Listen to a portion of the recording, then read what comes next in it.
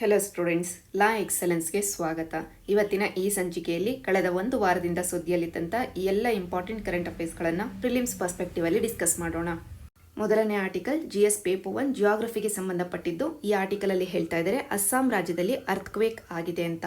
ಎಷ್ಟರ ಮಟ್ಟಿಗೆ ಅಂತಂದ್ರೆ ರಿಚರ್ ಸ್ಕೇಲ್ ಹೇಳ್ತಾ ಇದೆ ಮ್ಯಾಗ್ನಿಟ್ಯೂಡ್ 6.4 ಅಂತ.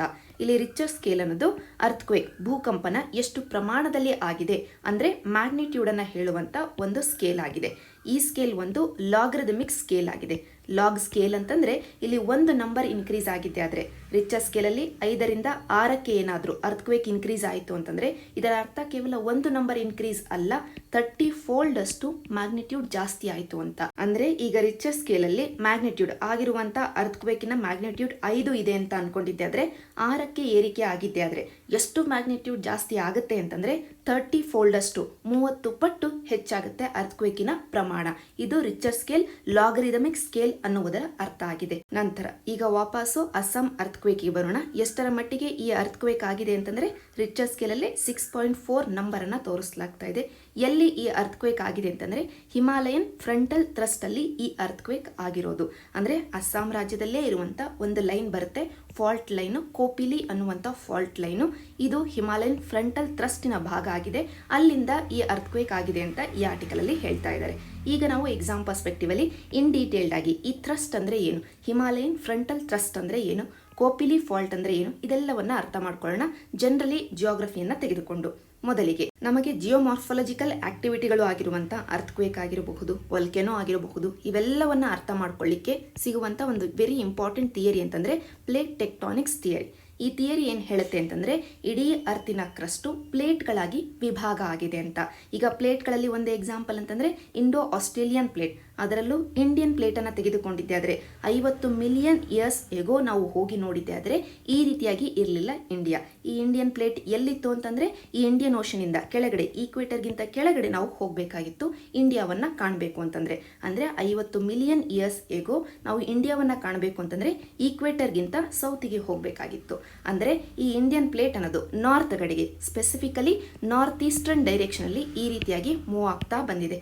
ನಾರ್ತ್ ಈಸ್ಟರ್ನ್ ಡೈರೆಕ್ಷನ್ ಅಲ್ಲಿ ಈ ರೀತಿಯಾಗಿ ಮೂವ್ ಆಗ್ತಾ ಬರ್ತಿರ್ಬೇಕಾದ್ರೆ ನಡುವೆ ಇಲ್ಲಿ ಯುರೇಷಿಯನ್ ಪ್ಲೇಟ್ ತಾಕಿದಾಗ ಈ ಎರಡೂ ಪ್ಲೇಟ್ಗಳು ಕೊಲೈಡ್ ಆಗ್ತವೆ. ಎರಡೂ ಪ್ಲೇಟ್ಗಳು, ಒಂದು ಯುರೇಷಿಯನ್ ಪ್ಲೇಟ್, ಇನ್ನೊಂದು ಎರಡು ಕೊಲೈಡ್ ಆದಾಗ ಈ ಚಿತ್ರದಲ್ಲಿ ಕೂಡ ನೀವು ಅಬ್ಸರ್ವ್ ಮಾಡಬಹುದು ಯಾವ ರೀತಿಯಾಗಿ ಯುರೇಷಿಯನ್ ಪ್ಲೇಟ್ಗೆ ಬಂದು ಇಂಡಿಯನ್ ಪ್ಲೇಟ್ ಕೊಲೈಡ್ ಆಗಿದೆ ಅಂತ.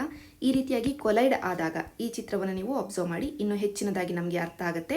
ಈ ಚಿತ್ರದಲ್ಲಿ ನೀವು ಅಬ್ಸರ್ವ್ ಮಾಡಿದ್ರೆ ಒಂದು ಪ್ಲೇಟ್ ಇನ್ನೊಂದು ಪ್ಲೇಟ್ ಎರಡು ಕೊಲೈಡ್ ಆದಾಗ, ಫಾರ್ ಎಕ್ಸಾಂಪಲ್ ಇದನ್ನು ನಾವು ಇಂಡಿಯನ್ ಪ್ಲೇಟ್ ಅಂದ್ಕೊಳ್ಳೋಣ, ಇದನ್ನ ಯುರೇಷಿಯನ್ ಪ್ಲೇಟ್ ಅಂದ್ಕೊಳ್ಳೋಣ. ಇಂಡಿಯನ್ ಪ್ಲೇಟ್ ಯುರೇಷಿಯನ್ ಪ್ಲೇಟಿನ ಕೆಳಗಡೆ ಸಬ್ಡಕ್ಟ್ ಆಗುತ್ತೆ ಈ ರೀತಿಯಾಗಿ. ಯಾಕೆ ಇಂಡಿಯನ್ ಪ್ಲೇಟೇ ಸಬ್ಡಕ್ಟ್ ಆಗುತ್ತೆ? ಅದಕ್ಕೆ ಕಾರಣ ಅಂತಂದ್ರೆ ಡೆನ್ಸಿಟಿ. ಈ ಚಿತ್ರದಲ್ಲಿ ನಾವು ಮತ್ತೆ ಅಬ್ಸರ್ವ್ ಮಾಡೋದಾದ್ರೆ ಇಲ್ಲಿ ಇಂಡಿಯನ್ ಪ್ಲೇಟ್ ಅನ್ನ ನಾವು ಅಬ್ಸರ್ವ್ ಮಾಡಿದೆ ಆದ್ರೆ ಒಂದು ಕಾಂಟಿನೆಂಟಲ್ ಕ್ರಸ್ಟು ಇದೆ, ಇಲ್ಲಿರುವಂತ ಓಷಾನಿಕ್ ಕ್ರಸ್ಟು ಇದೆ. ಅಂದ್ರೆ ಇಂಡಿಯನ್ ಪ್ಲೇಟ್ ಅಲ್ಲಿ ಒಂದಷ್ಟು ಓಷಾನಿಕ್ ಭಾಗ, ಸಾಗರದ ಭಾಗ ಕೂಡ ಇದೆ. ಆದರೆ ಯುರೇಷಿಯನ್ ಪ್ಲೇಟ್ ಅಲ್ಲಿ ಮೆಜಾರಿಟಿ ಕಾಂಟಿನೆಂಟಲ್ ಕ್ರಸ್ಟೇ ಇದೆ. ಅಂದ್ರೆ ಭೂಭಾಗವೇ ಹೆಚ್ಚು ಇದೆ ಯುರೇಷಿಯನ್ ಪ್ಲೇಟ್ ಅಲ್ಲಿ, ಸಾಗರದ ಭಾಗ ಕೂಡ ಹೆಚ್ಚು ಇದೆ ಇಂಡಿಯನ್ ಪ್ಲೇಟ್ ಅಲ್ಲಿ. ಸಾಗರದ ಭಾಗ ಹೆಚ್ಚಿರುವಂತಹ ಪ್ಲೇಟಿನ ಡೆನ್ಸಿಟಿ ಜಾಸ್ತಿ ಇರುತ್ತೆ, ಸಾಂದ್ರತೆ ಜಾಸ್ತಿ ಇರುತ್ತೆ. ಡೆನ್ಸಿಟಿ ಜಾಸ್ತಿ ಇದೆ ಅಂತಂದ್ರೆ ತೂಕ ಜಾಸ್ತಿ ಆಯ್ತು, ಸೊ ಆ ಪ್ಲೇಟೇ ಕೆಳಗಡೆ ಹೋಗಬೇಕು. ಅದೇ ಇಲ್ಲಿ ನಮಗೆ ಈ ಚಿತ್ರದಲ್ಲಿ ಆಗ್ತಾ ಇರೋದು. ಸೊ ಒಟ್ಟಾರೆಯಾಗಿ ಮೊದಲನೇ ಪಾಯಿಂಟ್ ಅಂತಂದ್ರೆ ಇಂಡಿಯನ್ ಪ್ಲೇಟಿನ ಡೆನ್ಸಿಟಿ ಜಾಸ್ತಿ ಇರೋದ್ರಿಂದ ಯುರೇಷಿಯನ್ ಪ್ಲೇಟ್ಗೆ ಕಂಪೇರ್ ಮಾಡ್ಕೊಂಡಿದೆ ಆದರೆ ಇಂಡಿಯನ್ ಪ್ಲೇಟಿನ ಡೆನ್ಸಿಟಿ ಜಾಸ್ತಿ ಇರೋದ್ರಿಂದ ಯುರೇಷಿಯನ್ ಪ್ಲೇಟಿನ ಕೆಳಗಡೆ ಇಂಡಿಯನ್ ಪ್ಲೇಟು ಈ ರೀತಿಯಾಗಿ ಸಬ್ಡಕ್ಟ್ ಆಗ್ತಾ ಇದೆ. ಇಲ್ಲಿ ಇಂಡಿಯನ್ ಪ್ಲೇಟಿಗೆ ಯಾಕೆ ಡೆನ್ಸಿಟಿ ಜಾಸ್ತಿ ಇದೆ ಅಂತಂದ್ರೆ ಇಂಡಿಯನ್ ಪ್ಲೇಟ್ ಅಲ್ಲಿ ಓಷಾನಿಕ್ ಕ್ರಸ್ಟ್ ಜಾಸ್ತಿ ಇದೆ ಯುರೇಷಿಯನ್ ಪ್ಲೇಟಿಗೆ ಕಂಪೇರ್ ಮಾಡ್ಕೊಂಡಿದೆ ಆದ್ರೆ, ಆದ್ದರಿಂದ ಇಂಡಿಯನ್ ಪ್ಲೇಟಿನ ಡೆನ್ಸಿಟಿ ಜಾಸ್ತಿ ಇದೆ. ಇದು ಮೊದಲನೇ ಪಾಯಿಂಟ್ ನಮಗೆ ಅರ್ಥ ಆಯಿತು. ಸೊ ಒಟ್ಟಾರೆಯಾಗಿ ಯುರೇಷಿಯನ್ ಪ್ಲೇಟಿನ ಕೆಳಗಡೆ ಇಂಡಿಯನ್ ಪ್ಲೇಟ್ ಈ ರೀತಿಯಾಗಿ ಸಬ್ಡಕ್ಟ್ ಆಗ್ತಾ ಇದೆ. ಸಬ್ಡಕ್ಟ್ ಅಂತಂದ್ರೆ ಈ ರೀತಿಯಾಗಿ ಕೆಳಗಡೆ ಇಳಿಯೋದು. ಈ ರೀತಿಯಾಗಿ ಒಂದು ಪ್ಲೇಟಿನ ಕೆಳಗಡೆ ಇನ್ನೊಂದು ಪ್ಲೇಟ್ ಇಳಿತಾ ಇರಬೇಕಾದ್ರೆ ನಡುವೆ ಇಲ್ಲಿ ಖಾಲಿ ಜಾಗ ಸೃಷ್ಟಿಯಾಗುತ್ತೆ. ಈ ಖಾಲಿ ಜಾಗದಲ್ಲಿ ಈ ಕಡೆಯಿಂದ ಬಂದಂತ ರಿವರ್ಸು, ಈ ಕಡೆಯಿಂದ ಬಂದಂತ ರಿವರ್ಸು ಮತ್ತು ಇತರ ಅಂಶಗಳು ಈ ಖಾಲಿ ಜಾಗಕ್ಕೆ ಒಂದಷ್ಟು ಸೆಡಿಮೆಂಟ್ಸ್ ಗಳನ್ನ ತಂದು ಒಯ್ತವೆ. ಸೆಡಿಮೆಂಟ್ಸ್ ಗಳು ಬಂದಾಗ ಅಟ್ ದ ಸೇಮ್ ಟೈಮ್ಸ್ ಎರಡೂ ಪ್ಲೇಟ್ಗಳು ಈ ರೀತಿಯಾಗಿ ಪುಷ್ ಮಾಡ್ತಾ ಇರಬೇಕಾದ್ರೆ ಈ ಸೆಡಿಮೆಂಟ್ಗಳು ಈ ರೀತಿಯಾಗಿ ಅಪ್ಲಿಫ್ಟ್ ಆಗ್ತವೆ. ಅದನ್ನೇ ಈ ಚಿತ್ರದಲ್ಲಿ ನೀವು ಅಬ್ಸರ್ವ್ ಮಾಡಬಹುದು. ಇಂಡಿಯನ್ ಪ್ಲೇಟ್ ಒಂದು ಕಡೆ ಇದೆ, ಇನ್ನೊಂದು ಕಡೆ ಯುರೇಷಿಯನ್ ಪ್ಲೇಟ್ ಇದೆ. ಎರಡೂ ಪ್ಲೇಟ್ಗಳು ಈ ರೀತಿಯಾಗಿ ಪುಷ್ ಮಾಡ್ತಾ ಇದ್ದಾವೆ. ನಡುವೆ ನಮಗೆ ಸೆಡಿಮೆಂಟ್ಸ್ ಬಂದು ಸೇರ್ಕೊಂಡಿದ್ದಾವೆ. ಆ ಸೆಡಿಮೆಂಟ್ಸು ಈ ರೀತಿಯಾಗಿ ಅಪ್ಲಿಫ್ಟ್ ಆದಾಗ ಫೋಲ್ಡೆಡ್ ಮೌಂಟೇನ್ಸ್ಗಳು ಬರ್ತವೆ. ಆ ಫೋಲ್ಡೆಡ್ ಮೌಂಟೇನ್ಸ್ಗಳನ್ನೇ ಇವತ್ತು ನಾವು ಹಿಮಾಲಯಾಸ್ ಅಂತ ಕರಿತಾ ಇದ್ದೀವಿ. ಸೊ ಒಟ್ಟಾರೆಯಾಗಿ ಫೆನಾಮಿನಾ ಇಲ್ಲಿ ಏನಾಗ್ತಾ ಇದೆ ಅಂತಂದರೆ, ಎರಡು ಪ್ಲೇಟ್ ಬೌಂಡ್ರಿಗಳ ಹತ್ತಿರ ಸಬ್ಡಕ್ಷನ್ ಆಗ್ತಾ ಇರೋದ್ರಿಂದ ಆ ಪ್ಲೇಟ್ ಬೌಂಡ್ರಿಗಳ ಹತ್ತಿರ ಇರುವಂಥ ಖಾಲಿ ಜಾಗದಲ್ಲಿ ಸೆಡಿಮೆಂಟ್ಗಳು ಸೇರ್ಕೊಂಡಾಗ ಆ ಸೆಡಿಮೆಂಟ್ಗಳನ್ನು ಈ ರೀತಿಯಾಗಿ ಪ್ಲೇಟ್ಗಳು ಪುಷ್ ಮಾಡಿದಾಗ ಥ್ರಸ್ಟಿಂದಾಗಿ ಈ ಒಂದು ಸೆಡಿಮೆಂಟ್ ಈ ರೀತಿಯಾಗಿ ಅಪ್ಲಿಫ್ಟ್ ಆಗಿ ಫೋಲ್ಡೆಡ್ ಮೌಂಟೇನ್ಗಳು ಸೃಷ್ಟಿಯಾಗ್ತಾ ಇದ್ದಾವೆ. ಸೊ ಒಟ್ಟಾರೆಯಾಗಿ ನಮಗೆ ಹಿಮಾಲಯಗಳು ಯಾವ ರೀತಿಯಾಗಿ ಸೃಷ್ಟಿ ಆದವು ಅನ್ನೋದು ಗೊತ್ತಾಯಿತು. ಈಗಲೂ ಕೂಡ ಹಿಮಾಲಯಗಳು ಬೆಳೀತಾನೇ ಇದ್ದಾವೆ. ಈಗ ಈ ಎಂಟೈರ್ ಸೆಕ್ಷನ್ನ ಒಂದು ಕ್ರಾಸ್ ಸೆಕ್ಷನ್ ಅನ್ನು ನೋಡೋಣ. ಅಂದರೆ ಇಂಡಿಯನ್ ಸಬ್ ಕಾಂಟಿನೆಂಟಿಂದ ಈ ರೀತಿಯಾಗಿ ಪೆನಿನ್ಸುಲರ್ ಇಂಡಿಯಾ ಏನಿದೆ ಇಲ್ಲಿಂದ ಇಟ್ಕೊಂಡು ಟಿಬೆಟಿನ್ ಪ್ಲಾಟ್ಯೂನವರೆಗೂ ಒಂದು ಕ್ರಾಸ್ ಸೆಕ್ಷನ್ನ ನೋಡೋಣ. ಇದಕ್ಕೆ ನಮ್ಮ ಆರ್ಟಿಕಲ್ಗೆ ಲಿಂಕ್ ಇದೆ. ಅದಕ್ಕೋಸ್ಕರ ಮೊದಲಿಗೆ ನಾವು ಇಂಡಿಯನ್ ಸಬ್ ಕಾಂಟಿನೆಂಟಿನ ಕಡೆಯಿಂದ ಹೋಗಿದ್ದೆ ಆದರೆ ಪ್ಲಾಟ್ಯೂಗಳನ್ನು ಬಿಡೋಣ, ದಕ್ಕನ್ ಪ್ರಸ್ಥಭೂಮಿಯನ್ನು ಬಿಡೋಣ, ಡೈರೆಕ್ಟ್ಲಿ ಗ್ರೇಟ್ ನಾರ್ತ್ ಇಂಡಿಯನ್ ಪ್ಲೇನ್ಸ್ಗಳಿಗೆ ಹೋಗೋಣ. ಈ ಒಂದು ಏರಿಯಾವನ್ನು ನಾವು ತರೈ ಏರಿಯಾ ಅಂತ ಕೂಡ ಕರಿತೀವಿ. ಇದಾದ ನಂತರ ನಮಗೆ ಬರೋದು ಶಿವಾಲಿಕ್ಸ್, ನಂತರ ಬರೋದು ಲೆಸ್ಸರ್ ಹಿಮಾಲಯ, ನಂತರ ಬರೋದು ಹೈಯರ್ ಹಿಮಾಲಯ ಅಥವಾ ಗ್ರೇಟರ್ ಹಿಮಾಲಯ, ನಂತರ ಬರೋದು ಟಿಬೆಟ್ ತೆತಿಸ್ ಹಿಮಾಲಯನ್ ಝೋನು, ನಂತರ ಟಿಬೆಟಿಯನ್ ಪ್ಲಾಟು. ಈ ಎರಡರ ನಡುವೆ ನಮಗೆ ಇಂಡಸ್ ಸ್ಯಾಂಗ್ಪೋ ಸುಚುರೆ ಝೋನ್ ಅನ್ನುವಂಥ ಒಂದು ಝೋನ್ ಬರುತ್ತೆ. ಈ ಝೋನಲ್ಲೇ ಆ್ಯಕ್ಚುಲಿ ಎರಡೂ ಪ್ಲೇಟ್ಗಳು ಕನ್ವರ್ಜ್ ಆಗ್ತಾ ಇರೋದು. ಅಂದರೆ ಇಲ್ಲಿ ಸುಚುರೆ ಝೋನ್ ಏನನ್ನ ತೋರಿಸ್ತಾ ಇದೆ ಅಂತಂದರೆ, ಒಂದು ಇಂಡಿಯನ್ ಪ್ಲೇಟ್, ಇನ್ನೊಂದು ಯುರೇಷಿಯನ್ ಪ್ಲೇಟ್, ಎರಡೂ ಪ್ಲೇಟ್ಗಳ ಬೌಂಡ್ರಿ ಎಲ್ಲಿ ಕನ್ವರ್ಜ್ ಆಗ್ತಾ ಇದೆ ಅನ್ನುವಂಥ ಪಾಯಿಂಟನ್ನು ತೋರಿಸುತ್ತೆ. ಇಲ್ಲಿ ಇಂಡೋ ಸ್ಯಾಂಗ್ಪೋ ಅನ್ನುವಂಥ ಹೆಸರನ್ನು ಯಾಕೆ ಕೊಟ್ಟಿರೋದು ಅಂತಂದರೆ, ಇದೇ ಹಾದಿಯಲ್ಲಿ ಒಂದು ಕಡೆ ಇಂಡಸ್ ನದಿ ಹರಿಯುತ್ತೆ, ಇನ್ನೊಂದು ಕಡೆ ಬ್ರಹ್ಮಪುತ್ರ ನದಿ ಹುಟ್ಟಿ ಹರಿಯುತ್ತೆ.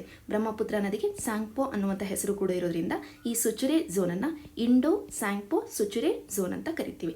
ಈಗ ನಮಗೆ ಕ್ರಾಸ್ ಸೆಕ್ಷನ್ ವ್ಯೂ ಸಿಕ್ತು. ಈಗ ನಾವು ಇನ್ನೊಂದು ಪಾಯಿಂಟ್ ಅನ್ನ ವಿಜುವಲೈಸ್ ಮಾಡ್ಕೊಳ್ಬೇಕು. ಅದೇನು ಅಂತಂದ್ರೆ, ಎರಡೂ ಪ್ಲೇಟ್ಗಳು ಆಪೋಸಿಟ್ ಆಗಿ ಈ ರೀತಿಯಾಗಿ ಒಂದಕ್ಕೊಂದು ಪುಷ್ ಮಾಡ್ತಾ ಇದ್ದಾವೆ ಅಂತ ಈಗಾಗಲೇ ನಾವು ವಿಜುವಲೈಸ್ ಮಾಡ್ಕೊಂಡ್ವಿ. ಪುಷ್ ಮಾಡ್ತಾ ಇರಬೇಕಾದ್ರೆ ನಡುವೆ ಇರುವಂಥ ಸೆಡಿಮೆಂಟ್ಸ್ಗಳು ಈ ರೀತಿಯಾಗಿ ಫೋಲ್ಡ್ ಆಗ್ತಾ ಇದ್ದಾವೆ. ಅವೇ ನಮಗೆ ಇವತ್ತು ಫೋಲ್ಡೆಡ್ ಮೌಂಟೇನ್ಸ್ ಹಿಮಾಲಯಾಸ್ ಅಂತ ನೋಡಿದ್ವಿ. ಆದರೆ ಈ ಫೋಲ್ಡು ಒಂದೇ ಪಾಯಿಂಟಲ್ಲಿ ಆಗೋದಿಲ್ಲ. ಎರಡೂ ಕಡೆಯಿಂದ ಈ ರೀತಿಯಾಗಿ ಪುಷ್ ಬರ್ತಾ ಇರಬೇಕಾದ್ರೆ ಹಲವಾರು ಥ್ರಸ್ಟ್ಗಳು ನಮಗೆ ಕಂಡು ಬರ್ತವೆ. ಅಂದರೆ ಒಂದಷ್ಟು ಎನರ್ಜಿ ಇಲ್ಲಿ ರಿಲೀಸ್ ಆಗ್ತಾ ಇರುತ್ತೆ, ಒಂದಷ್ಟು ಎನರ್ಜಿ ಇಲ್ಲಿ ರಿಲೀಸ್ ಆಗ್ತಾ ಇರುತ್ತೆ. ಇಲ್ಲಿರುವಂಥ ಥ್ರಸ್ಟ್ಗಳಿಗೆ ನಾವು ಹೆಸರುಗಳನ್ನು ಕೊಟ್ಟಿದ್ದೀವಿ. ಆ ಹೆಸರುಗಳನ್ನು ಇಲ್ಲಿ ನಾವು ಅಬ್ಸರ್ವ್ ಮಾಡಬೇಕಾಗಿದೆ. ಮೊದಲನೆಯದು ಮೇನ್ ಸೆಂಟ್ರಲ್ ಥ್ರಸ್ಟು. ಇದೇ ಸಾಕಷ್ಟು ಪವರ್ಫುಲ್ ಥ್ರಸ್ಟ್ ಆಗಿದೆ. ಥ್ರಸ್ಟ್ ಅಂತಂದರೆ ಕಾಮನ್ ಮ್ಯಾನ್ ಟರ್ಮ್ಸ್ ಅಲ್ಲಿ ಹೇಳೋದಾದ್ರೆ ನೂಕುವಂಥ ಶಕ್ತಿ. ಇಲ್ಲಿ ಎರಡೂ ಪ್ಲೇಟ್ಗಳು ನೂಕ್ತಾ ಇದ್ದಾವೆ. ಎರಡೂ ಪ್ಲೇಟ್ಗಳು ಪುಷ್ ಮಾಡ್ತಾ ಇರಬೇಕಾದ್ರೆ ಒಂದು ಥ್ರಸ್ಟ್ ನಮಗೆ ಇಲ್ಲಿ ಸಿಗುತ್ತೆ. ಸಾಕಷ್ಟು ಪವರ್ಫುಲ್ ಥ್ರಸ್ಟ್ ಇದಾಗಿದೆ, ಮೇನ್ ಸೆಂಟ್ರಲ್ ಥ್ರಸ್ಟ್ ಅಂತ. ಈ ಒಂದು ಶಕ್ತಿಯ ಕಾರಣದಿಂದಾಗಿಯೇ, ಈ ಥ್ರಸ್ಟಿನ ಕಾರಣದಿಂದಾಗಿಯೇ ಇವತ್ತು ನಮಗೆ ಹೈಯರ್ ಹಿಮಾಲಯ ಸಿಗ್ತಾ ಇರೋದು. ಸಾಕಷ್ಟು ಪೀಕ್ಗಳು ಇದೇ ಗ್ರೇಟರ್ ಹಿಮಾಲಯನ್ ರೇಂಜಸ್ಗಳಲ್ಲೇ ನಮಗೆ ಸಿಗೋದು. ಇನ್ಕ್ಲೂಡಿಂಗ್ ಕಾಂಚನಜುಂಗ ಆಗಿರಬಹುದು, ಮೌಂಟ್ ಎವರೆಸ್ಟ್ ಆಗಿರಬಹುದು, ಎಲ್ಲವೂ ಈ ಗ್ರೇಟರ್ ಹಿಮಾಲಯದ ಭಾಗ ಆಗಿರೋದು. ನಂತರ ಎರಡನೇ ಥ್ರಸ್ಟ್ ನಮಗೆ ಇನ್ನೊಂದು ಸಿಗುವಂಥದ್ದು ಅಂತಂದರೆ ಮೇನ್ ಬೌಂಡ್ರಿ ಥ್ರಸ್ಟ್. ಇದಾದ ನಂತರ ಸಿಗುತ್ತೆ ಇಲ್ಲಿ ಈ ಥ್ರಸ್ಟಿನ ಕಾರಣದಿಂದಾಗಿ, ಈ ಶಕ್ತಿಯ ಕಾರಣದಿಂದಾಗಿ ಲೆಸ್ಸರ್ ಹಿಮಾಲಯನ್ ರೇಂಜ್ಗಳು ಸೃಷ್ಟಿಯಾಗಿದ್ದಾವೆ, ಪರ್ವತ ಶ್ರೇಣಿಗಳು ಸೃಷ್ಟಿಯಾಗಿದ್ದಾವೆ. ಇಲ್ಲಿರುವಂಥ ಈ ಥ್ರಸ್ಟು, ಇಲ್ಲಿರುವಂಥ ಸೆಡಿಮೆಂಟನ್ನು ಈ ರೀತಿಯಾಗಿ ಪುಷ್ ಮಾಡ್ತಾ ಇರುವಂಥ, ನೂಕ್ತಾ ಇರುವಂಥ ಕಾರಣದಿಂದಾಗಿ. ನಂತರ ಇನ್ನೊಂದು ಥ್ರಸ್ಟ್ ಬರುತ್ತೆ. ಈಗ ಸದ್ಯಕ್ಕೆ ನಮಗೆ ಡಿಸ್ಕಷನ್ಗೆ ಬೇಕಾಗಿರುವಂಥದ್ದು ಮೇನ್ ಫ್ರಂಟಲ್ ಥ್ರಸ್ಟ್. ಅದರ ಹೆಸರೇ ಹೇಳ್ತಾ ಇದೆ ಫ್ರಂಟಲ್ ಥ್ರಸ್ಟು. ಅಂದರೆ ಇಲ್ಲಿ ನಮಗೆ ರೇಂಜಸ್ಗಳ ಎಂಡ್ ಇಲ್ಲಿಗೆ ಆಗುತ್ತೆ, ಶಿವಾಲಿಕ್ಸ್ಗಳು ಇಲ್ಲಿ ಸೃಷ್ಟಿಯಾಗಿದ್ದಾವೆ.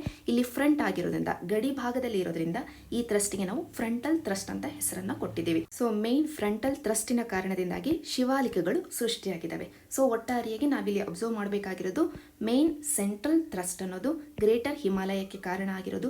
ಇದು ಎಲ್ಲಿ ಕಂಡು ಬರುತ್ತೆ ಅಂತಂದ್ರೆ ಲೆಸ್ಸರ್ ಹಿಮಾಲಯ ಮತ್ತು ಹೈಯರ್ ಹಿಮಾಲಯ, ಲೆಸ್ಸರ್ ಹಿಮಾಲಯ ಮತ್ತು ಗ್ರೇಟರ್ ಹಿಮಾಲಯ ಎರಡರ ನಡುವೆ ಕಂಡು ಬರುವಂತ ಒಂದು ಥ್ರಸ್ಟ್ ಆಗಿದೆ. ನಂತರ ಎರಡನೆಯದು ಮೇನ್ ಬೌಂಡ್ರಿ ಥ್ರಸ್ಟು.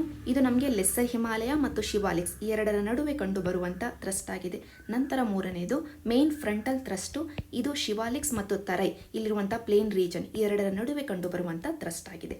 ಈ ಮೂರನೆಯ ಥ್ರಸ್ಟ್ ಏನಿದೆ ಮೇನ್ ಫ್ರಂಟಲ್ ಥ್ರಸ್ಟು, ಇದಕ್ಕೆ ಇನ್ನೊಂದು ಹೆಸರಿದೆ ಹಿಮಾಲಯನ್ ಫ್ರಂಟಲ್ ಥ್ರಸ್ಟ್ ಅಂತ. ಈ ಥ್ರಸ್ಟಿನ ಭಾಗವೇ ಕೋಪಿಲಿ ಫಾಲ್ಟ್ ಆಗಿದೆ. ಈಗ ತಾನೇ ನಾವು ಆರ್ಟಿಕಲ್ ಅಲ್ಲಿ ನೋಡಿದ್ವಿ ಕೋಪಿಲಿ ಫಾಲ್ಟ್ ಅಂತ. ಇದು ಒಂದು ಲೈನು, ಈ ರೀತಿಯಾಗಿ ಇಲ್ಲಿರುವಂಥ ಒಂದು ಲೈನ್, ಅಸ್ಸಾಂ ರಾಜ್ಯದಲ್ಲಿ ಈ ಒಂದು ಏರಿಯಾದಲ್ಲಿ ಕಂಡು ಬರುವಂಥ ಒಂದು ಫಾಲ್ಟ್ ಲೈನು ಕೋಪಿಲಿ ಫಾಲ್ಟ್ ಲೈನ್ ಅಂತ ನಾವು ಇದಕ್ಕೆ ಹೆಸರನ್ನು ಕೊಟ್ಟಿದ್ದೀವಿ. ಇದು ಮಣಿಪುರಿಂದ ಅಸ್ಸಾಂ, ಭೂತಾನ್ ಮತ್ತು ಅರುಣಾಚಲ್ ಪ್ರದೇಶ್ ಈ ಟ್ರೈ ಜಂಕ್ಷನ್ವರೆಗೂ ಎಕ್ಸ್ಟೆಂಡ್ ಆಗಿದೆ.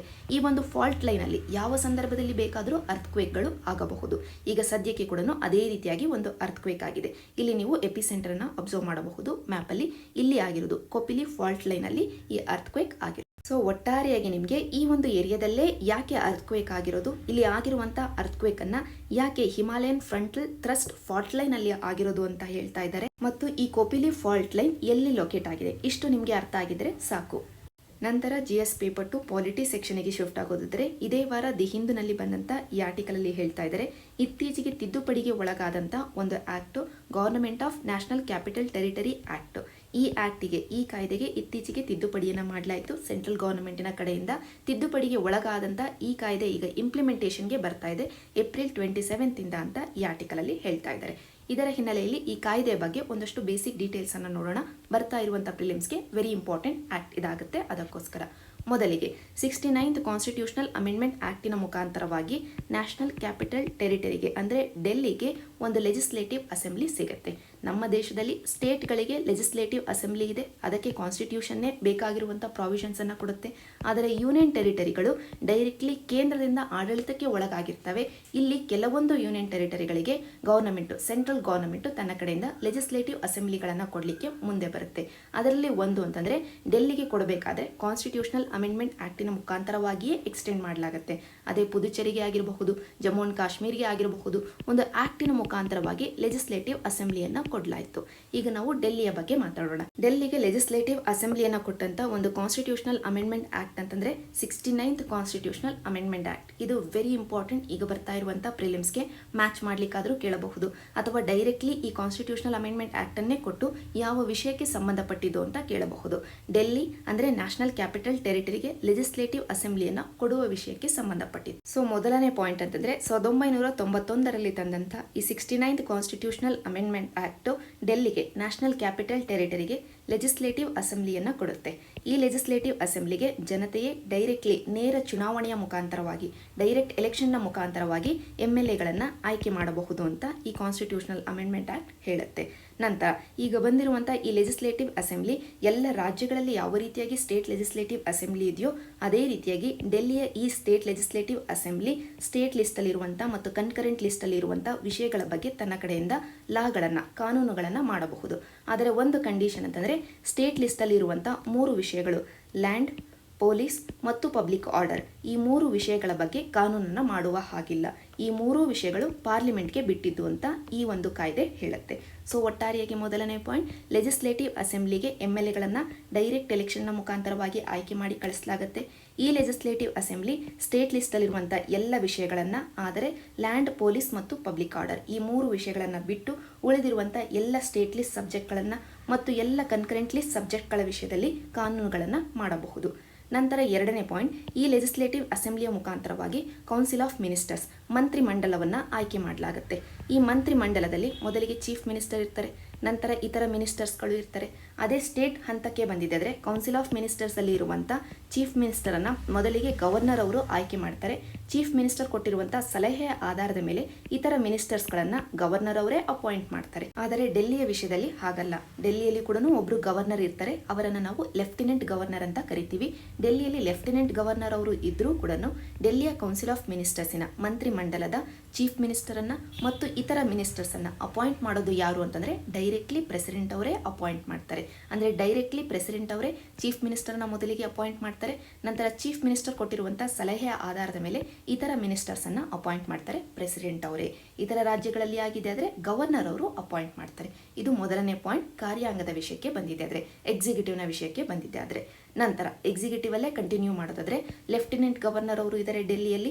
ಅವರು ಕೌನ್ಸಿಲ್ ಆಫ್ ಮಿನಿಸ್ಟರ್ಸ್ ಕೊಟ್ಟಿರುವಂಥ ಏಡ್ ಅಂಡ್ ಅಡ್ವೈಸಿನ ಸಲಹೆಯ ಆಧಾರದ ಮೇಲೆ ಕೆಲಸವನ್ನ ಮಾಡಬೇಕು. ಇನ್ ಕೇಸ್ ಲೆಫ್ಟಿನೆಂಟ್ ಗವರ್ನರ್ಗೆ ಮತ್ತು ಕೌನ್ಸಿಲ್ ಆಫ್ ಮಿನಿಸ್ಟರ್ಸ್ಗೆ ಏನಾದರೂ ಡಿಫ್ರೆನ್ಸಸ್ ಬಂದಿದೆ ಆದರೆ, ಭಿನ್ನಾಭಿಪ್ರಾಯಗಳು ಬಂದಿದೆ ಆದರೆ ಆ ವಿಷಯವನ್ನು ತಕ್ಷಣವೇ ಪ್ರೆಸಿಡೆಂಟ್ ಅವರಿಗೆ ರೆಫರ್ ಮಾಡಬೇಕು. ಈ ಪ್ರೆಸಿಡೆಂಟ್ ಅವರಿಗೆ ರೆಫರ್ ಮಾಡಬೇಕು ಅಥವಾ ಭಿನ್ನಾಭಿಪ್ರಾಯ ಅನ್ನುವಂಥ ವಿಷಯ ಏನಿದೆ, ಈ ವಿಷಯದಲ್ಲಿ ಈಗ ಸದ್ಯಕ್ಕೆ ಸಾಕಷ್ಟು ಇಶ್ಯೂಗಳು ಆಗ್ತಾ ಇರೋದು. ಅದಕ್ಕಿಂತ ಮುಂಚೆ ಇನ್ನೊಂದು ಪಾಯಿಂಟ್ ಅಂತಂದರೆ, ಎಲ್ಲ ವಿಷಯಗಳನ್ನು ಈ 69th ಕಾನ್ಸ್ಟಿಟ್ಯೂಷನಲ್ ಅಮೆಂಡ್ಮೆಂಟ್ ಕೊಟ್ಟಿರುವಂಥ ಎಲ್ಲ ವಿಷಯಗಳನ್ನು ಒಂದು ಕಾಯ್ದೆಯ ಮುಖಾಂತರವಾಗಿ ಇನ್ನೂ ಹೆಚ್ಚಿನ ಡೀಟೇಲ್ಸನ್ನು ಕೊಡಲಿಕ್ಕೋಸ್ಕರ government of national capital union territory act ಅನ್ನು ನಾವು ತಗೊಂಡು ಬರ್ತೀವಿ 1992ರಲ್ಲಿ. ಈಗ ಇದೇ ಆಕ್ಟ್ ಅನ್ನೇ ಅಮೆಂಡ್ಮೆಂಟ್ಗೆ ಒಳಪಡಿಸಿರೋದು. ಯಾವ ವಿಷಯದಲ್ಲಿ ಅಂತಂದ್ರೆ ಇಲ್ಲಿ ಈಗ ತಾನೇ ನಾವು ಡಿಸ್ಕಸ್ ಮಾಡಿದ್ವಲ್ಲ, ಭಿನ್ನಾಭಿಪ್ರಾಯಗಳು ಬಂದಿದ್ದೆ ಆದ್ರೆ ಆ ವಿಷಯವನ್ನ ಪ್ರೆಸಿಡೆಂಟ್ ಅವರಿಗೆ ರೆಫರ್ ಮಾಡಬೇಕು ಅಂತ. ಆದರೆ ಯಾವ ಯಾವ ವಿಷಯಗಳನ್ನ ಪ್ರೆಸಿಡೆಂಟ್ ಅವರಿಗೆ ರೆಫರ್ ಮಾಡೋದು? ಎಲ್ಲ ವಿಷಯದಲ್ಲೂ ಭಿನ್ನಾಭಿಪ್ರಾಯ ಬಂದಿದ್ದೆ ಆದ್ರೆ, ಡಿಫರೆನ್ಸಸ್ ಬಂದಿದ್ದೆ ಆದ್ರೆ ಆ ಸಂದರ್ಭದಲ್ಲಿ ಏನು ಮಾಡೋದು? ಎಲ್ಲ ವಿಷಯದಲ್ಲಿ ಈಗ ಸದ್ಯಕ್ಕೆ ಇಶ್ಯೂ ಆಗಿ ಈ ಒಂದು ವಿಷಯ ಸುಪ್ರೀಂ ಕೋರ್ಟ್ಗೆ ಹೋಗುತ್ತೆ. ಸುಪ್ರೀಂ ಕೋರ್ಟ್ ತನ್ನ ವರ್ಡಿಕ್ಟ್ ಅನ್ನು ಕೊಡುತ್ತೆ. ಅದಾದ ನಂತರ ಸೆಂಟ್ರಲ್ ಗವರ್ನಮೆಂಟ್ ಈಗ ಈ ಆಕ್ಟ್ಗೆ ಅಮೆಂಡ್ಮೆಂಟ್ ಅನ್ನ ತಂದಿದೆ. ಈ ಅಮೆಂಡ್ಮೆಂಟ್ಗಳು ಏನೇನು ಅಂತ ಒಂದು ಬಾರಿ ನೋಡೋಣ. ಈ ಅಮೆಂಡ್ಮೆಂಟ್ಗಳು ಪ್ರಿಲಿಮ್ಸ್ ಪರ್ಸ್ಪೆಕ್ಟಿವ್ ಅಲ್ಲಿ ಇಂಪಾರ್ಟೆಂಟ್ ಆಗ್ತವೆ, ಆದರೆ ಮೇನ್ಸ್ ಪರ್ಸ್ಪೆಕ್ಟಿವ್ ಅಲ್ಲಿ ಈ ಅಮೆಂಡ್ಮೆಂಟ್ಗಳು ಏನೇನು ಇದಾವೆ, ಎಲ್ಲ ಅಮೆಂಡ್ಮೆಂಟ್ಗಳು ಸುಪ್ರೀಂ ಕೋರ್ಟ್ ಕೊಟ್ಟಿರುವಂತಹ ಜಡ್ಜ್ಮೆಂಟ್ಗೆ ಇನ್ ಅಕಾರ್ಡಿಂಗ್ಲಿ ಇದಾವ, ಸುಪ್ರೀಂ ಕೋರ್ಟ್ ಕೊಟ್ಟಿರುವಂತಹ ಜಡ್ಜ್ಮೆಂಟಿನ ಪ್ರಕಾರವಾಗಿಯೇ ಈ ಅಮೆಂಡ್ಮೆಂಟ್ಗಳು ಇದಾವ, ಇವುಗಳನ್ನು ನಾವು ಅನಲೈಸ್ ಮಾಡಬೇಕಾಗುತ್ತೆ ಮೇನ್ಸ್ ಪರ್ಸ್ಪೆಕ್ಟಿವ್ ಅಲ್ಲಿ. ಸದ್ಯಕ್ಕೆ ಈಗ ಪ್ರಿಲಿಮ್ಸ್ ಪರ್ಸ್ಪೆಕ್ಟಿವ್ ಅಲ್ಲಿ ಡಿಸ್ಕಸ್ ಮಾಡೋಣ. ಮೊದಲಿಗೆ ಈ ಕಾಯ್ದೆಗೆ ಅಮೆಂಡ್ಮೆಂಟ್ ಅನ್ನ ತಂದಿದ್ದು ಯಾತಕ್ಕೋಸ್ಕರ ಅಂತಂದ್ರೆ ಸುಪ್ರೀಂ ಕೋರ್ಟ್ ತನ್ನ ವರ್ಡಿಕ್ಟ್ ಅನ್ನ ಕೊಟ್ಟಿದೆ. ಯಾವ ವಿಷಯದಲ್ಲಿ ಅಂತಂದ್ರೆ ಭಿನ್ನಾಭಿಪ್ರಾಯ ಬಂದಿದ್ದೆ ಆದ್ರೆ ಲೆಫ್ಟಿನೆಂಟ್ ಗವರ್ನರ್ ಮತ್ತು ಕೌನ್ಸಿಲ್ ಆಫ್ ಮಿನಿಸ್ಟರ್ಸ್ ಇವರಿಬ್ಬರ ನಡುವೆ ಭಿನ್ನಾಭಿಪ್ರಾಯ ಬಂದಿದೆ ಆದ್ರೆ ಆಗ ಏನು ಮಾಡಬೇಕು ಅನ್ನೋ ವಿಷಯದಲ್ಲಿ ಸುಪ್ರೀಂ ಕೋರ್ಟ್ ತನ್ನ ವರ್ಡಿಕ್ಟ್ ಅನ್ನ ಕೊಟ್ಟಿದೆ. ಅದನ್ನ ಇಂಪ್ಲಿಮೆಂಟ್ ಮಾಡುವ ಸಲುವಾಗಿ ಮತ್ತು ಈ ಕಾಯ್ದೆಯಲ್ಲಿ ಇನ್ನೊಂದಷ್ಟು ಕ್ಲಾರಿಟಿಯನ್ನ, ಡೀಟೇಲ್ಸ್ ಅನ್ನ ಕೊಡ್ಲಿಕ್ಕೋಸ್ಕರ ಈ ತಿದ್ದುಪಡಿಯನ್ನ ತಂದಿದ್ದೀವಿ ಅಂತ ಸೆಂಟ್ರಲ್ ಗವರ್ನಮೆಂಟ್ ಹೇಳ್ತಾ ಇದೆ. ಈಗ ತಿದ್ದುಪಡಿ ಯಾವ ಯಾವ ವಿಷಯದಲ್ಲಿ? ಮೊದಲನೇ ಪಾಯಿಂಟ್ ಅಂತಂದ್ರೆ ಈ ಕಾಯ್ದೆಯಲ್ಲಿ ಒಂದಷ್ಟು ಸೆಕ್ಷನ್ಸ್ ಅಲ್ಲಿ ತಿದ್ದುಪಡಿಯನ್ನ ತರಲಾಗಿದೆ, ಅಮೆಂಡ್ಮೆಂಟ್ ಅನ್ನ ಮಾಡಲಾಗಿದೆ.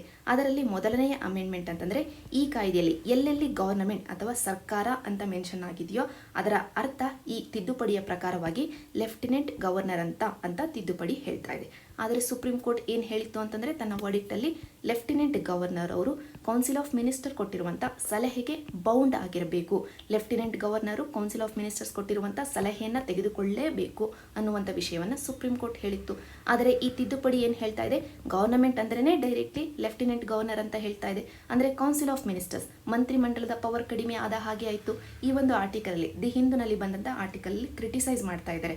ಯಾಕೆಂತಂದ್ರೆ ಕೌನ್ಸಿಲ್ ಆಫ್ ಮಿನಿಸ್ಟರ್ಸ್ ಅನ್ನೋದು ಲೆಜಿಸ್ಲೇಟಿವ್ ಅಸೆಂಬ್ಲಿಯ ಮುಖಾಂತರವಾಗಿ ಬಂದಿರುವಂತಹ ಕಾರ್ಯಾಂಗ ಆಗಿದೆ. ಲೆಜಿಸ್ಲೇಟಿವ್ ಅಸೆಂಬ್ಲಿಯಲ್ಲಿರುವಂತಹ MLAಗಳನ್ನ ಈಗಾಗಲೇ ನಾವು ಡಿಸ್ಕಸ್ ಮಾಡಿದ್ವಿ. ಜನತೆಯೇ ನೇರ ಚುನಾವಣೆಯ ಮುಖಾಂತರವಾಗಿ, ಡೈರೆಕ್ಟ್ ಎಲೆಕ್ಷನ್ ನ ಮುಖಾಂತರವಾಗಿ ಆಯ್ಕೆ ಮಾಡಿದ್ದಾರೆ. ಅಂದ್ರೆ ಇಲ್ಲಿ ಇನ್ವಾಲ್ವ್ ಆಗಿರೋದು ಡೆಮೋಕ್ರಸಿ. ಒಂದು ಕಡೆ ಡೆಮೋಕ್ರಸಿ ಇದೆ, ಕೌನ್ಸಿಲ್ ಆಫ್ ಮಿನಿಸ್ಟರ್ಸ್ಗೆ ಹೆಚ್ಚಿನ ಪವರ್ ಅನ್ನು ಕೊಡಬೇಕು, ಆಗ ಜನತೆಯ ಅಭಿಪ್ರಾಯ ರಿಫ್ಲೆಕ್ಟ್ ಆಗುತ್ತೆ ಕೌನ್ಸಿಲ್ ಆಫ್ ಮಿನಿಸ್ಟರ್ಸಿನ ಮುಖಾಂತರವಾಗಿ. ಅದನ್ನೇ ಸುಪ್ರೀಂ ಕೋರ್ಟ್ ಇಲ್ಲಿ ತನ್ನ ವರ್ಡಿಕ್ಟ್ ಅಲ್ಲಿ ಕೂಡ ಹೇಳಿರೋದು. ಆದರೆ ಇಲ್ಲಿ ಸೆಂಟ್ರಲ್ ಗವರ್ನಮೆಂಟ್ ಈ ತಿದ್ದುಪಡಿಯ ಮುಖಾಂತರವಾಗಿ ಗವರ್ನಮೆಂಟ್ ಅಂದ್ರೇನೆ ಅರ್ಥ ಲೆಫ್ಟಿನೆಂಟ್ ಗವರ್ನರ್ ಅಂತ ಹೇಳ್ತಾ ಇದೆ. ಅಂದ್ರೆ ಈ ತಿದ್ದುಪಡಿ ಡೆಮೋಕ್ರಸಿಗೆ ವಿರುದ್ಧವಾಗಿ ಇದೆಯಾ, ಅದನ್ನೇ ಈ ಆರ್ಟಿಕಲ್ ಅಲ್ಲಿ ಡಿಸ್ಕಸ್ ಮಾಡ್ತಾ ಇದ್ದಾರೆ. ಈ ಕ್ರಿಟಿಸಿಸಮ್ ನಮಗೆ ಬೇಡ, ಮುಂದುವರಿಯೋಣ ನೆಕ್ಸ್ಟ್ ಪ್ರಾವಿಷನ್ ನ ಬಗ್ಗೆ. ಎರಡನೇ ಪ್ರಾವಿಷನ್ ಅಂತಂದ್ರೆ ಈ ತಿದ್ದುಪಡಿಯಲ್ಲಿ discretionary power of the lieutenant governor ಬಗ್ಗೆ. ಅಂದ್ರೆ ಲೆಫ್ಟಿನೆಂಟ್ ಗವರ್ನರ್ಗೆ ಇರುವಂತ ಸ್ವ ಇಚ್ಛೆಯಿಂದ ಕೆಲಸ ಮಾಡುವಂತ ಪವರ್ಗಳು ಏನಿದಾವೆ ಇವುಗಳನ್ನ ಜಾಸ್ತಿ ಮಾಡಲಾಗಿದೆ. ನಂತರ ಇನ್ನೊಂದು ವೆರಿ ಇಂಪಾರ್ಟೆಂಟ್ ಪಾಯಿಂಟ್ ಅಂತಂದ್ರೆ ಈ ತಿದ್ದುಪಡಿ ಹೇಳುತ್ತೆ ಕೌನ್ಸಿಲ್ ಆಫ್ ಮಿನಿಸ್ಟರ್ಸ್ ಅಂದ್ರೆ ಕಾರ್ಯಾಂಗ ಯಾವುದೇ ಡಿಸಿಷನ್ ನ ತಗೊಳ್ತಾ ಇದ್ರು, ಯಾವುದೇ ವಿಷಯದಲ್ಲಿ ಯಾವುದೇ ನಿರ್ಧಾರವನ್ನ ಕೈಗೊಳ್ತಾ ಇದ್ರು ಕೂಡ ಲೆಫ್ಟಿನೆಂಟ್ ಗವರ್ನರ್ ಅವರ ಒಪಿನಿಯನ್ ಅನ್ನ ತೆಗೆದುಕೊಳ್ಳಿಕ್ಕೆ, ಲೆಫ್ಟಿನೆಂಟ್ ಗವರ್ನರ್ ಅವರು ತಮ್ಮ ಅಭಿಪ್ರಾಯವನ್ನ ತಿಳಿಸಲಿಕ್ಕೆ ಒಂದು ಅವಕಾಶವನ್ನ ಕೊಡಬೇಕು, ನೆಸೆಸರಿಲಿ ಒಂದು ಅವಕಾಶವನ್ನ ಕೊಡಬೇಕು ಅಂತ ಈ ತಿದ್ದುಪಡಿ ಹೇಳ್ತಾ ಇದೆ. ಇದರ ಅರ್ಥ ಏನು ಅಂತಂದ್ರೆ ಸಿಂಪಲ್ ಟರ್ಮ್ಸ್ ಅಲ್ಲಿ ಕೌನ್ಸಿಲ್ ಆಫ್ ಮಿನಿಸ್ಟರ್ ತೆಗೆದುಕೊಳ್ಳುವಂತ ಪ್ರತಿಯೊಂದು ನಿರ್ಧಾರದಲ್ಲಿ ಲೆಫ್ಟಿನೆಂಟ್ ಗವರ್ನರ್ ಅವರ ಒಪಿನಿಯನ್ ಇರಬೇಕು ಅಂತ. ಆದರೆ ಸುಪ್ರೀಂ ಕೋರ್ಟ್ ಈ ಹಿಂದೆ ಏನು ಹೇಳಿತ್ತು ಅಂತಂದ್ರೆ ತನ್ನ ವರ್ಡಿಕ್ಟ್ ಅಲ್ಲಿ ಲೆಫ್ಟಿನೆಂಟ್ ಗವರ್ನರ್ ಅವರು ಲ್ಯಾಂಡ್, ಪೊಲೀಸ್ ಮತ್ತು ಪಬ್ಲಿಕ್ ಆರ್ಡರ್ ಈ ಮೂರು ವಿಷಯಗಳನ್ನ ಬಿಟ್ಟು ಬೇರೆ ಯಾವ ವಿಷಯದಲ್ಲೂ ತನ್ನ ಕನ್ಕರೆನ್ಸ್ ಇರಬೇಕು ಅನ್ನುವಂಥ ರೀತಿಯಲ್ಲಿ ಮ್ಯಾಂಡೇಟ್ ಮಾಡುವ ಹಾಗೆ ಇಲ್ಲ. ಇದರ ಅರ್ಥ ಏನು ಅಂತಂದ್ರೆ ಲೆಫ್ಟಿನೆಂಟ್ ಗವರ್ನರ್ ಅವರು ತಮ್ಮ ಕನ್ಕರೆನ್ಸ್ ಅನ್ನ ಅಂತಂದ್ರೆ ಲೆಫ್ಟಿನೆಂಟ್ ಗವರ್ನರ್ ಮತ್ತು ಕೌನ್ಸಿಲ್ ಆಫ್ ಮಿನಿಸ್ಟರ್ಸ್ ಇಬ್ಬರು ಒಂದೇ ಅಭಿಪ್ರಾಯಕ್ಕೆ ಬರೋದು ಅಂತ ನಿರ್ಧಾರಗಳನ್ನ ಕೇವಲ ಈ ಮೂರು ವಿಷಯಕ್ಕೆ ಮಾತ್ರನೇ ಸೀಮಿತಗೊಳಿಸಬೇಕು. ಬೇರೆ ವಿಷಯಗಳಲ್ಲಿ ಕೌನ್ಸಿಲ್ ಆಫ್ ಮಿನಿಸ್ಟರ್ಸ್ ತನ್ನದೇ ನಿರ್ಧಾರವನ್ನ ಕೈಗೊಳ್ಳಬಹುದು. ಆ ನಿರ್ಧಾರಗಳ ಆಧಾರದ ಮೇಲಿನ ಸಲಹೆಗಳನ್ನ, ಏಡ್ ಅಂಡ್ ಅಡ್ವೈಸ್ ಅನ್ನ ಕೌನ್ಸಿಲ್ ಆಫ್ ಮಿನಿಸ್ಟರ್ಸ್ ಕೊಟ್ಟಿರುವಂತಹ ಆ ಏಡ್ ಅಂಡ್ ಅಡ್ವೈಸ್ ಅನ್ನ ಲೆಫ್ಟಿನೆಂಟ್ ಗವರ್ನರ್ ಅವರು ಫಾಲೋ ಮಾಡಲೇಬೇಕಾಗುತ್ತೆ, ಬೈಂಡಿಂಗ್ ಆಗುತ್ತೆ ಆ ಸಲಹೆ ಅನ್ನೋದು. ಇದು ಸುಪ್ರೀಂ ಕೋರ್ಟಿನ ಒಪಿನಿಯನ್. ಆದರೆ ಇಲ್ಲಿ ಅಮೆಂಡ್ಮೆಂಟ್ ಏನ್ ಹೇಳ್ತಾ ಇದೆ, ಆ ಮೂರು ವಿಷಯಗಳು ಮಾತ್ರನೇ ಅಲ್ಲ, ಎಲ್ಲ ವಿಷಯಗಳಲ್ಲಿ ಲೆಫ್ಟಿನೆಂಟ್ ಗವರ್ನರ್ ಅವರು ತಮ್ಮ ಒಪಿನಿಯನ್ ಅನ್ನ ಕೊಡಬಹುದು. ಒಪಿನಿಯನ್ ಕೊಡ್ಲಿಕ್ಕೆ ಎಲ್ಲ ವಿಷಯದಲ್ಲೂ ಲೆಫ್ಟಿನೆಂಟ್ ಗವರ್ನರ್ ಅವರು ತಮ್ಮ ಒಪಿನಿಯನ್ ನ ಕೊಡ್ಲಿಕ್ಕೆ ಇಲ್ಲಿ ಕೌನ್ಸಿಲ್ ಆಫ್ ಮಿನಿಸ್ಟರ್ಸ್ ನೆಸೆಸರಿಲಿ ಒಂದು ಆಪರ್ಚುನಿಟಿಯನ್ನ ಕೊಡಬೇಕು ಅಂತ ಈ ಒಂದು ತಿದ್ದುಪಡಿಯಲ್ಲಿ ಗವರ್ನಮೆಂಟ್ ಹೇಳ್ತಾ ಇದೆ. ಸೊ ಒಟ್ಟಾರೆಯಾಗಿ ದಿ ಹಿಂದೂನಲ್ಲಿ ಬಂದಂತ ಈ ಆರ್ಟಿಕಲ್ ಅಲ್ಲಿ ಹೇಳ್ತಾ ಇರೋದು ಅಂತಂದ್ರೆ ಈ ಆಕ್ಟ್ಗೆ ತಿದ್ದುಪಡಿಯನ್ನು ತರುವುದರ ಮುಖಾಂತರವಾಗಿ ಸೆಂಟ್ರಲ್ ಗವರ್ನಮೆಂಟ್ ಡೆಮೋಕ್ರಸಿಗೆ ಹೆಚ್ಚಿನ ಪ್ರಿಫರೆನ್ಸ್ ಅನ್ನ ಕೊಡದೆ ಲೆಫ್ಟಿನೆಂಟ್ ಗವರ್ನರ್ಗೆ ಹೆಚ್ಚಿನ ಪವರ್ ಅನ್ನು ಕೊಟ್ಟು ಕೇಂದ್ರೀಕೃತವನ್ನ ಮಾಡ್ತಾ ಇದೆ ಪವರ್ ಅನ್ನ ಅನ್ನುವಂತ ಕ್ರಿಟಿಸಿಸಮ್ ಈ ಆರ್ಟಿಕಲ್ ಅಲ್ಲಿ ಇದೆ. ಸೊ ಒಟ್ಟಾರೆಯಾಗಿ prelims perspectively 69th constitutional amendment act ಯಾವ ವರ್ಷದಲ್ಲಿ ಬಂತು? 1991ನಲ್ಲಿ ಬಂತು. ಇದು ನಮಗೆ ನೆನಪಿರಬೇಕು. ನಂತರ ಇದನ್ನು ಇಂಪ್ಲಿಮೆಂಟ್ ಮಾಡಲಿಕ್ಕೆ ನಾವು government of national capital territory ಆ್ಯಕ್ಟನ್ನು ನಾವು ತೊಗೊಂಡು ಬರ್ತೀವಿ. ಯಾವಾಗ? 1992ನಲ್ಲಿ. ಈ ಕಾಯ್ದೆಯಲ್ಲಿ ಎಲ್ಲ ಡೀಟೇಲ್ಸ್ಗಳನ್ನು ಕೊಡಲಾಗಿದೆ. ಈಗ ನ್ಯಾಷನಲ್ ಕ್ಯಾಪಿಟಲ್ ಟೆರಿಟರಿಗೆ ಲೆಜಿಸ್ಲೇಟಿವ್ ಅಸೆಂಬ್ಲಿ ಒಂದು ಇರುತ್ತೆ. ಡೈರೆಕ್ಟ್ ಎಲೆಕ್ಷನ್ನ ಮುಖಾಂತರವಾಗಿ MLAಗಳನ್ನು ಆಯ್ಕೆ ಮಾಡಲಾಗುತ್ತೆ. ಇದರಿಂದ ಕೌನ್ಸಿಲ್ ಆಫ್ ಮಿನಿಸ್ಟರ್ಸ್ಗಳು ಆಯ್ಕೆಯಾಗಿ ಬರ್ತಾರೆ. ಇವರು 10% ಆಫ್ ದಿ ಈ ಲೆಜಿಸ್ಲೇಟಿವ್ ಅಸೆಂಬ್ಲಿಯ ಸ್ಟ್ರೆಂತನ್ನು ಹೊಂದಿರ್ತಾರೆ. ಇದನ್ನು ಕೂಡ ಆ್ಯಡ್ ಮಾಡಲಾಗಿದೆ. ಇಲ್ಲಿರುವಂಥ ಮಿನಿಸ್ಟರ್ಸನ್ನು ಇನ್ಕ್ಲೂಡಿಂಗ್ ಚೀಫ್ ಮಿನಿಸ್ಟರ್ ಅವ್ರನ್ನ ಪ್ರೆಸಿಡೆಂಟ್ ಅವರೇ ಅಪಾಯಿಂಟ್ ಮಾಡ್ತಾರೆ. ಇಷ್ಟು ಪಾಯಿಂಟ್ಗಳು ನಿಮಗೆ ನೆನಪಿದ್ರೆ ಸಾಕಾಗುತ್ತೆ. ನಂತರ ಪಾಲಿಟಿಯಲ್ಲೇ ಕಂಟಿನ್ಯೂ ಮಾಡೋದಾದರೆ ಇದೇ ವಾರ ಅಂದರೆ ಏಪ್ರಿಲ್ 24ನೇ ತಾರೀಕು ನ್ಯಾಷನಲ್ ಪಂಚಾಯತ್ ರಾಜ್ ಡೇಯನ್ನು ಸೆಲೆಬ್ರೇಟ್ ಮಾಡಲಾಯಿತು. ಯಾವ ಹಿನ್ನೆಲೆಯಲ್ಲಿ ಅಂತಂದರೆ ಇದೇ ಏಪ್ರಿಲ್ 24ನೇ ತಾರೀಕು 73rd ಕಾನ್ಸ್ಟಿಟ್ಯೂಷನಲ್ ಅಮೆಂಡ್ಮೆಂಟ್ ಆ್ಯಕ್ಟ್ ಇಂಪ್ಲಿಮೆಂಟೇಷನ್ಗೆ ಬಂತು. ಅದರ ಹಿನ್ನೆಲೆಯಲ್ಲಿ ಪ್ರತಿ ವರ್ಷ ನಾವು ನ್ಯಾಷನಲ್ ಪಂಚಾಯತ್ ರಾಜ್ ಡೇಯನ್ನು ಸೆಲೆಬ್ರೇಟ್ ಮಾಡ್ತೀವಿ. ಈ ವರ್ಷದ ಏಪ್ರಿಲ್ 24ನೇ ತಾರೀಕು ಈ ಸೆಲೆಬ್ರೇಷನ್ನ ಹಿನ್ನೆಲೆಯಲ್ಲಿ ಲಾಸ್ಟ್ ಇಯರ್ ನಾವು ತಂದಂಥ ಸ್ವಾಮಿತ್ವ ಸ್ಕೀಮ್ ಏನಿದೆ ಇದನ್ನು ಲಾಸ್ಟ್ ಇಯರ್ ತಂದಾಗ 6 ರಾಜ್ಯಗಳಿಗೆ ಅಂತ ಪೈಲಟ್ ರನ್ಗೆ ಅಂತ ತರಲಾಗಿತ್ತು. ಈಗ ಈ ವರ್ಷ ಎಂಟೈರ್ ಇಂಡಿಯಾಕ್ಕೆ ನಾವು ಈ ಒಂದು ಸ್ಕೀಮನ್ನು ಅರ್ಪಣೆ ಮಾಡಿದ್ವಿ. ಇದು ನಮಗೆ ಈಗ ಸದ್ಯಕ್ಕೆ ನ್ಯಾಷನಲ್ ಪಂಚಾಯತ್ ರಾಜ್ ಡೇನ ಹಿನ್ನೆಲೆಯಲ್ಲಿ ಆಗಿರುವಂಥ ಬೆಳವಣಿಗೆ. ಈಗ ನಾವು ಎಕ್ಸಾಮ್ ಪರ್ಸ್ಪೆಕ್ಟಿವ್ ಅಲ್ಲಿ ಈ ಸ್ವಾಮಿತ್ವ ಸ್ಕೀಮಿನ ಬಗ್ಗೆ ಒಂದಷ್ಟು ಬೇಸಿಕ್ ಡೀಟೇಲ್ಸ್ ಅನ್ನು ನೋಡೋಣ. ಮೊದಲಿಗೆ ಸ್ವಾಮಿತ್ವ ಅಂತಂದ್ರೆ ಇಲ್ಲಿ ಎಕ್ಸ್ಪಾನ್ಷನ್ ಕೊಡಲಾಗಿದೆ. Survey of villages abadi and mapping with improvised technology in village areas. ಅದರ ಹೆಸರೇ ಹೇಳ್ತಾ ಇದೆ. ಮೊದಲಿಗೆ ಹಳ್ಳಿಗಳನ್ನು ಸರ್ವೆ ಮಾಡಲಾಗುತ್ತೆ. ಅದಕ್ಕೆ ಇಲ್ಲಿ ಸರ್ವೆ ಆಫ್ ಇಂಡಿಯಾ ಇನ್ವಾಲ್ವ್ ಆಗಿದೆ. ಹಳ್ಳಿಗಳನ್ನು ಸರ್ವೆ ಮಾಡಿ ಜೊತೆಗೆ ಮ್ಯಾಪಿಂಗ್ಗಳನ್ನು ಕೊಡಲಾಗುತ್ತೆ. ಇದರ ಬಗ್ಗೆ ನಾವು ನಂತರ ಡಿಸ್ಕಸ್ ಮಾಡೋಣ. ಈ ಮ್ಯಾಪಿಂಗನ್ನು ಕೊಡಲಿಕ್ಕೋಸ್ಕರ ಸರ್ವೆಯನ್ನು ಮಾಡಲಿಕ್ಕೋಸ್ಕರ ಇಂಪ್ರೂವೈಸ್ಡ್ ಟೆಕ್ನಾಲಜಿಯನ್ನು ಬಳಕೆ ಮಾಡಿಕೊಳ್ಳಾಗುತ್ತೆ. ಡ್ರೋನ್ ಟೆಕ್ನಾಲಜಿಯನ್ನು ಬಳಕೆ ಮಾಡಿಕೊಳ್ಳಾಗುತ್ತೆ. ಈ ಒಂದು ಸ್ಕೀಮು ಸ್ವಾಮಿತ್ವ ಅನ್ನುವಂಥ ಸ್ಕೀಮು ಒಂದು ಸೆಂಟ್ರಲ್ ಸೆಕ್ಟಾರ್ ಸ್ಕೀಮ್ ಆಗಿದೆ. ಇದನ್ನು ಲಾಸ್ಟ್ ಇಯರ್ ತರಲಾಯಿತು. ಇದೇ ಪಂಚಾಯತ್ ರಾಜ್ ಡೇನ ಹಿನ್ನೆಲೆಯಲ್ಲಿ ತರಲಾಯಿತು. ಆ ಸಂದರ್ಭದಲ್ಲಿ 6 ರಾಜ್ಯಗಳಿಗೆ ಅಂತ ಪೈಲಟ್ ರನ್ ಅಲ್ಲಿ ತರಲಾಗಿತ್ತು. ಈಗ ಎಂಟೈರ್ ಇಂಡಿಯಾಕ್ಕೆ ಈ ಸ್ಕೀಮನ್ನು ಸಮರ್ಪಣೆ ಮಾಡಿದ್ದಾರೆ ಪ್ರೈಮ್ ಮಿನಿಸ್ಟರ್ ಅವರು. ನಂತರ ಈ ಸ್ವಾಮಿತ್ವ ಸ್ಕೀಮಿನ ನೋಡಲ್ ಮಿನಿಸ್ಟ್ರಿ ಯಾವುದು ಅಂತಂದರೆ ministry of Panchayat Raj. Ministry of Panchayat ರಾಜಿನ ಜೊತೆಗೆ ಸರ್ವೆ ಆಫ್ ಇಂಡಿಯಾ ಕೂಡ ಪಾರ್ಟ್ನರ್ ಆಗಿದೆ. ನ್ಯಾಷನಲ್ ಇನ್ಫಾರ್ಮೆಟಿಕ್ಸ್ ಸೆಂಟರ್ NIC ಕೂಡ ಪಾರ್ಟ್ನರ್ ಆಗಿದೆ. ಸ್ಟೇಟ್ ರೆವೆನ್ಯೂ ಡಿಪಾರ್ಟ್ಮೆಂಟ್ಗಳು ಮತ್ತು ಸ್ಟೇಟ್ ಪಂಚಾಯತ್ ರಾಜ್ ಡಿಪಾರ್ಟ್ಮೆಂಟ್ಗಳು ಕೂಡ ಇನ್ವಾಲ್ವ್ ಆಗ್ತವೆ. ಮೇನ್ಲಿ ನೀವು ನೆನ್ಪಿಟ್ಕೊಳ್ಬೇಕಾಗಿರೋದು ಸರ್ವೆ ಆಫ್ ಇಂಡಿಯಾ ಮತ್ತು NIC ಈ ಎರಡು ಮಿನಿಸ್ಟ್ರಿ ಆಫ್ ಪಂಚಾಯತ್ ರಾಜ್ ಜೊತೆಗೆ ಕೈ ಜೋಡಿಸಿದವೆ ಈ ಸ್ವಾಮಿತ್ವ ಸ್ಕೀಮಲ್ಲಿ. ಈಗ ಈ ಸ್ವಾಮಿತ್ವ ಸ್ಕೀಮಿನ ಉದ್ದೇಶ ಏನು ಅಂತ ನೋಡಬೇಕು. ಉದ್ದೇಶ ಏನು ಅಂತಂದರೆ ರೂರಲ್ ಇಂಡಿಯಾದಲ್ಲಿ ಪ್ರಾಪರ್ಟಿ ವ್ಯಾಲಿಡೇಷನ್ನ ಮಾಡೋದು. ಸಿಂಪಲ್ ಟರ್ಮ್ಸಲ್ಲಿ ಹೇಳೋದಾದರೆ ನೀವು ರೂರಲ್ ಇಂಡಿಯಾಕ್ಕೆ ಹೋಗಿದ್ದಾದರೆ ಅವರು ಒಂದು ಮನೆಯನ್ನೇನೋ ಕಟ್ಕೊಂಡಿರ್ತಾರೆ ಅಥವಾ ಒಂದು ಹೊಲವನ್ನು ಉಳ್ತಾ ಇರ್ತಾರೆ. ಆದರೆ ಆ ಪರ್ಸನ್ನ ಹೆಸರಲ್ಲಿ ಆ ಮನೆ ಇರೋದಿಲ್ಲ ಅಥವಾ ಆ ಹೊಲ ಇರೋದಿಲ್ಲ. ಇದ್ರೂ ಕೂಡ ಇನ್ನೊಬ್ಬ ಪರ್ಸನ್ ಆ ಮನೆಯನ್ನು ಅಥವಾ ಹೊಲವನ್ನು ಕ್ಲೇಮ್ ಮಾಡ್ತಾ ಇರ್ತಾನೆ. ಅಂದರೆ ಇಲ್ಲಿ ಪ್ರಾಪರ್ಟಿ ವಿಷಯದಲ್ಲಿ ಸಾಕಷ್ಟು ಕಲಹಗಳು, ಡಿಸ್ಪ್ಯೂಟ್ಗಳು ಆಗ್ತಾ ಇರ್ತವೆ. ಯಾಕೆ ಅಂತಂದರೆ ಆ ಪ್ರಾಪರ್ಟಿ ಯಾರಿಗೆ ಸೇರಿದ್ದು ಅನ್ನುವಂಥ ಕ್ಲಾರಿಟಿ ನಮ್ಮಲ್ಲಿ ಇರೋದಿಲ್ಲ. ಅದಕ್ಕೋಸ್ಕರ ಈ ಒಂದು ವಿಷಯದಲ್ಲಿ ಈ ಕಲಹಗಳನ್ನು ಕಡಿಮೆ ಮಾಡಲಿಕ್ಕೋಸ್ಕರ ಪ್ರಾಪರ್ಟಿ ವಿಷಯದಲ್ಲಿ ಕ್ಲಾರಿಟಿಯನ್ನು ತರಲಿಕ್ಕೋಸ್ಕರ ಮೊದಲಿಗೆ ಸರ್ವೆಯನ್ನು ಮಾಡಬೇಕು. ಪ್ರಾಪರ್ಟಿಯನ್ನು ಸರ್ವೆಗೆ ಒಳಪಡಿಸಬೇಕು. ಆಗ ಆ ಪ್ರಾಪರ್ಟಿ ಯಾರ ಸ್ವಾಮ್ಯದಲ್ಲಿ ಇದೆ, ಯಾರ ಅಧೀನದಲ್ಲಿ ಇದೆ, ಅದಕ್ಕೆ ಈ ಒಂದು ಸ್ಕೀಮಿಗೆ ಸ್ವಾಮಿತ್ವ ಅನ್ನುವಂಥ ಹೆಸರನ್ನು ಕೊಟ್ಟಿರೋದು. ಯಾರ ಸ್ವಾಮ್ಯದಲ್ಲಿ ಇದೆ ಅನ್ನೋದನ್ನು ಡಿಸೈಡ್ ಮಾಡೋದು ನಮಗೆ ಸುಲಭ ಆಗುತ್ತೆ. ಸೊ ಮೊದಲಿಗೆ ಸರ್ವೆಯನ್ನು ಮಾಡಬೇಕು. ನಂತರ ಎಂಟೈರ್ ವಿಲೇಜನ್ನು ಮ್ಯಾಪಿಂಗಿಗೆ ಒಳಪಡಿಸಬೇಕು. ಅದನ್ನೇ ಈ ಸ್ಕೀಮಲ್ಲಿ ನಾವೀಗ ಮಾಡ್ತಾ ಇರೋದು. ಮೊದಲಿಗೆ ನಾವೇನು ಮಾಡ್ತೀವಿ ಅಂತಂದರೆ ಡ್ರೋನ್ ಟೆಕ್ನಾಲಜಿಯನ್ನು ಬಳಕೆ ಮಾಡಿಕೊಂಡು ಸರ್ವೆಯನ್ನು ಮಾಡ್ತೀವಿ. ಸರ್ವೆಯನ್ನು ಮಾಡೋದ್ರ ಮುಖಾಂತರವಾಗಿ ರೆಕಾರ್ಡ್ ಆಫ್ ರೈಟ್ಸ್ ಅನ್ನು ಕೊಡ್ತೀವಿ. ಅಂದರೆ ಆ ಒಂದು ಪ್ರಾಪರ್ಟಿ, ಆ ಹೊಲ ಆಗಿರಬಹುದು, ಮನೆ ಆಗಿರಬಹುದು, ಯಾರಿಗೆ ಬಿಲಾಂಗ್ ಆಗಿದೆ, ಯಾರ ಹೆಸರಲ್ಲಿ ಇರಬೇಕು ಅನ್ನುವಂಥ ಕ್ಲಾರಿಟಿಯನ್ನು ನಾವು ಕೊಡ್ತೀವಿ. ಇದರಿಂದ ಆ ಹೊಲದ ಸ್ವಾಮಿತ್ವ ಅಥವಾ ಸ್ವಾಮ್ಯ ಅನ್ನೋದು ಆ ಪರ್ಸನ್ಗೆ ಸಿಗುತ್ತೆ. ಇದರಿಂದ ಆ ಪರ್ಸನ್ ಆ ಪ್ರಾಪರ್ಟಿಯನ್ನು ಒಂದು ಫಿನಾನ್ಷಿಯಲ್ ಅಸೆಟ್ ಆಗಿ ಬಳಕೆ ಮಾಡ್ಕೊಳ್ಬಹುದು. ಫಾರ್ ಎಕ್ಸಾಂಪಲ್, ಒಂದು ಹೊಲದ ಪಹಣಿ ಅಥವಾ ಪಟ್ಟೆ ಇದ್ದಿದ್ದೆ ಆದರೆ ಆ ವ್ಯಕ್ತಿ, ಆ ರೈತ ಆ ಹೊಲದ ಪಾಣಿಯನ್ನು ಬಳಕೆ ಮಾಡಿಕೊಂಡು ಬ್ಯಾಂಕಿಗೆ ಹೋಗಿ ಲೋನನ್ನು ತೆಗೆದುಕೊಳ್ಳಬಹುದು. ಅಂದರೆ ಆ ಹೊಲವೇ ಆ ವ್ಯಕ್ತಿಗೆ ಒಂದು ಫಿನಾನ್ಷಿಯಲ್ ಅಸೆಟ್ ಆಯಿತು. ಈ ರೀತಿಯಾಗಿ ಪ್ರಾಪರ್ಟಿಯನ್ನು ಒಂದು ಫಿನಾನ್ಷಿಯಲ್ ಅಸೆಟ್ ಆಗಿ ಕನ್ವರ್ಟ್ ಮಾಡಬೇಕು ಅಂತಂದರೆ ಮೊದಲಿಗೆ ಆ ಹೊಲದ ವಿಷಯದಲ್ಲಿ ಯಾರಿಗೆ ರೈಟ್ ಇದೆ, ಆ ಹೊಲ ಯಾರ ಸ್ವಾಮಿತ್ವದಲ್ಲಿ ಇದೆ, ಯಾರ ಸ್ವಾಮ್ಯದಲ್ಲಿ ಇದೆ ಅನ್ನುವಂಥ ಕ್ಲಾರಿಟಿ ಬೇಕು. ಅದಕ್ಕೆ ನಾವಿಲ್ಲಿ ಸರ್ವೆಯನ್ನು ಮಾಡ್ತಾ ಇರೋದು. ಸರ್ವೆ ಮಾಡಲಿಕ್ಕೆ ಸರ್ವೆ ಆಫ್ ಇಂಡಿಯಾ ಇಲ್ಲಿ ಇನ್ವಾಲ್ವ್ ಆಗಿರೋದು. ಸೊ ಮೊದಲನೇ ಪಾಯಿಂಟ್ ಅಂತಂದರೆ ಪ್ರಾಪರ್ಟಿಯನ್ನು ಫಿನಾನ್ಷಿಯಲ್ ಅಸೆಟ್ ಆಗಿ ಕನ್ಸಿಡರ್ ಮಾಡಲಿಕ್ಕೆ, ಫಿನಾನ್ಷಿಯಲ್ ಬೆನಿಫಿಟ್ಸನ್ನು ನಮ್ಮ ವಿಲೇಜರ್ಸ್ಗೆ ಕೊಡಲಿಕ್ಕೋಸ್ಕರ ಮೊದಲಿಗೆ ನಾವು ಸರ್ವೆಯನ್ನು ಮಾಡ್ತೀವಿ. ಪ್ರಾಪರ್ಟಿ ರೈಟ್ಸ್ ವಿಷಯದಲ್ಲಿ ಕ್ಲಾರಿಟಿಯನ್ನು ತರ್ತೀವಿ. ಡಿಜಿಟಲೈಸ್ಡ್ ಲ್ಯಾಂಡ್ ರೆಕಾರ್ಡ್ ಸಿಸ್ಟಮ್ ಅನ್ನು ತರ್ತೀವಿ. ನಂತರ ಎರಡನೇದಾಗಿ ಅಕ್ಯುರೇಟ್ ಲ್ಯಾಂಡ್ ರೆಕಾರ್ಡ್ಸ್ ಯಾಕೆಂತಂದರೆ ನಾವಿಲ್ಲಿ ಸರ್ವೆಯನ್ನು ಮಾಡಿದ್ದೀವಿ. ಡಿಜಿಟಲ್ ಅರೇನಾದಲ್ಲಿ ಆ ಸರ್ವೆಯ ಮುಖಾಂತರವಾಗಿ ಯಾವ ಹೊಲ ಅಥವಾ ಯಾವ ಮನೆ ಯಾರಿಗೆ ಸೇರಿದ್ದು ಅಂತ ರೈಟ್ಸ್ಗಳನ್ನು ಕೊಡ್ತಾ ಇದ್ದೀವಿ. ಸೊ ಅಕ್ಯುರೇಟ್ ಲ್ಯಾಂಡ್ ರೆಕಾರ್ಡ್ಗಳು ನಮಗೆ ಸಿಗ್ತವೆ. ನಂತರ ಆ ಪ್ರಾಪರ್ಟಿ ಯಾರಿಗೆ ಬಿಲಾಂಗ್ ಆಗಿದ್ದು ಅಂತ ನಮಗೆ ಗೊತ್ತಾಗಿದೆ ಆದರೆ ಪ್ರಾಪರ್ಟಿ ಟ್ಯಾಕ್ಸನ್ನು ಕೂಡ ಕಲೆಕ್ಟ್ ಮಾಡ್ಕೊಳ್ಳಿಕ್ಕೆ ಆಗುತ್ತೆ. ಇದರಿಂದ ಸ್ಟೇಟ್ ಎಕ್ಸ್ಚೆಕ್ಚರ್ಗೆ ಸಹಾಯ ಆಗುತ್ತೆ.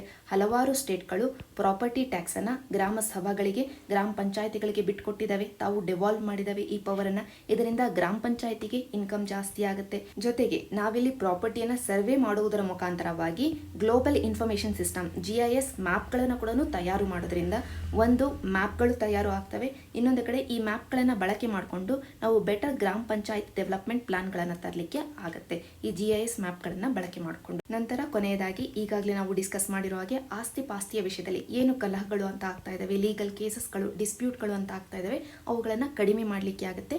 ಯಾಕೆ ಅಂತಂದರೆ ನಾವಿಲ್ಲಿ ಪ್ರಾಪರ್ಟಿ ವಿಷಯದಲ್ಲಿ ಕ್ಲಾರಿಟಿಯನ್ನು ಕೊಡ್ತಾ ಇದ್ದೀವಿ, ಡಿಜಿಟೈಸೇಷನ್ನ ಮಾಡ್ತಾ ಇದ್ದೀವಿ, ಸರ್ವೆಯನ್ನು ಮಾಡಿ ಯಾವ ಆಸ್ತಿ ಯಾರಿಗೆ ಸೇರಿದ್ದು ಅಂತ ಹೇಳ್ತಾ ಇದ್ದೀವಿ. ಆದ್ದರಿಂದ ಈ ರೀತಿಯ ಕಲಹಗಳು ಕಡಿಮೆ ಆಗ್ತವೆ. ಇಷ್ಟು ಓವರಾಲ್ ಈ ಆರ್ಟಿಕಲ್ನ ಹಿನ್ನೆಲೆಯಲ್ಲಿ ಸ್ವಾಮಿತ್ವ ಸ್ಕೀಮಿನ ಬಗ್ಗೆ ತಿಳಿದಿರಬೇಕಾದಂಥದ್ದು. ನಂತರ ಈ ಆರ್ಟಿಕಲಲ್ಲಿ ಡೆಲ್ಲಿ ಹೈಕೋರ್ಟ್ ಹೇಳ್ತಾ ಇದೆ ಸೆಂಟ್ರಲ್ ಗೌರ್ಮೆಂಟ್ಗೆ ಈಗ ಸದ್ಯಕ್ಕೆ ನ್ಯಾಷನಲ್ ಕಮಿಷನ್ ಫಾರ್ ಮೈನಾರಿಟೀಸ್ ಅನ್ನುವಂಥ ಈ ಕಮಿಷನ್ನ ಚೇರ್ಪರ್ಸನ್ ಹುದ್ದೆ ಖಾಲಿ ಇದೆ. ಆದಷ್ಟು ಬೇಗ ಈ ಹುದ್ದೆಯನ್ನು ತುಂಬಬೇಕು ಅಂತ ಇಲ್ಲಿ ಹೈಕೋರ್ಟ್ ಹೇಳ್ತಾ ಇದೆ. ಇದರ ಹಿನ್ನೆಲೆಯಲ್ಲಿ ಈ ನ್ಯಾಷನಲ್ ಕಮಿಷನ್ ಫಾರ್ ಮೈನಾರಿಟೀಸ್ ಇದರ ಬಗ್ಗೆ ಡಿಸ್ಕಸ್ ಮಾಡೋಣ. ಮೊದಲಿಗೆ ಇಲ್ಲಿ ಮೈನಾರಿಟೀಸ್ ಅನ್ನುವಂಥ ಪದ ಏನಿದೆ, ಅಲ್ಪಸಂಖ್ಯಾತರು, ಈ ಪದದ ಬಗ್ಗೆ ಉಲ್ಲೇಖವೇನೋ ನಮ್ಮ ಸಂವಿಧಾನದಲ್ಲಿ ಇದೆ. ಆದರೆ ಮೈನಾರಿಟೀಸ್ ಅಂದರೆ ಯಾರು ಅಂತ ನಮ್ಮ ಕಾನ್ಸ್ಟಿಟ್ಯೂಷನ್ ಎಲ್ಲಿಯೂ ಡೆಫಿನೇಷನ್ನ ಕೊಟ್ಟಿಲ್ಲ. ಇದು ಮೊದಲನೇ ಪಾಯಿಂಟ್. ಎರಡನೇ ಪಾಯಿಂಟ್, ಇಲ್ಲಿ ಮೈನಾರಿಟೀಸ್ ಅವರ ಇಂಟ್ರೆಸ್ಟನ್ನು ಕಾಪಾಡಲಿಕ್ಕೋಸ್ಕರ ಒಂದು ಕಮಿಷನ್ನ ತರಬೇಕು ಅನ್ನುವಂಥ ಡಿಮ್ಯಾಂಡ್ ಸಾಕಷ್ಟು ಹಿಂದಿನಿಂದ ಇತ್ತು.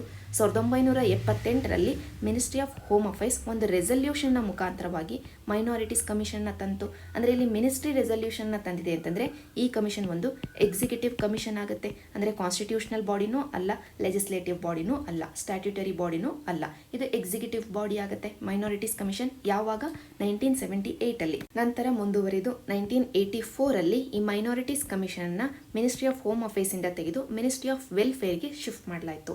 ಮಿನಿಸ್ಟ್ರಿ ಆಫ್ ಹೋಮ್ ಅಫೇರ್ಸ್ ಇಂದ ತೆಗೆದು ಮಿನಿಸ್ಟ್ರಿ ಆಫ್ ವೆಲ್ಫೇರ್ಗೆ ಹಾಕಿದ ಕಾರಣದಿಂದಾಗಿ ಲಿಂಗ್ವಿಸ್ಟಿಕ್ ಮೈನಾರಿಟೀಸ್ ಅನ್ನ ಈ ಕಮಿಷನ್ ಇಂದ ಹೊರಗಿಡಲಾಯಿತು. ಯಾಕೆ ಅಂತಂದರೆ ಡಿಪಾರ್ಟ್ಮೆಂಟ್ ಆಫ್ ಅಫಿಷಿಯಲ್ ಲ್ಯಾಂಗ್ವೇಜಸ್ ಅಥವಾ ಡಿಪಾರ್ಟ್ಮೆಂಟ್ ಆಫ್ ಲ್ಯಾಂಗ್ವೇಜಸ್ ಇರೋದು ಮಿನಿಸ್ಟ್ರಿ ಆಫ್ ಹೋಮ್ ಅಫೇರ್ಸಲ್ಲಿ. ಮಿನಿಸ್ಟ್ರಿ ಆಫ್ ಹೋಮ್ ಅಫೇರ್ಸಿಂದನೇ ಇದು ಹೊರಗಡೆ ಹೋಯಿತು ಅಂತಂದರೆ ಲ್ಯಾಂಗ್ವೇಜ್ ಅಥವಾ ಲಿಂಗ್ವಿಸ್ಟಿಕ್ ಮೈನಾರಿಟೀಸ್ ಅನ್ನುವಂಥ ವಿಷಯ ಈ ಕಮಿಷನಿಂದ ಹೊರಗಾಯಿತು. ಸೊ ಒಟ್ಟಾರೆಯಾಗಿ ಎರಡನೇ ಪಾಯಿಂಟ್ ಅಂತಂದರೆ 1984ರಲ್ಲಿ ಈ ಮೈನಾರಿಟೀಸ್ ಕಮಿಷನ್ನ ಮಿನಿಸ್ಟ್ರಿ ಆಫ್ ಹೋಮ್ ಅಫೇರ್ಸಿಂದ ಮಿನಿಸ್ಟ್ರಿ ಆಫ್ ವೆಲ್ಫೇರ್ಗೆ ಶಿಫ್ಟ್ ಮಾಡಲಾಯಿತು. ಆ ಕಾರಣದಿಂದಾಗಿ ಲಿಂಗ್ವಿಸ್ಟಿಕ್ ಮೈನಾರಿಟೀಸ್ ಅನ್ನುವಂಥ ಈ ವಿಷಯ ಈ ಕಮಿಷನಿಂದ ಹೊರಗಡೆ ಬಿತ್ತು. ಜೊತೆಗೆ ವೆರಿ ಇಂಪಾರ್ಟೆಂಟ್ಲಿ ನಾವು ಅಬ್ಸರ್ವ್ ಮಾಡಬೇಕು, ಇಲ್ಲಿ ಕೂಡ ಈ ಕಮಿಷನ್ ಎಕ್ಸಿಕ್ಯೂಟಿವ್ ಬಾಡಿಯೇ ಆಗಿದೆ. ಇದಕ್ಕೆ ಸ್ಟ್ಯಾಟ್ಯೂಟರಿ ನೇಚರನ್ನು ಕೊಡಬೇಕು ಅಂತ 1992ನಲ್ಲಿ ನಾವು ಒಂದು ಕಾಯ್ದೆಯನ್ನು ತರ್ತೀವಿ, national Commission for minorities act 1992. ಇದರ ಮುಖಾಂತರವಾಗಿ ಈ ಮೈನಾರಿಟಿ ಕಮಿಷನ್ಗೆ ಸ್ಟ್ಯಾಟ್ಯೂಟರಿ ಸ್ಟೇಟಸನ್ನು ಕೊಡಲಾಯಿತು. ಈ ಮೈನಾರಿಟಿ ಕಮಿಷನ್ನ ರೀನೇಮ್ ಮಾಡಿ, ಮರುನಾಮಕರಣವನ್ನು ಮಾಡಿ ನ್ಯಾಷನಲ್ ಕಮಿಷನ್ ಫಾರ್ ಮೈನಾರಿಟೀಸ್ ಅನ್ನುವಂಥ ಹೆಸರನ್ನು ಕೊಡ್ತೀವಿ. ಆಗ ಇದು ಸ್ಟ್ಯಾಟ್ಯೂಟರಿ ಬಾಡಿ ಆಗುತ್ತೆ. ಯಾಕೆಂತಂದರೆ ಈ NCM ಆಕ್ಟಿನ ಅಡಿಯಲ್ಲಿ ಈ ಕಮಿಷನ್ನ ತರಲಾಯಿತು, ಅದಕ್ಕೋಸ್ಕರ. ನಂತರ 1993ಯಲ್ಲಿ ಈ ಹೊಸದಾಗಿ ತಂದಂಥ ನ್ಯಾಷನಲ್ ಕಮಿಷನ್ ಫಾರ್ ಮೈನಾರಿಟೀಸ್ನ ಅಡಿಯಲ್ಲಿ 5 ಸಮುದಾಯಗಳನ್ನು ಮೈನಾರಿಟಿ ಕಮ್ಯುನಿಟೀಸ್, ಅಲ್ಪಸಂಖ್ಯಾತ ಸಮುದಾಯಗಳು ಅಂತ ನೋಟಿಫೈ ಮಾಡಲಾಯಿತು. ಈಗಾಗಲೇ ನಾವು ಡಿಸ್ಕಸ್ ಮಾಡಿದ್ವಿ, ಕಾನ್ಸ್ಟಿಟ್ಯೂಷನಲ್ಲಿ ಮೈನಾರಿಟೀಸ್ ಅಂದರೆ ಯಾರು ಅಂತ ಡಿಫೈನ್ ಮಾಡಿಲ್ಲ ಅಂತಂದರೆ ನಾವು ಹೇಗೆ ಈ 5 ಸಮುದಾಯಗಳನ್ನು ಮೈನಾರಿಟೀಸ್ ಅಂತ ನೋಟಿಫೈ ಮಾಡಿದ್ವಿ? ಹೇಗೆ ಅಂತಂದರೆ ಈ ಆ್ಯಕ್ಟ್ ಹೇಳುತ್ತೆ, national Commission for Minorities act, ಈ ಆ್ಯಕ್ಟ್ ಹೇಳುತ್ತೆ ಯಾವ ಸಮುದಾಯಗಳನ್ನು ಸೆಂಟ್ರಲ್ ಗೌರ್ಮೆಂಟು ಮೈನಾರಿಟೀಸ್ ಅಂತ ನೋಟಿಫೈ ಮಾಡುತ್ತೋ ಆ ಸಮುದಾಯಗಳನ್ನು ನಾವು ಈ ಆ್ಯಕ್ಟಿನ ಅಡಿಯಲ್ಲಿ ಮೈನಾರಿಟೀಸ್ ಅಂತ ಕನ್ಸಿಡರ್ ಮಾಡ್ತೀವಿ ಅಂತ. ಆದ್ದರಿಂದ ಸೆಂಟ್ರಲ್ ಗೌರ್ಮೆಂಟ್ ತನ್ನ ಕಡೆಯಿಂದ ಈ 5 ಸಮುದಾಯಗಳನ್ನು ಮುಸ್ಲಿಂ, ಕ್ರಿಶ್ಚಿಯನ್ಸ್, ಸಿಖ್, ಬುದ್ಧಿಸ್ಟ್, ಜೊರಾಸ್ಟ್ರಿಯನ್ ಅಥವಾ ಪಾರ್ಸಿಸ್, ಈ 5 ಸಮುದಾಯಗಳನ್ನು ಮೈನಾರಿಟಿ ರಿಲಿಜಿಯಸ್ ಕಮ್ಯುನಿಟೀಸ್ ಅಂತ ನೋಟಿಫೈ ಮಾಡುತ್ತೆ. ಯಾವಾಗ? 1993ಯಲ್ಲಿ. ಯಾರು? Central government. ನಂತರ ಇತ್ತೀಚೆಗೆ ಅಂದರೆ 2014ರಲ್ಲಿ ಜೈನ ಸಮುದಾಯವನ್ನು ಕೂಡ ಮೈನಾರಿಟಿ ಸಮುದಾಯ ಅಂತ ನೋಟಿಫೈ ಮಾಡಲಾಯಿತು. ಸೊ ಒಟ್ಟಾರೆಯಾಗಿ ಈಗ ಸದ್ಯಕ್ಕೆ 6 ಸಮುದಾಯಗಳು ರಿಲಿಜಿಯಸ್ ಮೈನಾರಿಟಿ ಸಮುದಾಯಗಳು ಅಂದರೆ ಇಂಡಿಯಾದಲ್ಲಿ. ಇಷ್ಟು ನಿಮಗೆ ನೆನಪಿರಬೇಕು. ಇಷ್ಟು ನಮಗೆ ನ್ಯಾಷನಲ್ ಕಮಿಷನ್ ಫಾರ್ ಮೈನಾರಿಟೀಸ್ ಅನ್ನುವಂಥ ಈ ಕಮಿಷನ್ ಯಾವ ರೀತಿಯಾಗಿ ಎವಾಲ್ವ್ ಆಯಿತು ಅಂತ. ಈಗ ಈ ಕಮಿಷನ್ನ ಬಗ್ಗೆ ಒಂದಷ್ಟು ಬೇಸಿಕ್ ಡೀಟೇಲ್ಸ್ ಅನ್ನು ನೋಡೋಣ. ಮೊದಲಿಗೆ ಒಬ್ಬರು ಚೇರ್ಪರ್ಸನ್ ಇರ್ತಾರೆ ಈ ಕಮಿಷನಲ್ಲಿ, ನಂತರ ವೈಸ್ ಚೇರ್ಪರ್ಸನ್ ಇರ್ತಾರೆ, ನಂತರ 5 ಜನ ಮೆಂಬರ್ಸ್ ಇರ್ತಾರೆ. ಈ 7 ಜನ ಮೈನಾರಿಟಿ ಸಮುದಾಯದಿಂದ ಬಂದಿರುವಂತವರೇ ಆಗಿರ್ತಾರೆ. ಅಂದರೆ ಚೇರ್ಪರ್ಸನ್ ಆಗಿರಬಹುದು, ವೈಸ್ ಚೇರ್ಪರ್ಸನ್ ಆಗಿರಬಹುದು, 5 ಜನ ಮೆಂಬರ್ಸ್ ಆಗಿರಬಹುದು. 7 ಜನರನ್ನ ಸೆಂಟ್ರಲ್ ಗವರ್ನಮೆಂಟ್ ಅಪಾಯಿಂಟ್ ಮಾಡೋದು ಮೈನಾರಿಟಿ ಸಮುದಾಯಗಳಿಂದಲೇ.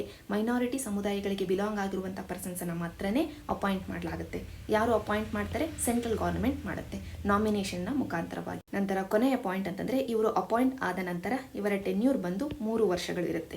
3 ವರ್ಷಗಳವರೆಗೂ ಇವರು ತಮ್ಮ ಸೇವೆಯನ್ನು ಸಲ್ಲಿಸಬಹುದು. ಸೊ ಒಟ್ಟಾರೆಯಾಗಿ ಈ ಒಂದು ಆರ್ಟಿಕಲ್ನ ಮುಖಾಂತರವಾಗಿ ನಾವು ನೆನ್ಪಿಟ್ಕೊಳ್ಬೇಕಾಗಿರುವಂಥ ಪಾಯಿಂಟ್ಸ್ ಅಂತಂದರೆ, ಮೊದಲನೆಯದು ಮೈನಾರಿಟೀಸ್ ಅನ್ನುವಂಥ ಪದವನ್ನು ಕಾನ್ಸ್ಟಿಟ್ಯೂಷನಲ್ಲಿ ಮೆನ್ಷನ್ ಮಾಡಲಾಗಿದೆ, ಆದರೆ ಡೆಫಿನೇಷನ್ ಅನ್ನು ಕೊಟ್ಟಿಲ್ಲ, ಎಕ್ಸ್ಪ್ಲೈನ್ ಮಾಡಿಲ್ಲ ಯಾರು ಮೈನಾರಿಟೀಸ್ ಅಂತ ಕಾನ್ಸ್ಟಿಟ್ಯೂಷನಲ್ಲಿ. ಮೊದಲನೇ ಪಾಯಿಂಟ್. ಈಗ ನಮಗೆ ಮೈನಾರಿಟೀಸ್ ಅಂದರೆ ಯಾರು ಅಂತ ಡೆಫಿನೇಷನ್ ಎಲ್ಲಿ ಸಿಗುತ್ತೆ ಅಂತಂದರೆ National Commission for Minorities Act 1992ನ ಮುಖಾಂತರವಾಗಿ ಸಿಗುತ್ತೆ. ಈ ಡೆಫಿನೇಷನ್ ಏನು ಹೇಳುತ್ತೆ ಅಂತಂದರೆ, ಯಾರನ್ನು ಸೆಂಟ್ರಲ್ ಗವರ್ನಮೆಂಟ್ ನೋಟಿಫೈ ಮಾಡುತ್ತೋ ಮೈನಾರಿಟೀಸ್ ಅಂತ, ಅವರನ್ನು ನಾವು ಮೈನಾರಿಟೀಸ್ ಅಂತ ಕನ್ಸಿಡರ್ ಮಾಡ್ತೀವಿ ಅಂತ. ಇಲ್ಲಿಯವರೆಗೂ ಸೆಂಟ್ರಲ್ ಗವರ್ನಮೆಂಟ್ 6 ಸಮುದಾಯಗಳನ್ನು ಮೈನಾರಿಟೀಸ್ ಅಂತ, ರಿಲಿಜಿಯಸ್ ಮೈನಾರಿಟೀಸ್ ಅಂತ ಡಿಕ್ಲೇರ್ ಮಾಡಿದೆ, ನೋಟಿಫೈ ಮಾಡಿದೆ ಸೆಂಟ್ರಲ್ ಗವರ್ನಮೆಂಟ್. ನಂತರ ಇದೇ ಆಕ್ಟಿನ ಮುಖಾಂತರವಾಗಿ ನಾವು ನ್ಯಾಷನಲ್ ಕಮಿಷನ್ ಫಾರ್ ಮೈನಾರಿಟೀಸ್ ಅನ್ನುವಂಥ ಒಂದು ಸ್ಟ್ಯಾಟ್ಯೂಟರಿ ಬಾಡಿಯನ್ನು ತರ್ತೀವಿ. ಅದಕ್ಕೂ ಹಿಂದೆ ಒಂದು ಎಕ್ಸಿಕ್ಯೂಟಿವ್ ಬಾಡಿ ಇತ್ತು, ಮೈನಾರಿಟೀಸ್ ಕಮಿಷನ್ ಅಂತ. ಈ ಎಕ್ಸಿಕ್ಯೂಟಿವ್ ಬಾಡಿಯನ್ನು ಈ ಕಾಯ್ದೆಯ ಮುಖಾಂತರವಾಗಿ ಒಂದು ಸ್ಟ್ಯಾಟ್ಯೂಟರಿ ಬಾಡಿಯಾಗಿ ನಾವು ಕನ್ವರ್ಟ್ ಮಾಡ್ತೀವಿ. ಈ ಒಂದು ಬಾಡಿಯಲ್ಲಿ ನ್ಯಾಷನಲ್ ಕಮಿಷನ್ ಫಾರ್ ಮೈನಾರಿಟೀಸ್, ಈ ಬಾಡಿಯಲ್ಲಿ ಒಬ್ಬರು ಚೇರ್ಪರ್ಸನ್ ಇರ್ತಾರೆ, ಇನ್ನೊಬ್ಬರು ವೈಸ್ ಚೇರ್ಪರ್ಸನ್ ಇರ್ತಾರೆ, ನಂತರ 5 ಜನ ಮೆಂಬರ್ಸ್ ಇರ್ತಾರೆ. ಈಗ ಆರ್ಟಿಕಲ್ ಅಲ್ಲಿ ಮಾತಾಡ್ತಾ ಇರೋದು ಈ ಚೇರ್ಪರ್ಸನ್ ಬಗ್ಗೆ. ಚೇರ್ಪರ್ಸನ್ ಹುದ್ದೆ ಖಾಲಿ ಇದೆ, ಇದನ್ನು ಆದಷ್ಟು ಬೇಗ ತುಂಬಬೇಕು ಅಂತ ಡೆಲ್ಲಿ ಹೈಕೋರ್ಟ್ ಸೆಂಟ್ರಲ್ ಗವರ್ನಮೆಂಟ್ಗೆ ಹೇಳ್ತಾ ಇದೆ. ಇಷ್ಟು ನಮಗೆ ಈ ಆರ್ಟಿಕಲ್ನ ಹಿನ್ನೆಲೆಯಲ್ಲಿ ಬೇಕಾಗಿದ್ದಂಥ ಡಿಸ್ಕಷನ್. ನಂತರ ಈ ವಾರ ಪೂರ್ತಿ ಕೋವಿಡ್-19 2ನೇ ಅಲೆಯ ಹಿನ್ನೆಲೆಯಲ್ಲಿ ದೇಶದಾದ್ಯಂತ ಲಿಕ್ವಿಡ್ ಆಕ್ಸಿಜನ್ ಕೊರತೆ ಜಾಸ್ತಿ ಆಗ್ತಾ ಇದೆ ಅಂತ, ಮೆಡಿಕಲ್ ಆಕ್ಸಿಜನ್ ಅಂತ ಕರಿತೀವಿ, ಈ ಲಿಕ್ವಿಡ್ ಮೆಡಿಕಲ್ ಆಕ್ಸಿಜನ್ನ ಕೊರತೆ ಜಾಸ್ತಿ ಆಗ್ತಾ ಇದೆ ಅಂತ ಹಲವಾರು ಆರ್ಟಿಕಲ್ಗಳು ಬರ್ತವೆ. ಈಗ ಎಕ್ಸಾಮ್ ಪರ್ಸ್ಪೆಕ್ಟಿವ್ ಅಲ್ಲಿ ನಾರ್ಮಲ್ ಆಗಿ ವಾತಾವರಣದಲ್ಲಿ ನಮಗೆ ಸಿಗುವಂಥ ಆಕ್ಸಿಜನ್ಗೂ ಈ ಲಿಕ್ವಿಡ್ ಮೆಡಿಕಲ್ ಆಕ್ಸಿಜನ್ಗೂ ಇರುವಂಥ ವ್ಯತ್ಯಾಸ ಏನು, ಇದನ್ನು ಅರ್ಥ ಮಾಡ್ಕೊಳ್ಬೇಕು. ಅದಕ್ಕೆ ಈ ಚಿತ್ರ ನಮಗೆ ಸಹಾಯಕ್ಕೆ ಬರುತ್ತೆ. ಈ ಚಿತ್ರ ಜಸ್ಟ್ ನಮ್ಮ ಅಂಡರ್ಸ್ಟ್ಯಾಂಡಿಂಗ್ಗೋಸ್ಕರ ಮಾತ್ರನೇ. ಕೊನೆಯಲ್ಲಿ ಈ ಆರ್ಟಿಕಲ್ನ ಕೊನೆಯಲ್ಲಿ ಯಾವ ರೀತಿಯ ಕ್ವೆಶ್ಚನ್ ಬರಬಹುದು ಅನ್ನೋದನ್ನು ನೋಡೋಣ. ಈಗ ಸದ್ಯಕ್ಕೆ ಲಿಕ್ವಿಡ್ ಮೆಡಿಕಲ್ ಆಕ್ಸಿಜನನ್ನು ಯಾವ ರೀತಿಯಾಗಿ ಉತ್ಪಾದನೆ ಮಾಡ್ತಾರೆ ಅದನ್ನು ಅರ್ಥ ಮಾಡ್ಕೊಳ್ಳೋಣ. ಮೊದಲಿಗೆ ನಮ್ಮ ವಾತಾವರಣದಲ್ಲಿ ಗಾಳಿಯಲ್ಲಿ ಇರುವಂಥ ಮೇಜರ್ ಅಂಶ ಯಾವುದು ಅಂತಂದರೆ 78% ನೈಟ್ರೋಜನ್, 21% ಆಕ್ಸಿಜನ್ ಇರೋದು. ಲಿಕ್ವಿಡ್ ಮೆಡಿಕಲ್ ಆಕ್ಸಿಜನಲ್ಲಿ ನಮಗೆ ಮೋರ್ ದ್ಯಾನ್ 90% ಆಕ್ಸಿಜನ್ನೇ ಇರಬೇಕು, ಆದರೆ ಇಲ್ಲಿ ಆಕ್ಸಿಜನ್ ಇರೋದು 21% ಮಾತ್ರನೇ. ಜೊತೆಗೆ ಇತರ ಅಂಶಗಳು ಆರ್ಗನ್ ಇದೆ, ನಂತರ ಕಾರ್ಬನ್ ಡೈಆಕ್ಸೈಡ್ ಇದೆ. ಈ ಒಂದು ಆರ್ಡರಲ್ಲಿ ನೆನ್ಪಿಟ್ಕೊಳ್ಳಿ. ಯಾವಾಗಲೂ ಈ ಹಿಂದೆ ಒಂದು ಬಾರಿ UPSC ಕೇಳಿದೆ ವಾತಾವರಣದ ಕಂಪೋಸಿಷನ್ನ. 78% ನೈಟ್ರೋಜನ್ ಇರೋದು, ನಂತರ 21% ಆಕ್ಸಿಜನ್ ಇರೋದು, ನಂತರ ನಮಗೆ ಆರ್ಗನ್ ಬರುತ್ತೆ, ನಂತರ ಕಾರ್ಬನ್ ಡೈಆಕ್ಸೈಡ್ ಬರುತ್ತೆ. ಈಗ ನಮಗೆ ಅತಿ ಹೆಚ್ಚಿನ ಪ್ರಮಾಣದಲ್ಲಿ ಆಕ್ಸಿಜನ್ನೇ ಬೇಕಾಗಿರೋದ್ರಿಂದ ಈ 21% ಇರೋದನ್ನು 90% ಮಾಡಬೇಕಾಗಿರೋದ್ರಿಂದ ನಾವು ತೆಗೆದು ಹಾಕಬೇಕಾಗಿರೋದು 78% ಆಗಿರುವಂಥ ನೈಟ್ರೋಜನನ್ನು, ನಂತರ ಆರ್ಗನನ್ನು, ನಂತರ ಕಾರ್ಬನ್ ಡೈಆಕ್ಸೈಡನ್ನು. ಅದಕ್ಕೋಸ್ಕರ ಈ ಎಂಟೈರ್ ಪ್ರೋಸೆಸ್ ಇರೋದು. ಮೊದಲಿಗೆ ಗಾಳಿಯನ್ನು ಈ ರೀತಿಯಾಗಿ ಫಿಲ್ಟರ್ ಮಾಡಲಾಗುತ್ತೆ. ಫಿಲ್ಟರ್ ಮಾಡುವುದರ ಮುಖಾಂತರವಾಗಿ ಧೂಳಿನ ಕಣಗಳನ್ನು, ಇತರ ಪೊಲ್ಯೂಟೆಂಟ್ಸ್ಗಳನ್ನು ರಿಮೂವ್ ಮಾಡಲಾಗುತ್ತೆ. ನಂತರ ಇಲ್ಲಿ ಕಂಪ್ರೆಸ್ ಮಾಡಲಾಗುತ್ತೆ. ಕಂಪ್ರೆಸ್ ಮಾಡಲಿಕ್ಕೆ ಈ ಪಿಸ್ಟನನ್ನು ಬಳಕೆ ಮಾಡ್ತಾರೆ. ಪಿಸ್ಟನನ್ನು ತಳ್ಳಿದಷ್ಟು ಹೆಚ್ಚು ಕಂಪ್ರೆಸ್ ಆಗ್ತಾ ಹೋಗುತ್ತೆ ಇಲ್ಲಿರುವಂಥ ಗಾಳಿ. ಕಂಪ್ರೆಸ್ ಆದಾಗ ಜನರಲ್ ರೂಲ್ ಏನು ಅಂತಂದರೆ, ಒಂದು ಗಾಳಿ ಕಂಪ್ರೆಸ್ ಆದಾಗ ಅಲ್ಲಿರುವಂಥ ಟೆಂಪ್ರೇಚರ್ ಜಾಸ್ತಿ ಆಗುತ್ತೆ. ಉಷ್ಣಾಂಶ ಜಾಸ್ತಿ ಆಗುತ್ತೆ. ಈ ಗಾಳಿಯಲ್ಲಿ ಉಷ್ಣಾಂಶ ಜಾಸ್ತಿ ಆಗಿರುವಂಥ ಈ ಗಾಳಿಯಿಂದ ಒಂದಷ್ಟು ಪೊಲ್ಯೂಟೆಂಟ್ಸನ್ನು ಹೊರಗಾಕಿಸಲಾಗುತ್ತೆ. ನಂತರ ಈ ಗಾಳಿಯನ್ನು ಕೂಲಿಂಗಿಗೆ ಒಳಪಡಿಸಲಾಗುತ್ತೆ, ಅದನ್ನು ಶೀತಲೀಕರಣಕ್ಕೆ ಒಳಪಡಿಸಲಾಗುತ್ತೆ. ಅದಕ್ಕೆ ನಾವು ಲಿಕ್ವಿಡ್ ನೈಟ್ರೋಜನನ್ನು ಬಳಕೆ ಮಾಡ್ತೀವಿ. ಇಲ್ಲಿ ಲಿಕ್ವಿಡ್ ನೈಟ್ರೋಜನನ್ನು ಈ ಗಾಳಿಗೆ ಮಿಕ್ಸ್ ಮಾಡೋದಿಲ್ಲ, ಹೊರಗಿನಿಂದಲೇ ಈ ಪೈಪಿನ ಸುತ್ತ ಈ ಲಿಕ್ವಿಡ್ ನೈಟ್ರೋಜನನ್ನು ಪಾಸ್ ಮಾಡುವುದರ ಮುಖಾಂತರವಾಗಿ ಈ ಪೈಪಲ್ಲಿರುವಂಥ ಗಾಳಿಯನ್ನು ಶೀತಲೀಕರಣಕ್ಕೆ ಒಳಪಡಿಸಲಾಗುತ್ತೆ. ಅಂದರೆ ಉಷ್ಣಾಂಶ ತುಂಬ ಕಡಿಮೆ ಆಗುತ್ತೆ. ಎಷ್ಟರ ಮಟ್ಟಿಗೆ ಅಂತಂದರೆ ಇದರ ಉಷ್ಣಾಂಶ -200°C ಬರುತ್ತೆ. ಅಂದರೆ ಗಾಳಿಯ ಉಷ್ಣಾಂಶ ಈಗ ಸದ್ಯಕ್ಕೆ -200°C. ನೆಕ್ಸ್ಟ್ ನಾವೇನು ಮಾಡ್ತೀವಿ, ಸೆಪರೇಟರ್ಗೆ ಕಳಿಸ್ತೀವಿ. ಈ ಸೆಪರೇಟರು ಕಾರ್ಬನ್ ಡೈಆಕ್ಸೈಡನ್ನು ಹೊರತೆಗೆಯುತ್ತೆ ಈ ಗಾಳಿಯಿಂದ. ಈ ಕಾರ್ಬನ್ ಡೈಆಕ್ಸೈಡನ್ನು ನಾವು ಬೇರೆ ಬೇರೆ ಕಡೆ ಬಳಕೆ ಮಾಡ್ಕೊಳ್ಬಹುದು. ಎಕ್ಸಾಂಪಲ್ ಅಂತಂದರೆ ಡ್ರೈ ಐಸ್ ಅಂತಂದರೆ ಕೂಲ್ ಆಗಿರುವಂಥ, ತುಂಬ ಕಡಿಮೆ ಟೆಂಪರೇಚರ್ ಇರುವಂಥ ಕಾರ್ಬನ್ ಡೈಆಕ್ಸೈಡ್. ಡ್ರೈ ಐಸನ್ನು ನಾವು ಸಾಕಷ್ಟು ಕಡೆ ಬಳಕೆ ಮಾಡ್ತೀವಿ. ಸೊ ಡ್ರೈ ಐಸ್ ಆಗಿ ಈ ಕಾರ್ಬನ್ ಡೈಆಕ್ಸೈಡನ್ನು ಬಳಕೆ ಮಾಡ್ಕೊಳ್ಬಹುದು. ಈಗ ಸದ್ಯಕ್ಕೆ ವಾಪಸ್ಸು ನಮ್ಮ ಗಾಳಿಗೆ ಬಂದಿದೆ ಅಂದರೆ ಈ ಗಾಳಿಯಲ್ಲಿ ಕಾರ್ಬನ್ ಡೈಆಕ್ಸೈಡ್ ಇಲ್ಲ. ಈಗ ನಾವು ರಿಮೂವ್ ಮಾಡಬೇಕಾಗಿರೋದು ನೈಟ್ರೋಜನನ್ನು, ನಂತರ ಆರ್ಗನನ್ನು. ಆದ್ದರಿಂದ ಈ ಗಾಳಿಯನ್ನು ಎಕ್ಸ್ಪ್ಯಾನ್ಷನ್ ಟರ್ಬೈನ್ಗೆ ಕಳಿಸ್ತೀವಿ. ಅಂದರೆ ಈ ಗಾಳಿ ಈಗ ಎಕ್ಸ್ಪ್ಯಾಂಡ್ ಆಗುತ್ತೆ. ಇಲ್ಲಿ ಕಂಪ್ರೆಸ್ ಆಗಿತ್ತು, ಇಲ್ಲಿ ಎಕ್ಸ್ಪ್ಯಾಂಡ್ ಆಗುತ್ತೆ. ಈ ಗಾಳಿಯನ್ನು -200 ಡಿಗ್ರಿ ಸೆಲ್ಸಿಯಸ್ ಉಷ್ಣಾಂಶವನ್ನು ಹೊಂದಿರುವಂಥ ಈ ಗಾಳಿಯನ್ನು ಹೀಟಿಂಗಿಗೆ ಅಂತ ಕಳಿಸ್ತೀವಿ. ಉಷ್ಣಾಂಶವನ್ನು ಜಾಸ್ತಿ ಮಾಡಲಾಗುತ್ತೆ. ಜಾಸ್ತಿ ಮಾಡಿದಾಗ ಮೊದಲಿಗೆ 196 ಡಿಗ್ರಿ ಸೆಲ್ಸಿಯಸ್ಗೆ ಬಂದಾಗ 196 ಡಿಗ್ರಿ ಸೆಲ್ಸಿಯಸ್ ಅನ್ನೋದು ನೈಟ್ರೋಜನ್ನ ಬಾಯ್ಲಿಂಗ್ ಪಾಯಿಂಟ್ ಆಗಿದೆ. ಆದ್ದರಿಂದ ಮೊದಲಿಗೆ ನಮಗೆ ನೈಟ್ರೋಜನ್ ಸಿಗುತ್ತೆ. ಇದನ್ನು ಈಸಿಲಿ ಎಕ್ಸ್ಟ್ರಾಕ್ಟ್ ಮಾಡಬಹುದು, ತೆಗೆಯಬಹುದು ಹೊರಗಡೆ. ಸೊ ನೈಟ್ರೋಜನ್ ಹೋಯಿತು. ನೆಕ್ಸ್ಟ್ ನಮಗೆ ಆರ್ಗನ್ ಉಳ್ಕೊಳ್ಳುತ್ತೆ. 186 ಡಿಗ್ರಿ ಸೆಲ್ಸಿಯಸ್ ಬರುವವರೆಗೂ ನಾವು ಹೀಟ್ ಮಾಡ್ತೀವಿ. ಆಗ 186 ಡಿಗ್ರಿ ಸೆಲ್ಸಿಯಸಲ್ಲಿ ಆರ್ಗನ್ ನಮಗೆ ಸಿಗುತ್ತೆ. ನಂತರ ಇನ್ನೊಂದಷ್ಟು ಹೀಟ್ ಮಾಡಿ ನಾವು ಆಕ್ಸಿಜನ್ನ ಹೊರತೆಗಿತೀವಿ. ಆಕ್ಸಿಜನ್ನ ಹೊರತೆಗೆದಾಗ ಇದು ಲಿಕ್ವಿಡ್ ಸ್ಟೇಟಲ್ಲಿ ಇರುತ್ತೆ. ನಮಗೆ ಈ ಲಿಕ್ವಿಡ್ ಆಕ್ಸಿಜನ್ನೇ ವೆರಿ ಇಂಪಾರ್ಟೆಂಟ್.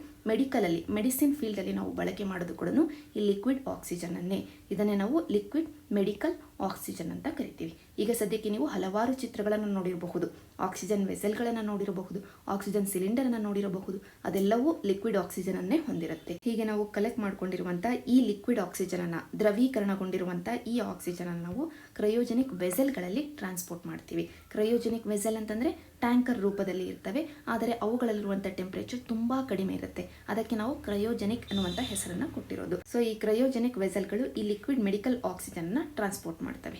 ಈ ಲಿಕ್ವಿಡ್ ಮೆಡಿಕಲ್ ಆಕ್ಸಿಜನ್ ಅನ್ನೋದು 99.5% ಅಷ್ಟು ಪ್ಯೂರಿಟಿಯನ್ನು ಹೊಂದಿರುತ್ತೆ, ಪರಿಶುದ್ಧ ಆಕ್ಸಿಜನನ್ನು ಹೊಂದಿರುತ್ತೆ. ಅದಕ್ಕೋಸ್ಕರನೇ ಮೆಡಿಕಲ್ ಯೂಸಸ್ ಅಲ್ಲಿ ಯಾವ ಪೇಷಂಟಲ್ಲಿ ಆಕ್ಸಿಜನ್ ಲೆವೆಲ್ ಕಡಿಮೆ ಆಗಿರುತ್ತೋ ಆ ಪೇಷಂಟ್ಗೆ ಈ ಪ್ಯೂರ್ ಆಕ್ಸಿಜನನ್ನು, ಲಿಕ್ವಿಡ್ ಮೆಡಿಕಲ್ ಆಕ್ಸಿಜನ್ನ ಸಪ್ಲೈ ಮಾಡಲಾಗುತ್ತೆ.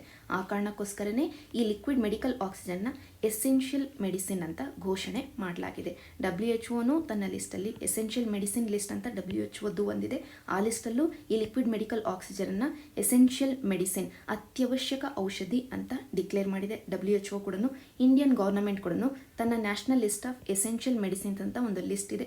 ಅದರಲ್ಲಿ ಕೂಡ ಲಿಕ್ವಿಡ್ ಮೆಡಿಕಲ್ ಆಕ್ಸಿಜನ್ನ ಎಸೆನ್ಷಿಯಲ್ ಮೆಡಿಸಿನ್ ಅಂತ ಡಿಕ್ಲೇರ್ ಮಾಡಿದೆ. ಇದು ನಮಗೆ ಎಕ್ಸಾಮ್ ಪಾಯಿಂಟ್ ಆಗುತ್ತೆ. National list of essential medicine ಏನಿದೆ, ಈ ಲಿಸ್ಟನ್ನು ನಾವು ಡ್ರಗ್ ಪ್ರೈಸ್ ಕಂಟ್ರೋಲ್ ಆರ್ಡರಿನ ಮುಖಾಂತರವಾಗಿ ತರ್ತೀವಿ. ಈ ಲಿಸ್ಟಲ್ಲಿ ಎಲ್ಲ ಅತ್ಯವಶ್ಯಕ ಔಷಧಿಗಳನ್ನು ಹಾಕಲಾಗಿರುತ್ತೆ. ಈ ಔಷಧಗಳ ಬೆಲೆಯನ್ನು ಯಾವುದೇ ಕಾರಣಕ್ಕೂ ಅತ್ಯಂತ ಹೆಚ್ಚಿನ ಪ್ರಾಫಿಟನ್ನು ಮಾಡ್ಕೊಳ್ಳಿಕ್ಕೋಸ್ಕರ ಹೆಚ್ಚಿನ ಬೆಲೆಯಲ್ಲಿ ಮಾರಾಟ ಮಾಡುವ ಹಾಗೆ ಇಲ್ಲ. ಗವರ್ನಮೆಂಟೇ ಈ ಪ್ರೈಸನ್ನು ಫಿಕ್ಸ್ ಮಾಡುತ್ತೆ. ಇದು national list of essential medicine. ಇದರಲ್ಲಿ ಲಿಕ್ವಿಡ್ ಮೆಡಿಕಲ್ ಆಕ್ಸಿಜನ್ ಕೂಡ ಇದೆ. ಈಗ ನಿಮಗೆ ಕ್ವೆಶನ್ ಅಂತಂದರೆ, ಈ ಡ್ರಗ್ ಪ್ರೈಸ್ ಕಂಟ್ರೋಲ್ ಆರ್ಡರ್ ಇದೆಯಲ್ಲ, ಇದನ್ನು ಕೊಡಬೇಕು ಅಂತಂದರೆ ಗವರ್ನಮೆಂಟ್ ಯಾವ ಕಾಯ್ದೆಯನ್ನು ಬಳಕೆ ಮಾಡಿಕೊಳ್ಳುತ್ತೆ? ಅತ್ಯವಶ್ಯಕ ಔಷಧಿಗಳ ಪ್ರೈಸನ್ನು ಕಂಟ್ರೋಲ್ ಮಾಡಲಿಕ್ಕೋಸ್ಕರ ತರುವಂಥ ಈ ಆರ್ಡರನ್ನು ಯಾವ ಕಾಯ್ದೆಯನ್ನು ಬಳಕೆ ಮಾಡಿಕೊಂಡು ಗವರ್ನಮೆಂಟ್ ತರುತ್ತೆ? ಈ ಪಾಯಿಂಟನ್ನು ನೀವು ಕಮೆಂಟ್ ಸೆಕ್ಷನಲ್ಲಿ ಹೇಳಿ. ಈಗಾಗಲೇ ಒಂದು ಕ್ಲೂ ಈ ಸ್ಲೈಡಲ್ಲೇ ಇದೆ, ಅದನ್ನು ಬಳಕೆ ಮಾಡಿಕೊಂಡಾದರೂ ಹೇಳಿ. ನಿಮಗೆ ಗೊತ್ತಾಗಿಲ್ಲ ಅಂತಂದರೆ ನೆಕ್ಸ್ಟ್ ವೀಕ್ ನಾವು ಡಿಸ್ಕಸ್ ಮಾಡೋಣ. ಇಷ್ಟು ಓವರಾಲ್ ಈ ಒಂದು ಆರ್ಟಿಕಲ್ನ ಹಿನ್ನೆಲೆಯಲ್ಲಿ ಲಿಕ್ವಿಡ್ ಮೆಡಿಕಲ್ ಆಕ್ಸಿಜನ್ನ ಬಗ್ಗೆ ಬೇಕಾಗಿದ್ದಂಥ ಡಿಸ್ಕಷನ್. ನಂತರ ನಾವು IR ಸೆಕ್ಷನಿಗೆ ಶಿಫ್ಟ್ ಆಗೋದ್ರೆ, ಈ ವಾರದಲ್ಲಿ ಅರ್ಮೇನಿಯನ್ಸ್ ಬಗ್ಗೆ ಇರುವಂಥ ಈ ಒಂದು ಟಾಪಿಕ್ ಏನಿದೆ, ಇದರಿಂದ ಬರ್ತಾ ಇರುವಂಥ ಪ್ರಿಲಿಮ್ಸಲ್ಲಿ ಆಲ್ಮೋಸ್ಟ್ ಒಂದು ಕ್ವೆಶನ್ ನೀವು ಎಕ್ಸ್ಪೆಕ್ಟ್ ಮಾಡಬಹುದು. ಯಾವ ರೀತಿಯ ಕ್ವೆಶನ್ ಅಂತ ನಂತರ ನಾವು ನೋಡೋಣ. ಈಗ ಸದ್ಯಕ್ಕೆ ಟಾಪಿಕನ್ನು ಅರ್ಥ ಮಾಡ್ಕೊಳ್ಳೋಣ. ಈ ಟಾಪಿಕನ್ನು 5 ಸ್ಟಾರ್ ಟಾಪಿಕ್ ಅಂತಲೇ ನೀವು ನೋಟ್ ಡೌನ್ ಮಾಡ್ಕೊಳ್ಳಿ. ಬರ್ತಾ ಇರುವಂಥ ಪ್ರಿಲಿಮ್ಸಲ್ಲಿ ಒಂದು ಡೈರೆಕ್ಟ್ ಕ್ವೆಶನ್ ಇರುವಂಥ ಸಾಧ್ಯತೆ ತುಂಬ ಜಾಸ್ತಿ ಇದೆ. ಈಗ ನಾವು ಟಾಪಿಕನ್ನು ಅರ್ಥ ಮಾಡ್ಕೊಳ್ಳೋಣ.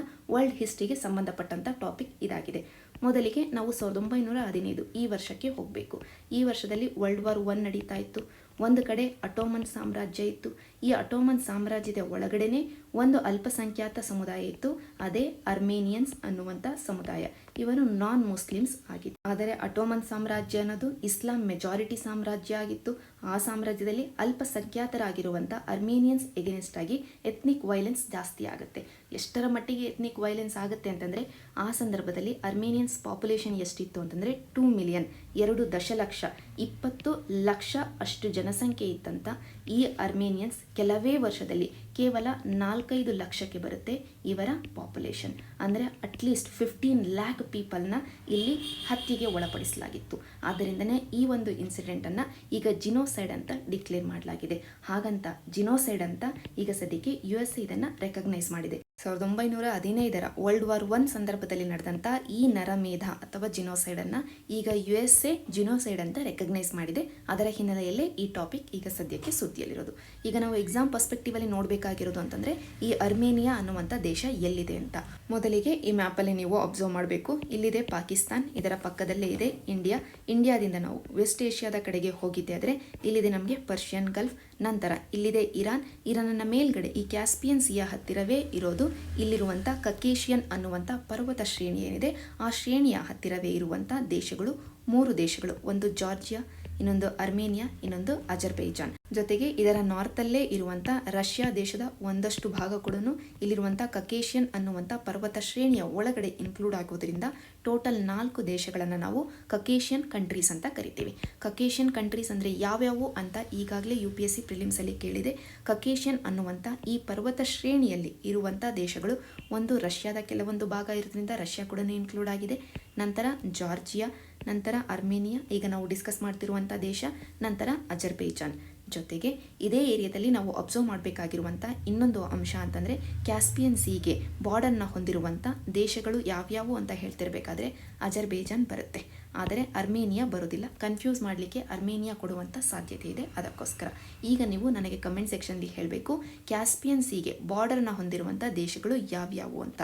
ದೇಶಗಳು ಯಾವ್ಯಾವು ಜೊತೆಗೆ ನೆನ್ಪಿಟ್ಕೊಳ್ಳಿಕ್ಕೆ ಇರುವಂಥ ಕೋಡ್ ಯಾವುದು, ಯಾಕೆಂತಂದರೆ ಈಗಾಗಲೇ ನಾವು ವೀಕ್ಲಿ ಕರೆಂಟ್ ಅಫೇರ್ಸಲ್ಲಿ ಈ ಕೋಡನ್ನು ಡಿಸ್ಕಸ್ ಮಾಡಿದ್ದೀವಿ. ಅದಕ್ಕೋಸ್ಕರ ಕಮೆಂಟ್ ಸೆಕ್ಷನ್ಲಿ ನೀವು ನನಗೆ ಹೇಳಬೇಕು, ಕ್ಯಾಸ್ಪಿಯನ್ ಸೀಗೆ ಬಾರ್ಡರ್ನ ಹೊಂದಿರುವಂಥ ದೇಶಗಳು ಯಾವ್ಯಾವು ಅಂತ.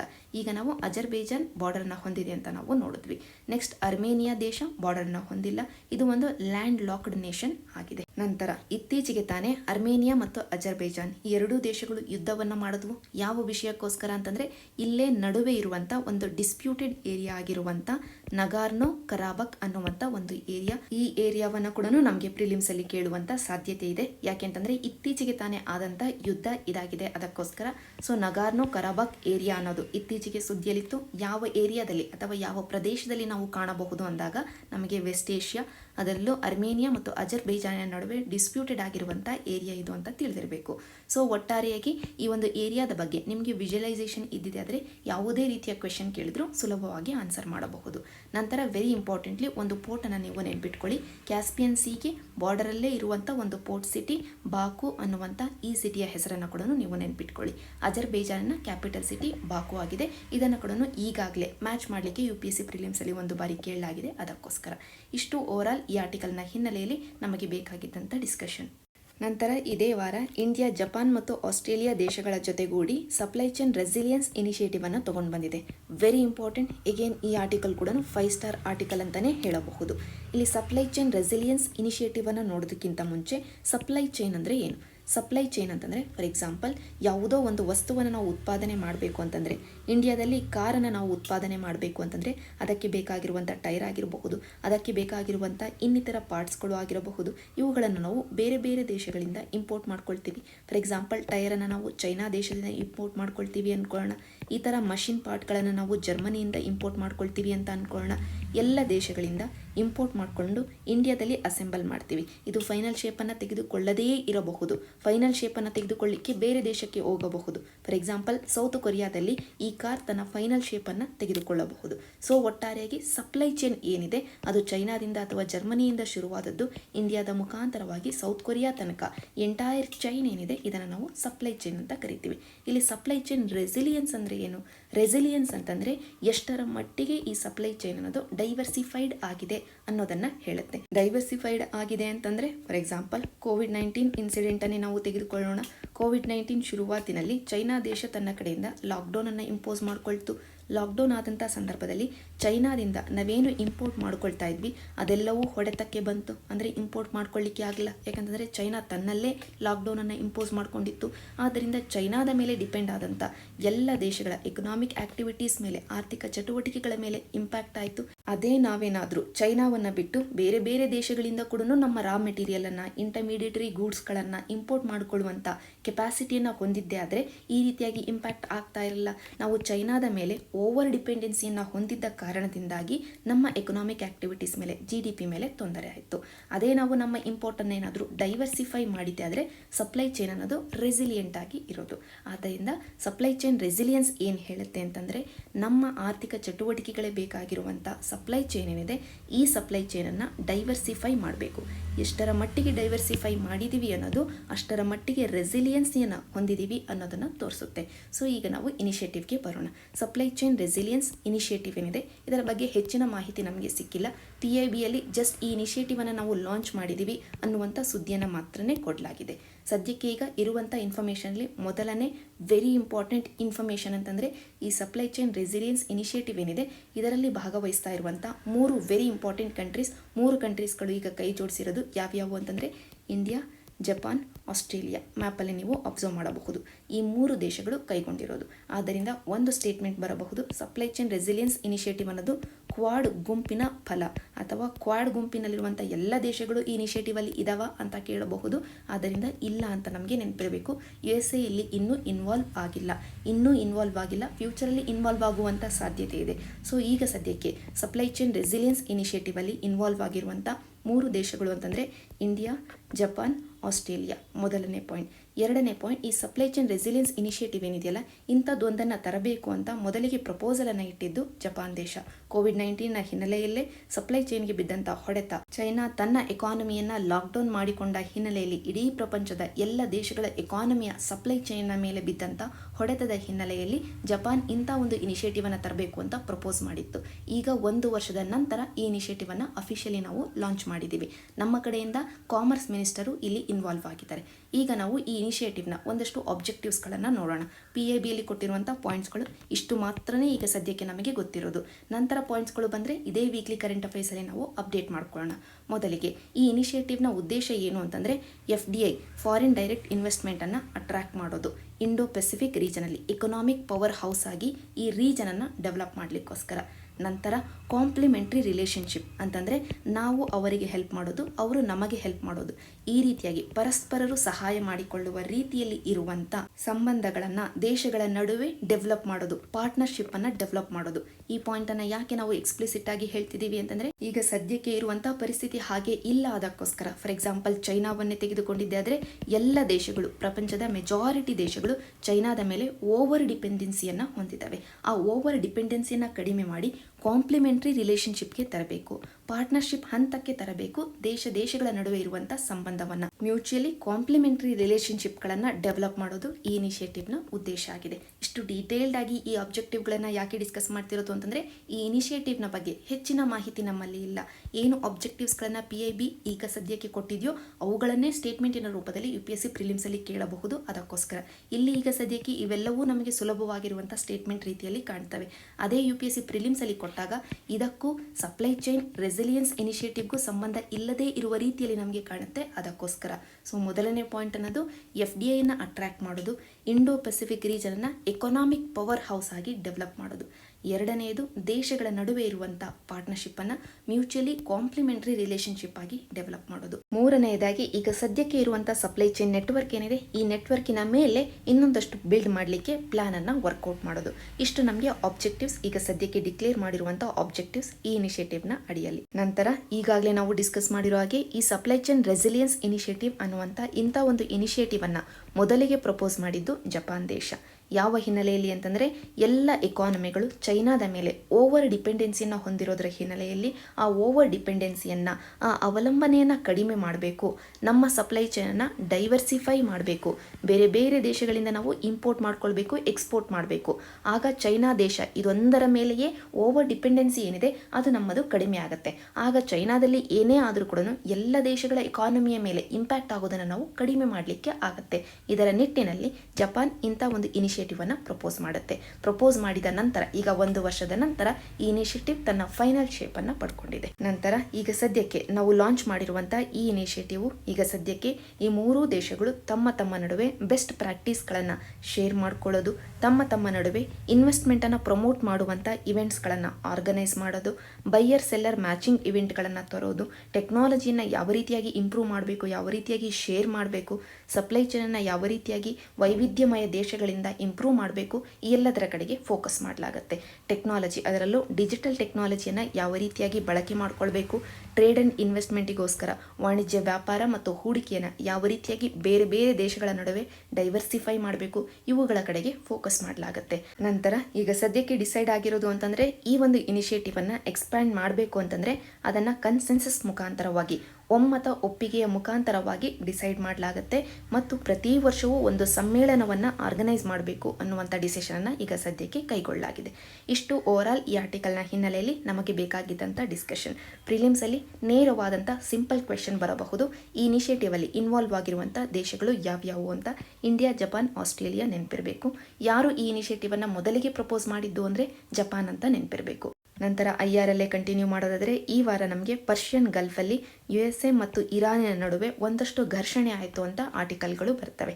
ಇದರ ಹಿನ್ನೆಲೆಯಲ್ಲಿ ಎಕ್ಸಾಮ್ ಪರ್ಸ್ಪೆಕ್ಟಿವ್ ಅಲ್ಲಿ ಬೇಕಾಗಿರೋದು ಅಂತಂದರೆ ಈ ಪರ್ಷಿಯನ್ ಗಲ್ಫ್ ಎಲ್ಲಿದೆ ಮತ್ತು ಈ ಗಲ್ಫಿನ ಸುತ್ತ ಇರುವಂಥ ದೇಶಗಳು ಯಾವ್ಯಾವು, ಇಷ್ಟು ನಮಗೆ ಎಕ್ಸಾಮ್ ಪರ್ಸ್ಪೆಕ್ಟಿವ್ ಅಲ್ಲಿ ಬೇಕಾಗಿರೋದು. ಮೊದಲಿಗೆ ಇಲ್ಲಿದೆ ಪಾಕಿಸ್ತಾನ್, ಇದರ ಪಕ್ಕದಲ್ಲೇ ಇದೆ ಇಂಡಿಯಾ. ಇಲ್ಲಿಂದ ನಾವು ವೆಸ್ಟ್ ಏಷ್ಯಾದ ಕಡೆಗೆ ಹೋಗಿದ್ದೆ ಆದರೆ ಇದು ನಮಗೆ ಪರ್ಷಿಯನ್ ಗಲ್ಫ್. ಈ ಪರ್ಷಿಯನ್ ಗಲ್ಫಿನ ಸುತ್ತ ಇರುವಂಥ ದೇಶಗಳನ್ನು ನಾವು ಆ್ಯಸ್ ಇಟ್ ಈಸ್ ನೆನ್ಪಿಟ್ಕೊಳ್ಬೇಕಾಗಿದೆ. ಮೊದಲಿಗೆ ಇರಾನ್ ದೇಶ ಬರುತ್ತೆ, ನಂತರ ಇರಾಕ್ ದೇಶ, ನಂತರ ಸೌದಿ ಅರೇಬಿಯಾ, ನಂತರ ಒಮನ್ ಯಾಕೆ ಇನ್ಕ್ಲೂಡ್ ಆಗುತ್ತೆ ಪರ್ಷಿಯನ್ ಗಲ್ಫ್ಗೆ ಬಾರ್ಡರ್ನ ಹೊಂದಿರುವಂಥ ದೇಶ ಅಂತ ನಂತರ ನೋಡೋಣ. ಈಗ ಸದ್ಯಕ್ಕೆ ಒಮನ್ ಇದೆ, ನೋಟ್ ಡೌನ್ ಮಾಡ್ಕೊಳ್ಳೋಣ. ನಂತರ UAE ಬರುತ್ತೆ, ನಂತರ ಕತರ್ ಬರುತ್ತೆ, ನಂತರ ಬಹ್ರೈನ್ ಬರುತ್ತೆ, ನಂತರ ಕುವೈತ್ ಬರುತ್ತೆ. ಈ 8 ದೇಶಗಳನ್ನು ನಾವು ನೆನ್ಪಿಟ್ಕೊಳ್ಬೇಕು. ಪರ್ಷಿಯನ್ ಗಲ್ಫ್ಗೆ ಬಾರ್ಡರ್ನ ಹೊಂದಿರುವಂಥ ದೇಶಗಳು ಯಾವ್ಯಾವು ಅಂತ ಕೇಳಿದಾಗ ಈ 8 ದೇಶಗಳು ನಮಗೆ ಗಮನಕ್ಕೆ ಬರಬೇಕು. ನಂತರ ಇಲ್ಲಿ ನೀವು ಚಿತ್ರದಲ್ಲಿ ಅಬ್ಸರ್ವ್ ಮಾಡಿದ್ದೆ ಆದರೆ ಒಮನ್ ಇಲ್ಲಿ ಬಾರ್ಡರನ್ನು ಹೊಂದಿಲ್ಲ ಈ ಪರ್ಷಿಯನ್ ಗಲ್ಫ್ಗೆ. ಹಾಗಿದ್ದು ಕೂಡ ಒಮನನ್ನು ನಾವು ಯಾಕೆ ನೋಟ್ ಡೌನ್ ಮಾಡ್ಕೊಂಡ್ವಿ? ಯಾಕೆ ಅಂತಂದರೆ ಈ ಬಾರ್ಡರ್ ಏರಿಯಾದಲ್ಲೇ ಒಮನ್ನಿನ ಒಂದು ಎನ್ಕ್ಲೇವ್ ಇದೆ, ಮುಸಾಂಡಮ್ ಪೆನಿನ್ಸುಲಾ ಅಂತ.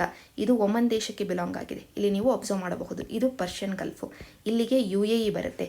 ಇನ್ ಕೇಸ್ ಈ ಮುಸಾಂಡಮ್ ಅನ್ನುವಂಥ ಈ ಪ್ರದೇಶ ಒಮನ್ ದೇಶಕ್ಕೆ ಬಿಲಾಂಗ್ ಆಗಿಲ್ಲ ಅಂದಿದ್ರೆ ಒಮನ್ ಪರ್ಷಿಯನ್ ಗಲ್ಫ್ಗೆ ಬಾರ್ಡರ್ನ ಹೊಂದಿಲ್ಲ ಅಂತ ನಾವು ಸುಲಭವಾಗಿ ಹೇಳಬಹುದಿತ್ತು.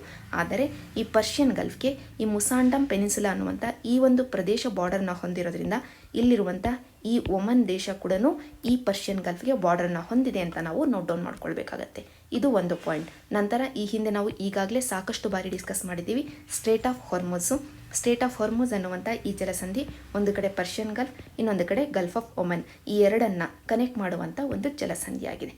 ಇಷ್ಟು ನಮಗೆ ಓವರಾಲ್ ಈ ಆರ್ಟಿಕಲ್ನ ಹಿನ್ನೆಲೆಯಲ್ಲಿ ಬೇಕಾಗಿದ್ದಂಥ ಮ್ಯಾಪಿಂಗ್ ಪಾಯಿಂಟ್ಸ್.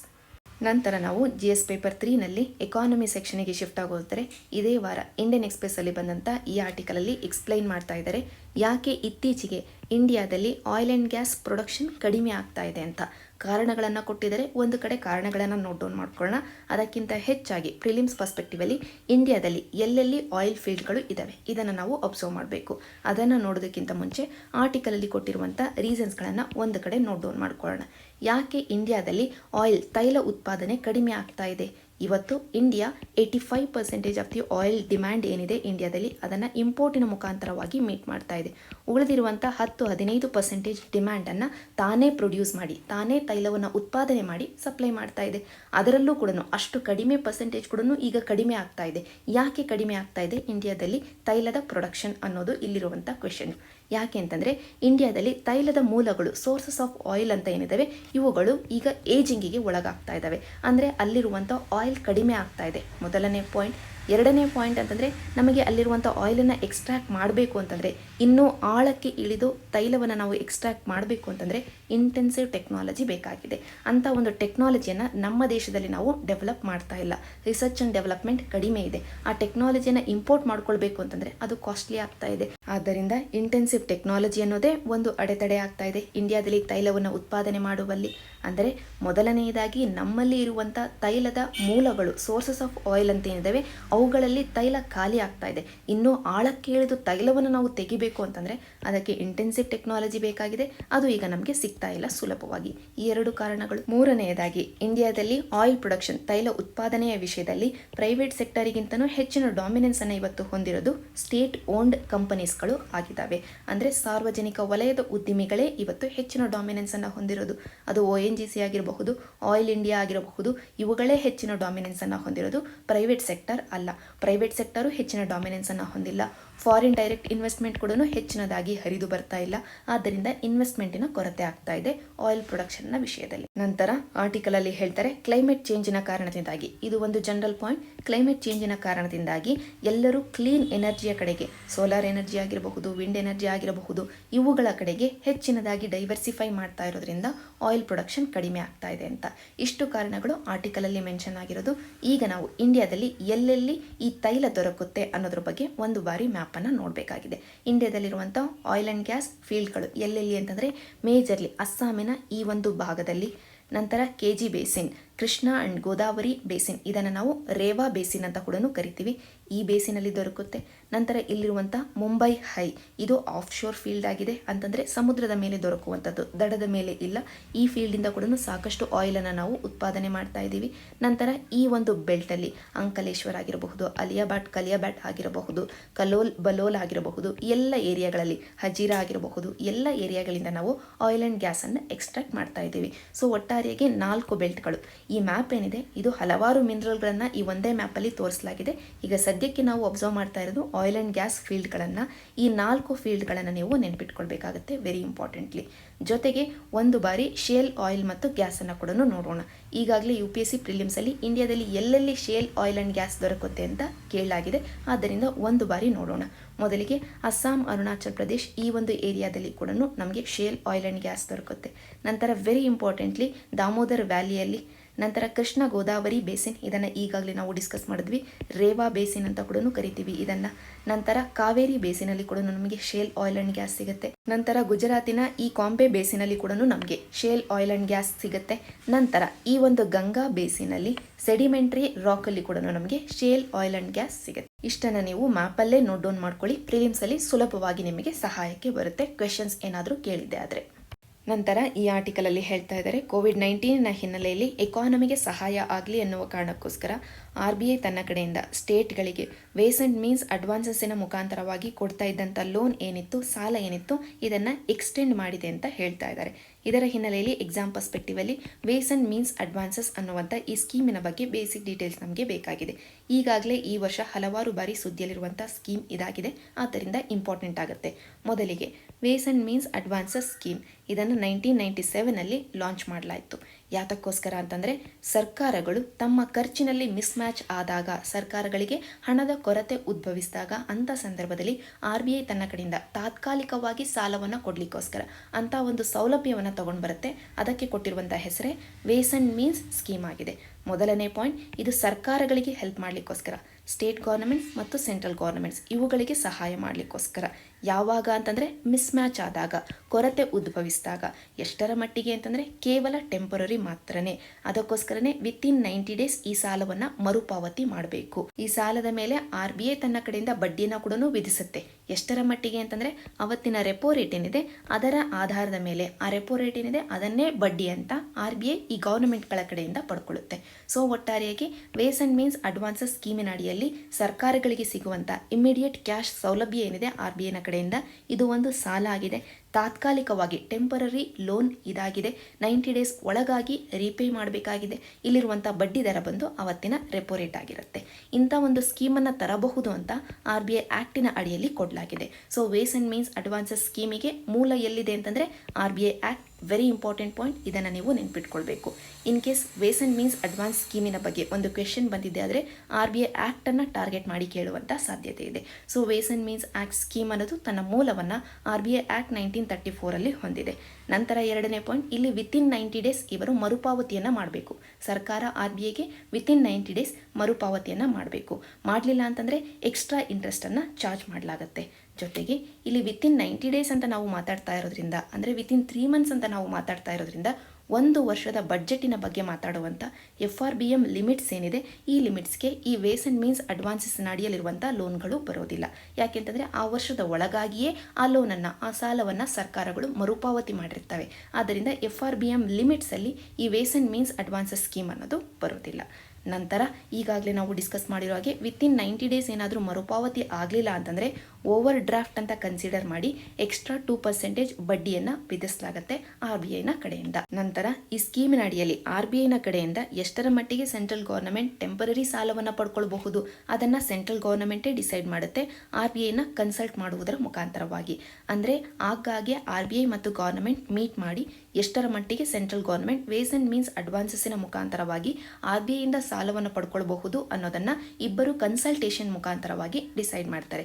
ಸೆಂಟ್ರಲ್ ಗೌರ್ನಮೆಂಟ್ ಮತ್ತು RBI ಇವರಿಬ್ಬರು ಕನ್ಸಲ್ಟೇಷನ್ ಮುಖಾಂತರವಾಗಿ ಡಿಸೈಡ್ ಮಾಡ್ತಾರೆ.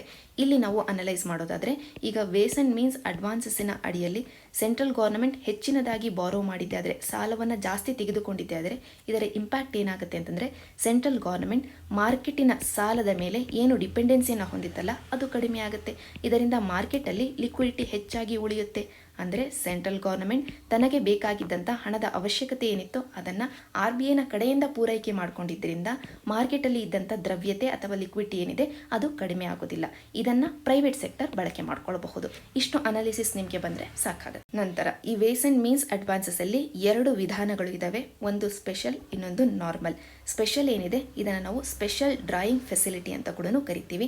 ಈ ಒಂದು ಸ್ಪೆಷಲ್ ಡ್ರಾಯಿಂಗ್ ಫೆಸಿಲಿಟಿಯ ಅಡಿಯಲ್ಲಿ ಅಥವಾ ಸ್ಪೆಷಲ್ ವೇಸ್ ಆ್ಯಂಡ್ ಮೀನ್ಸ್ ಅಡ್ವಾನ್ಸಸಿನ ಅಡಿಯಲ್ಲಿ ಗವರ್ನಮೆಂಟ್ಗಳು ತಮ್ಮ ಹತ್ತಿರ ಇರುವಂತಹ ಗವರ್ನಮೆಂಟ್ ಸೆಕ್ಯೂರಿಟಿಗಳನ್ನು ಅಡ ಇಟ್ಟು, ಕೊಲಾಟ್ರಲ್ ಆಗಿ RBIನ ಹತ್ತಿರ ಗವರ್ನಮೆಂಟ್ ಸೆಕ್ಯೂರಿಟಿಗಳನ್ನು ಅಡ ಇಟ್ಟು ಲೋನ್ಗಳನ್ನು ಪಡೆದುಕೊಳ್ಳಬಹುದು. ಈ ಸ್ಪೆಷಲ್ ವೇಸ್ ಆ್ಯಂಡ್ ಮೀನ್ಸ್ ಅಡ್ವಾನ್ಸಸಿನ ಅಡಿಯಲ್ಲಿ ಇದರಲ್ಲಿ ಇರುವಂಥ ಲಿಮಿಟನ್ನು ಕ್ರಾಸ್ ಮಾಡಿದ ನಂತರ ಆ ಒಂದು ಬಾರೋಯಿಂಗನ್ನು normal ways and means advance ಅಂತ ಕರಿತೀವಿ. ಈ ಒಂದು ಡಿಫ್ರೆನ್ಷಿಯೇಷನನ್ನು ಯಾಕೆ ಮಾಡಿರೋದು ಅಂತಂದರೆ, ಲಿಮಿಟ್ವರೆಗೂ ಬಾರೋಯಿಂಗನ್ನು ಮಾಡ್ಕೊಂಡಿದ್ದೆ ಆದರೆ, ಸಾಲವನ್ನು ತೆಗೆದುಕೊಂಡಿದ್ದೆ ಆದರೆ ಅದಕ್ಕೆ ಇರುವಂಥ ಬಡ್ಡಿ ದರ ಕಡಿಮೆ ಇರುತ್ತೆ. ಈ ಲಿಮಿಟನ್ನು ಕ್ರಾಸ್ ಮಾಡಿದ ನಂತರ ಅದನ್ನು ನಾವು normal ways and means advance ಅಂತ ಕರಿತೀವಿ. ಇದಕ್ಕೆ 1% ಎಕ್ಸ್ಟ್ರಾ ಬಡ್ಡಿಯನ್ನು ವಿಧಿಸಲಾಗುತ್ತೆ. ಸೊ 1% ಎಕ್ಸ್ಟ್ರಾ ಬಡ್ಡಿಯನ್ನು ನಾರ್ಮಲ್ ವೇಸ್ ಆ್ಯಂಡ್ ಮೀನ್ಸ್ಗೆ ವಿಧಿಸಲಾಗುತ್ತೆ.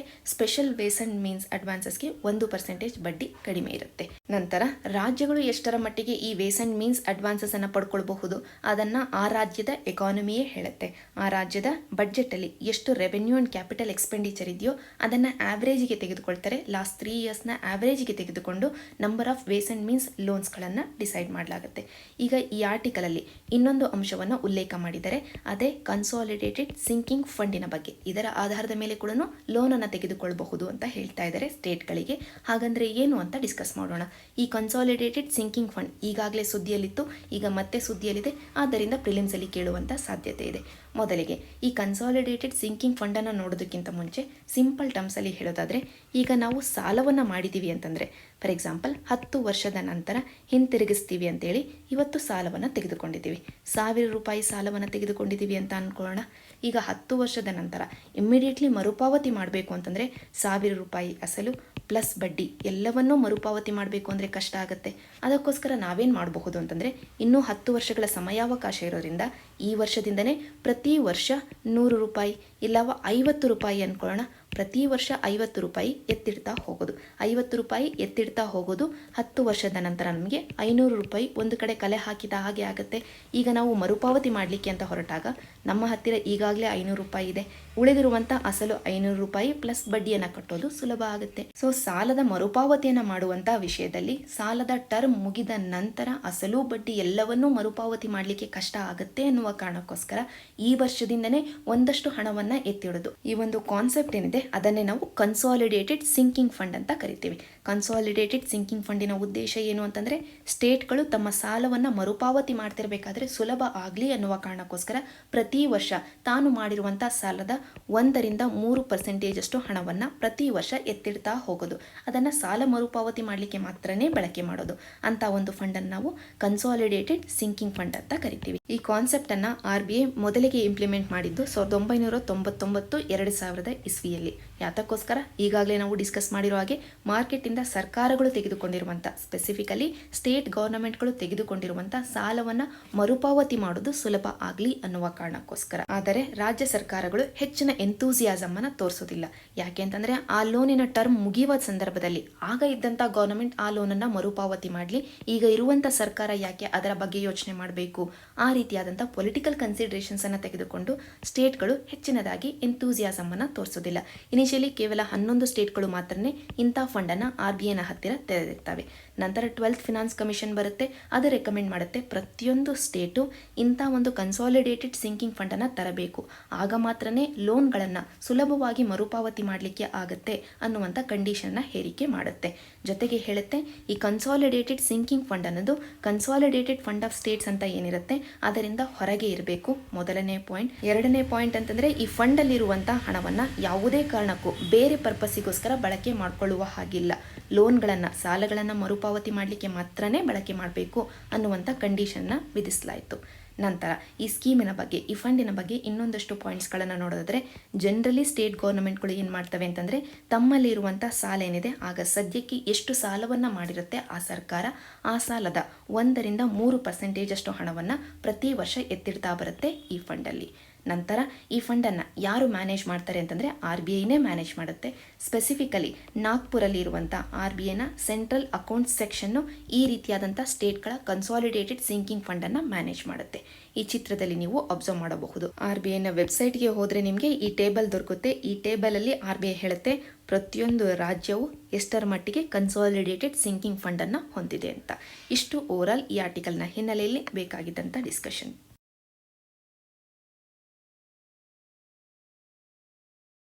ನಂತರ ನಾವು ಎನ್ವಿರಾನ್ಮೆಂಟ್ ಸೆಕ್ಷನ್ಗೆ ಶಿಫ್ಟ್ ಆಗೋದ್ರೆ, ಈ ಆರ್ಟಿಕಲಲ್ಲಿ ಕೋರಲ್ ರೀಫ್ಗಳಲ್ಲಿರುವಂಥ ಅಡಾಪ್ಟೇಷನ್ ಬಗ್ಗೆ ಮಾತಾಡ್ತಾ ಇದ್ದಾರೆ. ಈ ಅಡಾಪ್ಟೇಷನನ್ನು ನೋಡೋದಕ್ಕಿಂತ ಮುಂಚೆ ಕೋರಲ್ ರೀಫ್ಸ್ ಬಗ್ಗೆ ಒಂದಷ್ಟು ಬೇಸಿಕ್ ಡೀಟೇಲ್ಸನ್ನು ನೋಡೋಣ.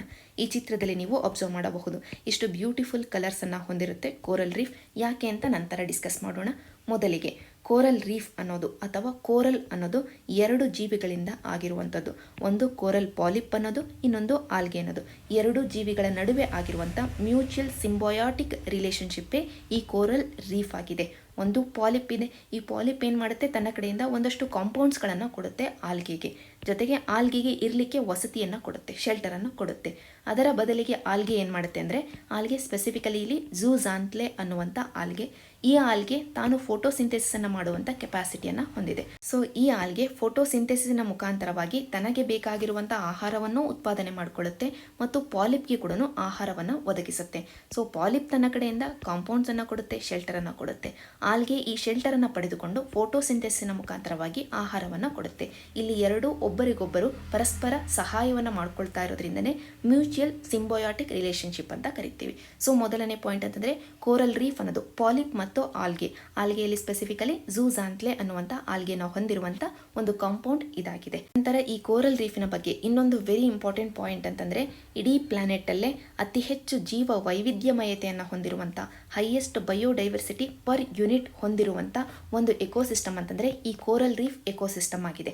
ನಮಗೆ ಗೊತ್ತು, ರೈನ್ ಫಾರೆಸ್ಟ್, ನಿತ್ಯ ಹರಿದ್ವರ್ಣ ವನಗಳು ಏನಿದಾವೆ ಇವುಗಳಲ್ಲಿ ಸಾಕಷ್ಟು ಜೀವ ವೈವಿಧ್ಯಮಯತೆ ಇದೆ ಅಂತ. ಬಯೋಡೈವರ್ಸಿಟಿ ರೈನ್ ಫಾರೆಸ್ಟ್ಗಳಲ್ಲಿ ಹೆಚ್ಚಿನದಾಗಿ ಇದೆ ಅಂತ ನಮಗೆ ಗೊತ್ತು. ಇದು ಭೂಮಿಯ ಮೇಲೆ, ಲ್ಯಾಂಡಿನ ಮೇಲೆ ಇರುವಂಥದ್ದು. ಆದರೆ ಸಮುದ್ರದಲ್ಲಿ, ಶಾಲೋ ವಾಟರ್ಸ್ ಅಲ್ಲಿ ಇರುವಂಥ ಈ ಕೋರಲ್ ರೀಫ್ಸ್ ಅಲ್ಲಿ ಕೂಡ ಸಾಕಷ್ಟು ಬಯೋಡೈವರ್ಸಿಟಿ ಇದೆ. ಈ ಬಯೋಡೈವರ್ಸಿಟಿಯನ್ನು ನಾವು ಲಿಸ್ಟ್ ಮಾಡಿದ್ದೆ ಆದರೆ ನಿತ್ಯ ಹರಿದ್ವರ್ಣ ವನಗಳಿಗಿಂತನೂ ಮುಂಚೆ, ರೈನ್ ಫಾರೆಸ್ಟ್ಗಳಿಗಿಂತನೂ ಮುಂಚೆ ಈ ಕೋರಲ್ ರೀಫ್ಗಳು ಬರೋದು. ಆದ್ದರಿಂದ ಸಾವಿರಾರು ಆರ್ಗ್ಯಾನಿಸಮ್ಸ್ಗಳಿಗೆ, ಸಾವಿರಾರು ಲಕ್ಷಾಂತರ ಜೀವಿಗಳಿಗೆ ಆಶ್ರಯವನ್ನು ಕೊಡ್ತಾ ಇರುವಂಥ ಈ ಕೋರಲ್ ರೀಫ್ಗಳು ಇಡೀ ಪ್ಲಾನೆಟ್ಟಿನ ಮೇಲೆ ಹೈಯೆಸ್ಟ್ ಬಯೋಡೈವರ್ಸಿಟಿ ಪರ್ ಯೂನಿಟನ್ನು ಹೊಂದಿರೋದು. ನಂತರವೇ ನಮಗೆ ರೈನ್ ಫಾರೆಸ್ಟ್ ಬರೋದು. ಆದ್ದರಿಂದನೇ ಈ ಕೋರಲ್ ರೀಫ್ಗಳನ್ನು rainforest of the seas ಅಂತ ಕೂಡ ಕರಿತೀವಿ. ನಂತರ ಈ ಕೋರಲ್ ರೀಫ್ಗಳ ಸ್ಪೆಷಾಲಿಟಿ ಏನು ಅಂತಂದರೆ, ಮೊದಲಿಗೆ ಈಗಾಗಲೇ ನಾವು ಡಿಸ್ಕಸ್ ಮಾಡಿರೋ ಹಾಗೆ ಡೈವರ್ಸ್ ಸ್ಪೀಷೀಸ್ಗಳಿಗೆ ಇವು ಹ್ಯಾಬಿಟ್ಯಾಟ್ ಆಗಿದ್ದಾವೆ. ಅಂತಂದರೆ ವೈವಿಧ್ಯಮಯವಾಗಿರುವಂಥ ಜೀವಿಗಳಿಗೆ ಈ ಕೋರಲ್ ರೀಫ್ಗಳು ತಮ್ಮ ಕಡೆಯಿಂದ ವಸತಿಯನ್ನು ಕೊಡ್ತಾ ಇದ್ದಾವೆ. ಆ ಕಾರಣಕ್ಕೋಸ್ಕರನೇ ಈ ಸ್ಪೀಷೀಸ್ಗಳು ಇವತ್ತು ಕೋಸ್ಟಲ್ ಎಕಾನಮಿಗೆ, ಕೋಸ್ಟಲ್ ಎಕನಾಮಿಕ್ ಆಕ್ಟಿವಿಟೀಸ್ಗಳಿಗೆ, ಫಿಶಿಂಗಿಂದ ಹಿಡಿದು ಎಲ್ಲ ರೀತಿಯ ಕೋಸ್ಟಲ್ ಎಕನಾಮಿಕ್ ಆಕ್ಟಿವಿಟೀಸ್ಗಳಿಗೆ ಸಹಾಯವನ್ನು ಮಾಡ್ತಾ ಇದ್ದಾವೆ. ಈ ಸ್ಪೀಷೀಸ್ಗಳನ್ನು ಜೊತೆಗೆ ಕೋರಲ್ ರೀಫ್ಗಳನ್ನು ಕೂಡ ನಾವು ಮೆಡಿಸಿನ್ ಫೀಲ್ಡಲ್ಲಿ ಬಳಕೆ ಮಾಡ್ಕೊಳ್ತೀವಿ. ಜೊತೆಗೆ ಈ ಕೋರಲ್ ರೀಫ್ಗಳು ಕೋಸ್ಟಲ್ ಪ್ರೊಟೆಕ್ಷನ್ನ ಕೂಡ ಮಾಡ್ತವೆ. ಕರಾವಳಿ ತೀರದಲ್ಲಿ ಆಗ್ತಾ ಇರುವಂಥ ಎರೋಷನ್ನ ಕಡಿಮೆ ಮಾಡ್ತವೆ ಈ ಕೋರಲ್ ರೀಫ್ಗಳು. ಇವುಗಳು ಒಂದಷ್ಟು ಸ್ಪೆಷಾಲಿಟಿಗಳು. ಈಗ ಈ ಕೋರಲ್ ರೀಫ್ಗಳಲ್ಲಿ ಸಾಕಷ್ಟು ವಿಧಗಳು ಬರ್ತವೆ. ಅದರಲ್ಲಿ ಒಂದು ಆಸ್ಪೆಕ್ಟಲ್ಲಿ ನಾವು ಡಿವೈಡ್ ಮಾಡಿದೆ ಆದರೆ, ಒಂದು ಹಾರ್ಡ್ ಕೋರಲ್ ಅಂತ ಇದೆ, ಇನ್ನೊಂದು ಸಾಫ್ಟ್ ಕೋರಲ್ ಅಂತ ಇದೆ. ಹಾರ್ಡ್ ಕೋರಲ್ ಅನ್ನೋದು ಶಾಲೋ ವಾಟರ್ಸಲ್ಲಿ, ಶಾಲೋ ಕೋರಲ್ ಅಂತ ಕೂಡ ಇದಕ್ಕೆ ಕರಿತೀವಿ. ನಮಗೆ ತಿಳಿಯಾದ ನೀರಿನಲ್ಲಿ, ತಿಳಿಯಾದ ಸಮುದ್ರದ ನೀರಿನಲ್ಲಿ ಕಂಡುಬರುವಂಥ ಕೋರಲ್ ಇದಾಗಿದೆ ಹಾರ್ಡ್ ಕೋರಲ್. ಇದರ ಬಗ್ಗೆ ಇನ್ ಡೀಟೇಲ್ಡ್ ಆಗಿ ಡಿಸ್ಕಸ್ ಮಾಡೋಣ. ಅದಕ್ಕಿಂತ ಮುಂಚೆ ಇನ್ನೊಂದು ವಿಧ ಅಂತಂದರೆ ಸಾಫ್ಟ್ ಕೋರಲ್ ಅಥವಾ ಡೀಪ್ ವಾಟರ್ ಕೋರಲ್ಸು. ಇವು ಸಮುದ್ರದ ಆಳದಲ್ಲಿ ಸಿಗುವಂಥದ್ದು. ಇದರ ಬಗ್ಗೆ ಹೆಚ್ಚಿನ ಅಧ್ಯಯನ ಇನ್ನೂ ಆಗಬೇಕಾಗಿದೆ. ಈಗ ಸದ್ಯಕ್ಕೆ ನಾವು ಜನರಲಿ ಡಿಸ್ಕಸ್ ಮಾಡೋದು ಕೋರಲ್ ರೀಫ್ ಅಂತ ಜನರಲಿ ನಾವು ಹೇಳೋದು ಈ ಹಾರ್ಡ್ ಕೋರಲ್ಸನ್ನೇ. ಹಾರ್ಡ್ ಕೋರಲ್ ಅಥವಾ ಶಾಲೋ ಕೋರಲ್ಸ್, ಇವುಗಳ ಸ್ಪೆಷಾಲಿಟಿ ಅಂತಂದರೆ ಇವುಗಳು ಕೇವಲ ಶಾಲೋ ವಾಟರ್ಸಲ್ಲಿ ಮಾತ್ರನೇ ಕಂಡುಬರೋದು. ಯಾಕೆ ಅಂತಂದರೆ ಈಗಾಗಲೇ ನಾವು ಡಿಸ್ಕಸ್ ಮಾಡಿದ್ವಿ, ಕೋರಲ್ಸಲ್ಲಿ ಒಂದು ಪಾಲಿಪ್ ಇದೆ, ಇನ್ನೊಂದು ಆಲ್ಗೆ ಇದೆ ಅಂತ. ಆಲ್ಗೆ ಏನು ಮಾಡುತ್ತೆ, ಫೋಟೋಸಿಂಥೆಸಿಸನ್ನು ಮಾಡುತ್ತೆ. ಫೋಟೋಸಿಂಥೆಸಿಸ್ ಮಾಡಬೇಕು ಅಂತಂದರೆ ಸನ್ಲೈಟ್ ಬೇಕು, ಸೂರ್ಯನ ಕಿರಣಗಳು ಬೇಕು. ಸೂರ್ಯನ ಕಿರಣಗಳು ಬೇಕು ಅಂತಂದರೆ ಶಾಲೋ ವಾಟರ್ಸಲ್ಲೇ ಇರಬೇಕು, ತಿಳಿ ನೀರಿನಲ್ಲೇ ಇರಬೇಕು, ಆಳವಾದ ನೀರಿನಲ್ಲಿ ಇರಲಿಕ್ಕೆ ಆಗೋದಿಲ್ಲ. ಸೊ ಕೋಸ್ಟಲ್ ಏರಿಯಾದಲ್ಲಿ ಸ್ಪೆಸಿಫಿಕಲಿ ನಮಗೆ ತಿಳಿ ನೀರಿನಲ್ಲಿ ಕಂಡು ಬರುವಂಥದ್ದು ಈ ಹಾರ್ಡ್ ಕೋರಲ್. ಆದರೆ ಇದೇ ಕೋಸ್ಟಲ್ ಏರಿಯಾದಲ್ಲಿ ಏನಾದರೂ ನದಿಗಳು ಹರಿದು ಬರ್ತಾ ಇದ್ದರೆ, ಡೆಲ್ಟಾ ಏನಾದರೂ ಫಾರ್ಮ್ ಆಗಿದೆ ಆದರೆ ನದಿಗಳಿಂದ ಬರುವಂಥ ಕಣಗಳು ಏನಿದ್ದಾವೆ, ಮಣ್ಣಿನ ಕಣಗಳು, ಸೆಡಿಮೆಂಟ್ಸು, ಅವು ಈ ಕೋರಲ್ ಪಾಲಿಪಿನ ಬಾಯಿಯನ್ನು ಮುಚ್ಚಿಸುವಂಥ ಸಾಧ್ಯತೆ ಇರುತ್ತೆ. ಆದ್ದರಿಂದ ನದಿಗಳ ಡೆಲ್ಟಾ ಏರಿಯಾದಲ್ಲಿ ನಾವು ಕೋರಲ್ ರೀಫ್ಗಳನ್ನು ಕಾಣೋದಕ್ಕೆ ಆಗೋದಿಲ್ಲ. ಇದನ್ನು ನಾವು ಇಂಡಿಯಾದಲ್ಲಿ ಎಲ್ಲೆಲ್ಲಿ ಕೋರಲ್ ರೀಫ್ಗಳು ಸಿಗ್ತವೆ ಅಂತ ನೋಡ್ತಿರ್ಬೇಕಾದ್ರೆ ಅಬ್ಸರ್ವ್ ಮಾಡೋಣ. ಈಗ ಸದ್ಯಕ್ಕೆ shallow waters very important. Shallow oceanic water ಅಂತಲೇ ನೀವು ನೋಟ್ ಡೌನ್ ಮಾಡ್ಕೊಳ್ಳಿ. ಯಾಕೆಂತಂದರೆ ಸಾಲ್ಟ್ ವಾಟರ್ ಕೂಡ ವೆರಿ ಇಂಪಾರ್ಟೆಂಟ್ ಕೋರಲ್ ರೀಫ್ಗಳಿಗೆ. ಫ್ರೆಶ್ ವಾಟರಲ್ಲಿ ಅಥವಾ ಹೆಚ್ಚಿನ ಸಾಲ್ಟಿಯನ್ನು ಹೊಂದಿರುವಂಥ ವಾಟರಲ್ಲಿ ಕೋರಲ್ ರೀಫ್ಗಳು ಬದುಕೋದಿಲ್ಲ. ನಂತರ ಕ್ಲಿಯರ್ ಸಾಲ್ಟ್ ವಾಟರ್. ಕ್ಲಿಯರ್ ಅಂತಂದರೆ ಯಾಕೆ ಅಂತ ನಾವು ಡಿಸ್ಕಸ್ ಮಾಡಿದ್ವಿ. ಯಾಕೆ ಅಂತಂದರೆ ಪೊಲ್ಯೂಟೆಂಟ್ ಆಗಿರಬಹುದು, ಸೆಡಿಮೆಂಟ್ ಆಗಿರಬಹುದು, ಇವುಗಳು ಬಂದಿದ್ದೆ ಆದರೆ ಆ ನೀರಿನಲ್ಲಿರುವಂಥ ಕೋರಲ್ ಪಾಲಿಪ್ಗಳ ಬಾಯಿ ಮುಚ್ಚಿ ಹೋಗುವಂಥ ಸಾಧ್ಯತೆ ಇದೆ, ಅದಕ್ಕೋಸ್ಕರ. ನಂತರ ಪೊಲ್ಯೂಷನ್ ಕಡಿಮೆ ಇರಬೇಕು. ಕೋರಲ್ ರೀಫ್ಗಳು ಬೆಳವಣಿಗೆಯನ್ನು ಹೊಂದಬೇಕು ಅಂತಂದರೆ ಪೊಲ್ಯೂಷನ್ ಕಡಿಮೆ ಇರಬೇಕು. ಫಾರ್ ಎಕ್ಸಾಂಪಲ್, ಓಷನ್ ಅಸಿಡಿಫಿಕೇಷನ್ನೇ ತೆಗೆದುಕೊಂಡಿದ್ದೆ ಆದರೆ ಓಷನ್ ಅಸಿಡಿಫಿಕೇಷನ್ ಅಂದರೆ ಏನು? ಅಸಿಡಿಫಿಕೇಷನ್ ಯಾವಾಗ ಆಗುತ್ತೆ ಅಂತಂದರೆ ಸಮುದ್ರದ ನೀರಿನಲ್ಲಿ ಸಮುದ್ರ ವಾತಾವರಣದಲ್ಲಿರುವಂಥ ಕಾರ್ಬನ್ ಡೈಆಕ್ಸೈಡನ್ನು ಹೀರ್ಕೊಂಡಾಗ. ಕಾರ್ಬನ್ ಡೈಆಕ್ಸೈಡನ್ನು ಯಾಕೆ ಹೀರ್ಕೊಳ್ಳುತ್ತೆ ಸಮುದ್ರ? ಯಾಕೆ ಅಂತಂದರೆ ವಾತಾವರಣದಲ್ಲಿಯೇ ಕಾರ್ಬನ್ ಡೈಆಕ್ಸೈಡ್ ಜಾಸ್ತಿ ಆಗಿದೆ. ವಾತಾವರಣದಲ್ಲಿ ಕಾರ್ಬನ್ ಡೈಆಕ್ಸೈಡ್ ಜಾಸ್ತಿ ಆದಾಗ ಆ ಕಾರ್ಬನ್ ಡೈಆಕ್ಸೈಡನ್ನು ಓಷನ್ ಹೀರ್ಕೊಳ್ಳುತ್ತೆ. ಆ ಸಂದರ್ಭದಲ್ಲಿ ಈ ಕಾರ್ಬನ್ ಡೈಆಕ್ಸೈಡ್ ಓಷನಲ್ಲಿ ಕಾರ್ಬೋನಿಕ್ ಆ್ಯಸಿಡ್ ಆಗಿ ಕನ್ವರ್ಟ್ ಆಗುತ್ತೆ. ಅಸಿಡಿಟಿ ಜಾಸ್ತಿ ಆಗುತ್ತೆ ಓಷನಲ್ಲಿ. ಇದನ್ನೇ ನಾವು ಓಷನ್ ಅಸಿಡಿಫಿಕೇಷನ್ ಅಂತ ಕರಿತೀವಿ. ಕಾರ್ಬೋನಿಕ್ ಆ್ಯಸಿಡ್ ಜಾಸ್ತಿ ಆಗೋದು, ಇದರಿಂದ ಓಷನ್ನಲ್ಲಿರುವಂಥ pH ಲೆವೆಲ್ ಕಡಿಮೆ ಆಗೋದು. ಇಂಥ ಒಂದು ಸಿಚುಯೇಷನಲ್ಲಿ ಕೋರಲ್ ರೀಫ್ಗಳ ಸ್ಕೆಲಿಟನ್ ಏನಿರುತ್ತೆ ಅದು ಡಿಸಾಲ್ವ್ ಆಗ್ತಾ ಬರುತ್ತೆ, ಕರಗ್ತಾ ಬರುತ್ತೆ. ಯಾಕೆ ಅಂತಂದರೆ ಅಸಿಡಿಟಿ ಜಾಸ್ತಿ ಆಗಿರುತ್ತೆ, ಆಮ್ಲತೆ ಜಾಸ್ತಿ ಆಗಿದ್ದರಿಂದ ಈ ಕೋರಲ್ ರೀಫ್ಗಳ ಸ್ಕೆಲಿಟನ್ ಕರಗ್ತಾ ಬರುತ್ತೆ. ಆದ್ದರಿಂದ ಓಷನ್ ಅಸಿಡಿಫಿಕೇಷನ್ ಅನ್ನೋದು ಕೋರಲ್ ರೀಫ್ಗೆ ಡೈರೆಕ್ಟ್ ಥ್ರೆಟ್ ಆಗಿದೆ. ಅದರ ಜೊತೆಗೆ ಇದೇ ರೀತಿಯಾದಂಥ ಇನ್ನೊಂದು ಡೈರೆಕ್ಟ್ ಥ್ರೆಟ್ ಅಂತಂದರೆ ಟೆಂಪರೇಚರ್ ಜಾಸ್ತಿ ಆಗ್ತಾ ಇರೋದು. ಕೋರಲ್ ರೀಫ್ಗಳು ಡೆವಲಪ್ ಆಗಬೇಕು ಅಂತಂದರೆ ಟೆಂಪರೇಚರ್ ಎಷ್ಟು ಬೇಕು ಅಂತಂದರೆ 20 ಡಿಗ್ರಿ ಸೆಲ್ಸಿಯಸ್ ಅಷ್ಟು. ಅಂದರೆ ನಾವಿಲ್ಲಿ ಮಾತಾಡ್ತಾ ಇರೋದು ಹಾರ್ಡ್ ಕೋರಲ್ನ ಬಗ್ಗೆ. ಹಾರ್ಡ್ ಕೋರಲ್ಸ್ಗಳು ಡೆವಲಪ್ ಆಗಬೇಕು ಅಂತಂದರೆ, ಬೆಳವಣಿಗೆಯನ್ನು ಹೊಂದಬೇಕು ಅಂತಂದರೆ 20 ಡಿಗ್ರಿ ಸೆಲ್ಸಿಯಸ್ ಆಸುಪಾಸಿನ ಟೆಂಪರೇಚರ್ ಇರಬೇಕು. ಆದ್ದರಿಂದನೇ ಕೋರಲ್ ರೀಫ್ ನಮಗೆ, ಹಾರ್ಡ್ ಕೋರಲ್ ರೀಫ್ ನಮಗೆ ಕಂಡು ಬರೋದು 30 ಡಿಗ್ರಿ ನಾರ್ತಿಂದ 30 ಡಿಗ್ರಿ ಸೌತ್ ಲ್ಯಾಟಿಟ್ಯೂಡ್ವರೆಗೂ ಮಾತ್ರನೇ. ನಂತರ ಈಗ ಈ ಟೆಂಪರೇಚರ್ ಏನಾದರೂ 20 ಡಿಗ್ರಿ ಸೆಲ್ಸಿಯಸ್ ಆಸುಪಾಸಿಗಿಂತ ಜಾಸ್ತಿ ಆಗಿದೆ ಆದರೆ, ಟೆಂಪರೇಚರ್ ಜಾಸ್ತಿ ಆಯಿತು ಅಂತಂದರೆ ಪಾಲಿಪ್ಗೆ ಆಲ್ಗೆಯನ್ನು, ಝೂಝ್ಯಾಂಥ್ಲೆ ಆಲ್ಗೆಯನ್ನು ಹೋಲ್ಡ್ ಮಾಡ್ಕೊಳ್ಳಿಕ್ಕೆ ಆಗೋದಿಲ್ಲ, ಹಿಡಿದಿಟ್ಕೊಳ್ಳಿಕ್ಕೆ ಆಗೋದಿಲ್ಲ. ಟೆಂಪರೇಚರ್ ಜಾಸ್ತಿ ಆದಾಗ ಪಾಲಿಪ್ ತನ್ನ ಬಾಯಿಯನ್ನು ಬಿಟ್ಟು ಆಲ್ಗೆಯನ್ನು ಹೊರತಳ್ಳುತ್ತೆ. ಆಲ್ಗೆಯನ್ನು ಹೊರತಳ್ಳೋದ್ರ ಅರ್ಥ ಏನು ಅಂತಂದರೆ ಪಾಲಿಪ್ಗೆ ಇದುವರೆಗೂ ಈ ಆಲ್ಗೆಯಿಂದ ಸಿಗ್ತಾ ಇದ್ದಂಥ ಫುಡ್ ಏನಿತ್ತು ಇದನ್ನು ಕಳೆದುಕೊಂಡ ಹಾಗೆ. ಯಾಕೆ ಅಂತಂದರೆ ಇಲ್ಲಿಯವರೆಗೂ ಪಾಲಿಪ್ಗೆ ಆಹಾರವನ್ನು ಯಾರು ಒದಗಿಸ್ತಾ ಇದ್ರು ಅಂತಂದರೆ ಆಲ್ಗೆ ಫೋಟೋಸಿಂಥೆಸಿಸನ್ನು ಮಾಡುವುದರ ಮುಖಾಂತರವಾಗಿ. ಆದ್ದರಿಂದ ಆಲ್ಗೆಯನ್ನು ಹೊರತಳೆದಾಗ ಪಾಲಿಪ್ಗೆ ಫುಡ್ ಇಲ್ಲದೆ ಸ್ಟಾರ್ವೇಷನ್ನ ಕಾರಣದಿಂದಾಗಿ, ಹಸಿವೆಯ ಕಾರಣದಿಂದಾಗಿ ಈ ಪಾಲಿಪ್ ಸತ್ತು ಹೋಗುತ್ತೆ. ಜೊತೆಗೆ ನಾವು ಚಿತ್ರದಲ್ಲಿ ನೋಡಿದ್ವಲ್ಲ ಕೋರಲ್ ರೀಫ್ಗಳು ಸಾಕಷ್ಟು ಕಲರ್ಫುಲ್ ಆಗಿ ಇರ್ತವೆ ಅಂತ. ಆ ಕಲರಿಗೆ ಕಾರಣ ಅಂತಂದರೆ ಆಲ್ಗೆ. ಬೇರೆ ಬೇರೆ ರೀತಿಯ ಆಲ್ಗೆಗಳು ಬಂದು ಅಟ್ಯಾಚ್ ಆಗೋದ್ರಿಂದ ಬೇರೆ ಬೇರೆ ರೀತಿಯ ಕಲರ್ ನಮಗೆ ಕಂಡು ಬರುತ್ತೆ ಕೋರಲ್ ರೀಫ್ಗಳಲ್ಲಿ. ಇಲ್ಲಿ ಆಲ್ಗೆಯನ್ನೇ ಎಕ್ಸ್ಪೆಲ್ ಮಾಡಿದೆ ಅಂತಂದರೆ ಪಾಲಿಪು, ಆಗ ಕೋರಲ್ ರೀಫಿನ ಕಲರ್ ಕೂಡ ಕಡಿಮೆ ಆಗುತ್ತೆ. ಆದ್ದರಿಂದನೇ ಈ ಫೆನಾಮಿನವನ್ನು ನಾವು ಕೋರಲ್ ಬ್ಲೀಚಿಂಗ್ ಅಂತ ಕರಿತೀವಿ. ಕೋರಲ್ ಬ್ಲೀಚಿಂಗ್ ಅಂತಂದರೆ ಟೆಂಪರೇಚರ್ ಜಾಸ್ತಿ ಆದದ್ದರಿಂದ ಕೋರಲ್ ರೀಫಿನ ಮೇಲೆ ಆಗುವಂಥ ಸ್ಟ್ರೆಸ್. ಈ ಸ್ಟ್ರೆಸ್ಸಿನ ಕಾರಣದಿಂದಾಗಿ ಕೋರಲ್ ಏನು ಮಾಡುತ್ತೆ ಅಂತಂದರೆ ಆಲ್ಗೆಯನ್ನು ಹೊರತಳ್ಳುತ್ತೆ. ಹೊರತಳ್ಳೋದ್ರಿಂದ ಫುಡ್ ಸಿಗದೆ ತಾನು ಸ್ಟಾರ್ವೇಷನ್ನಿಂದ ನಾಶ ಆಗುತ್ತೆ. ಜೊತೆಗೆ ಕೋರಲ್ ರೀಫಲ್ಲಿ ಇರುವಂಥ ಬ್ಯೂಟಿಫುಲ್ ಕಲರ್ಸ್ ಏನಿತ್ತು ಈ ಚಿತ್ರದಲ್ಲಿ ನಾವು ಅಬ್ಸರ್ವ್ ಮಾಡಿದ್ವಲ್ಲ, ಈ ಕಲರ್ ಎಲ್ಲವೂ ಕಡಿಮೆ ಆಗೋದ್ರಿಂದ ಈ ಫಿನಾಮಿನಕ್ಕೆ ಹೆಸರನ್ನು ಕೊಟ್ಟಿರೋದು ಕೋರಲ್ ಬ್ಲೀಚ್ ಅಂತ. ಈಗ ನಾವು ಇಂಡಿಯಾಕ್ಕೆ ಬರೋಣ. ಇಂಡಿಯಾದಲ್ಲಿ ಎಲ್ಲೆಲ್ಲಿ ಕೋರಲ್ ರೀಫ್ ಸಿಗುತ್ತೆ, ಎಲ್ಲೆಲ್ಲಿ ಅಂತಂದರೆ, ಒಂದು ಅಂಡಮಾನ್ ನಿಕೋಬಾರ್, ಎರಡನೇದು ಗಲ್ಫ್ ಆಫ್ ಮನ್ನಾರ್ ಪಾಲ್ಕ್ ಬೇಯಲ್ಲಿ, ನಂತರ ಲಕ್ಷದ್ವೀಪ್, ನಂತರ ಗೋವಾ, ಮುಂಬೈ ಇಲ್ಲಿರುವಂಥ ಮಾಲವನ್ ಕೋಸ್ಟಲ್ಲಿ, ನಂತರ ಗಲ್ಫ್ ಆಫ್ ಕಚ್ಚಲ್ಲಿ. ಈಗ ತಾನೇ ನಾವು ಡಿಸ್ಕಸ್ ಮಾಡಿದ್ವಿ ರಿವರ್ ಡೆಲ್ಟಾದ ಹತ್ತಿರ ನಮಗೆ ಕೋರಲ್ ರೀಫ್ ಸಿಗೋದಿಲ್ಲ ಅಂತ. ಯಾಕೆಂತಂದರೆ ರಿವರ್ಗಳು ಸಾಕಷ್ಟು ಸೆಡಿಮೆಂಟ್ಸನ್ನು ತರ್ತಾ ಇರ್ತವೆ, ಅದಕ್ಕೋಸ್ಕರ. ಜೊತೆಗೆ ಇನ್ನೊಂದು ಪಾಯಿಂಟನ್ನು ಕೂಡ ಇದೇ ಚಿತ್ರದಲ್ಲಿ ನೀವು ಒಬ್ಸರ್ವ್ ಮಾಡಿ. ಕೋರಲ್ ರೀಫ್ಸಲ್ಲಿ ನಮಗೆ 3 ವಿಧಗಳು ಬರ್ತವೆ. ಹಾರ್ಡ್ ಕೋರಲಲ್ಲೇ 3 ವಿಧಗಳು ಬರ್ತವೆ. ಒಂದು ಫ್ರಿಂಜಿಂಗ್ ರೀಫ್, ಇನ್ನೊಂದು ಅಟಾಲ್ ರೀಫ್, ಇನ್ನೊಂದು ಬ್ಯಾರಿಯರ್ ರೀಫ್ ಅಂತ. ಇವುಗಳ ಬಗ್ಗೆ ಮತ್ತೆ ಅವಕಾಶ ಸಿಕ್ಕಾಗ ಡಿಸ್ಕಸ್ ಮಾಡೋಣ. ಈಗ ಸದ್ಯಕ್ಕೆ ಒಂದು ಪಾಯಿಂಟನ್ನು ನೋಟ್ ಡೌನ್ ಮಾಡ್ಕೊಳ್ಳಿ. ಇಂಡಿಯಾದಲ್ಲಿ ಫ್ರಿಂಜಿಂಗ್ ರೀಫ್ಗಳು ಸಿಗ್ತವೆ. ಅಂಡಮಾನಲ್ಲಿ ಇದೆ, ಪಾಲ್ಕ್ ಬೇ ಗಲ್ಫ್ ಆಫ್ ಮನ್ನಾರಲ್ಲಿ ಇದೆ, ಮಾಲ್ವನ್ ಕೋಸ್ಟಲ್ಲಿ ಇದೆ, ಗಲ್ಫ್ ಆಫ್ ಕಚ್ಚಲ್ಲಿ ಇದೆ. ಅದೇ ರೀತಿಗೆ ಅಟೋಲ್ ರೀಫ್ಗಳು ಕೂಡ ಸಿಗ್ತವೆ. ಲಕ್ಷದ್ವೀಪ್ ಐಲ್ಯಾಂಡ್ಸಲ್ಲಿ ಅಟೋಲ್ ಕೋರಲ್ ರೀಫ್ಗಳು ನಮಗೆ ಸಿಗ್ತವೆ. ಆದರೆ ಬ್ಯಾರಿಯರ್ ರೀಫ್ಗಳು ಇಂಡಿಯಾದಲ್ಲಿ ಸಿಗೋದಿಲ್ಲ. ಇಷ್ಟನ್ನು ನೀವು ಅಬ್ಸರ್ವ್ ಮಾಡಿದರೆ ಸಾಕಾಗುತ್ತೆ ಈ ಚಿತ್ರದಲ್ಲಿ. ಈಗ ನಾವು ಆರ್ಟಿಕಲ್ಗೆ ಬರೋಣ. ಆರ್ಟಿಕಲಲ್ಲಿ ಏನು ಹೇಳ್ತಿದ್ದಾರೆ ಅಂತಂದರೆ, ಗ್ಲೋಬಲ್ ವಾರ್ಮಿಂಗಿನ ಕಾರಣದಿಂದಾಗಿ, ಓಷಾನಿಕ್ ಅಸಿಡಿಫಿಕೇಷನ್ನ ಕಾರಣದಿಂದಾಗಿ, ಕೋರಲ್ ಬ್ಲೀಚಿನ ಕಾರಣದಿಂದಾಗಿ ಕೋರಲ್ಗಳು ನಾಶ ಆಗ್ತಾ ಇದ್ದಾವೆ ಅಂತ ನಾವು ಒಂದು ಕಡೆ ಹೇಳ್ತಾ ಇದ್ದೀವಿ. ಆದರೆ ಇನ್ನೊಂದು ಕಡೆ ಕೋರಲ್ಗಳು ರೆಸಿಲಿಯನ್ಸಿಯನ್ನು ತೋರಿಸ್ತಾ ಇದ್ದಾವೆ, ಅಡಾಪ್ಟೇಷನ್ನ ಜಾಸ್ತಿ ಮಾಡ್ಕೊಳ್ತಾ ಇದ್ದಾವೆ ಬಯೋ ಮಿನರಲೈಸೇಷನ್ ಅನ್ನುವಂಥ ಪ್ರೋಸೆಸ್ಸಿನ ಮುಖಾಂತರವಾಗಿ ಅಂತ ಈ ಆರ್ಟಿಕಲಲ್ಲಿ ಹೇಳ್ತಾ ಇದ್ದಾರೆ. ಬಯೋ ಮಿನರಲೈಸೇಷನ್ ಅಂದರೆ ಏನು, ಅದನ್ನು ನಾವೀಗ ಅರ್ಥ ಮಾಡ್ಕೊಳ್ಳೋಣ. ಮೊದಲಿಗೆ ಮಿನರಲ್ ಅಂತಂದರೆ ಗೋಲ್ಡ್ ಆಗಿರಬಹುದು, ಸಿಲ್ವರ್ ಆಗಿರಬಹುದು, ಈ ರೀತಿಯಾದಂಥ ಅಂಶಗಳು. ಅದೇ ಬಯೋ ಮಿನರಲ್ ಅಂತಂದರೆ ಬಯೋಲಾಜಿಕಲ್ ಆಸ್ಪೆಕ್ಟಲ್ಲಿ ಇರುವಂಥ, ಜೈವಿಕವಾಗಿ ಇರುವಂಥ ಮಿನರಲ್ಸ್. ಅಂದರೆ ನಮ್ಮ ದೇಹದಲ್ಲಿರುವಂಥ ಪ್ರೋಟೀನ್ಗಳು ಆಗಿರಬಹುದು ಅಥವಾ ನಮ್ಮ ಬೋನ್ಗಳು ಏನಿದ್ದಾವೆ ಇವುಗಳಾಗಿರಬಹುದು. ಈ ರೀತಿಯಾಗಿ ನಮ್ಮ ದೇಹದಲ್ಲಿ ಯಾವ ರೀತಿಯಾಗಿ ಮೂಳೆಗಳು ಇದ್ದಾವೋ ಅದೇ ರೀತಿಯಾಗಿ ಕೋರಲ್ಗಳ ಸ್ಕೆಲಿಟನ್ ಕೂಡ ಇದೆ. ಅವುಗಳು ಸಾಕಷ್ಟು ಅಡಾಪ್ಟಬಲ್ ಆಗಿರೋದ್ರಿಂದ ಆ ಕೋರಲ್ಗಳ ಸ್ಕೆಲಿಟನ್ಗಳಲ್ಲಿ ಇರುವಂಥ ಬಯೋ ಮಿನರಲ್ಗಳು ಸಾಕಷ್ಟು ಅಡಾಪ್ಟಬಲ್ ಕೆಪಾಸಿಟಿಯನ್ನು ಹೊಂದಿರೋದ್ರಿಂದ ಇವತ್ತು ಕ್ಲೈಮೇಟ್ ಚೇಂಜ್ಗೆ ಈ ಕೋರಲ್ ರೀಫ್ಗಳು ಹೊಂದಿಕೊಳ್ತಾ ಇದ್ದಾವೆ, ಅಡಾಪ್ಟೇಷನ್ನ ತೋರಿಸ್ತಾ ಇದ್ದಾವೆ ಅಂತ ಈ ಆರ್ಟಿಕಲಲ್ಲಿ ಹೇಳ್ತಾ ಇದೆ. ಸೊ ಒಟ್ಟಾರೆಯಾಗಿ ಈ ಆರ್ಟಿಕಲ್ನ ಹಿನ್ನೆಲೆಯಲ್ಲಿ ಕೋರಲ್ ರೀಫ್ಗಳ ಬಗ್ಗೆ ಒಂದಷ್ಟು ಬೇಸಿಕ್ ಡೀಟೇಲ್ಸ್ ನಿಮಗೆ ಅರ್ಥ ಆಗಿದ್ರೆ ಸಾಕು. ಇನ್ನೊಂದಷ್ಟು ಡೀಟೇಲ್ಸನ್ನು ಮತ್ತೆ ಅವಕಾಶ ಸಿಕ್ಕಾಗ ಡಿಸ್ಕಸ್ ಮಾಡೋಣ. ನಂತರ ಇದೇ ವಾರ ದಿ ಹಿಂದೂನಲ್ಲಿ ಬಂದಂಥ ಈ ಆರ್ಟಿಕಲಲ್ಲಿ ಸ್ನೋ ಲಿಯೋಪಾರ್ಡ್ ಬಗ್ಗೆ ಮಾತಾಡ್ತಾ ಇದ್ದಾರೆ. ಅರ್ತ್ ಡೇನ ಹಿನ್ನೆಲೆಯಲ್ಲಿ ಸ್ನೋ ಲಿಯೋಪಾರ್ಡಿನ ಈ ಒಂದು ಫೋಟೋ ಸಾಕಷ್ಟು ವೈರಲ್ ಆಗುತ್ತೆ. ಈ ಫೋಟೋದಲ್ಲಿ ಸ್ನೋ ಲಿಯೋಪಾರ್ಡ್ ಇದೆ ಅನ್ನೋದನ್ನು ಐಡೆಂಟಿಫೈ ಮಾಡೋದೇ ಕಷ್ಟ ಅಂತ ಈ ಒಂದು ಫೋಟೋ ಸಾಕಷ್ಟು ವೈರಲ್ ಆಗುತ್ತೆ ಅರ್ತ್ ಡೇನ ಹಿನ್ನೆಲೆಯಲ್ಲಿ. ಅದರ ಹಿನ್ನೆಲೆಯಲ್ಲಿ ಈ ಆರ್ಟಿಕಲಲ್ಲಿ ಸ್ನೋ ಲಿಯೋಪಾರ್ಡ್ ಬಗ್ಗೆ ಮಾತಾಡ್ತಾ ಇದ್ದಾರೆ. ಸ್ನೋ ಲಿಯೋಪಾರ್ಡನ್ನು ನೋಡೋದಕ್ಕಿಂತ ಮುಂಚೆ ಅರ್ತ್ ಡೇಯನ್ನು ನೋಡೋಣ. ಅರ್ತ್ ಡೇಯನ್ನು 1970ರಲ್ಲಿ ಶುರು ಮಾಡಲಾಯಿತು. ಯಾರು ಅಂತಂದರೆ ಸೆನೆಟರ್ ಗೇಲಾರ್ಡ್ ನೆಲ್ಸನ್ ಅನ್ನೋರು ಈ ಒಂದು ಅರ್ತ್ ಡೇ ಸೆಲೆಬ್ರೇಷನ್ನ ಶುರು ಮಾಡ್ತಾರೆ. ಪ್ಲಾನೆಟಿನ ವಿಷಯದಲ್ಲಿ, ಎನ್ವಿರಾನ್ಮೆಂಟ್ ಪ್ರೊಟೆಕ್ಷನ್ನ ವಿಷಯದಲ್ಲಿ ಜಾಗೃತಿಯನ್ನು ಜಾಸ್ತಿ ಮಾಡಲಿಕ್ಕೋಸ್ಕರ. ನಂತರ 2009ರಲ್ಲಿ ವಿಶ್ವಸಂಸ್ಥೆ ಯುನೈಟೆಡ್ ನೇಷನ್ಸ್ ತನ್ನ ಕಡೆಯಿಂದ ಇಂಟರ್ನ್ಯಾಷನಲ್ ಮದರ್ ಅರ್ತ್ ಡೇ ಅಂತ ಈ ಡೇಯನ್ನು ಡಿಕ್ಲೇರ್ ಮಾಡುತ್ತೆ.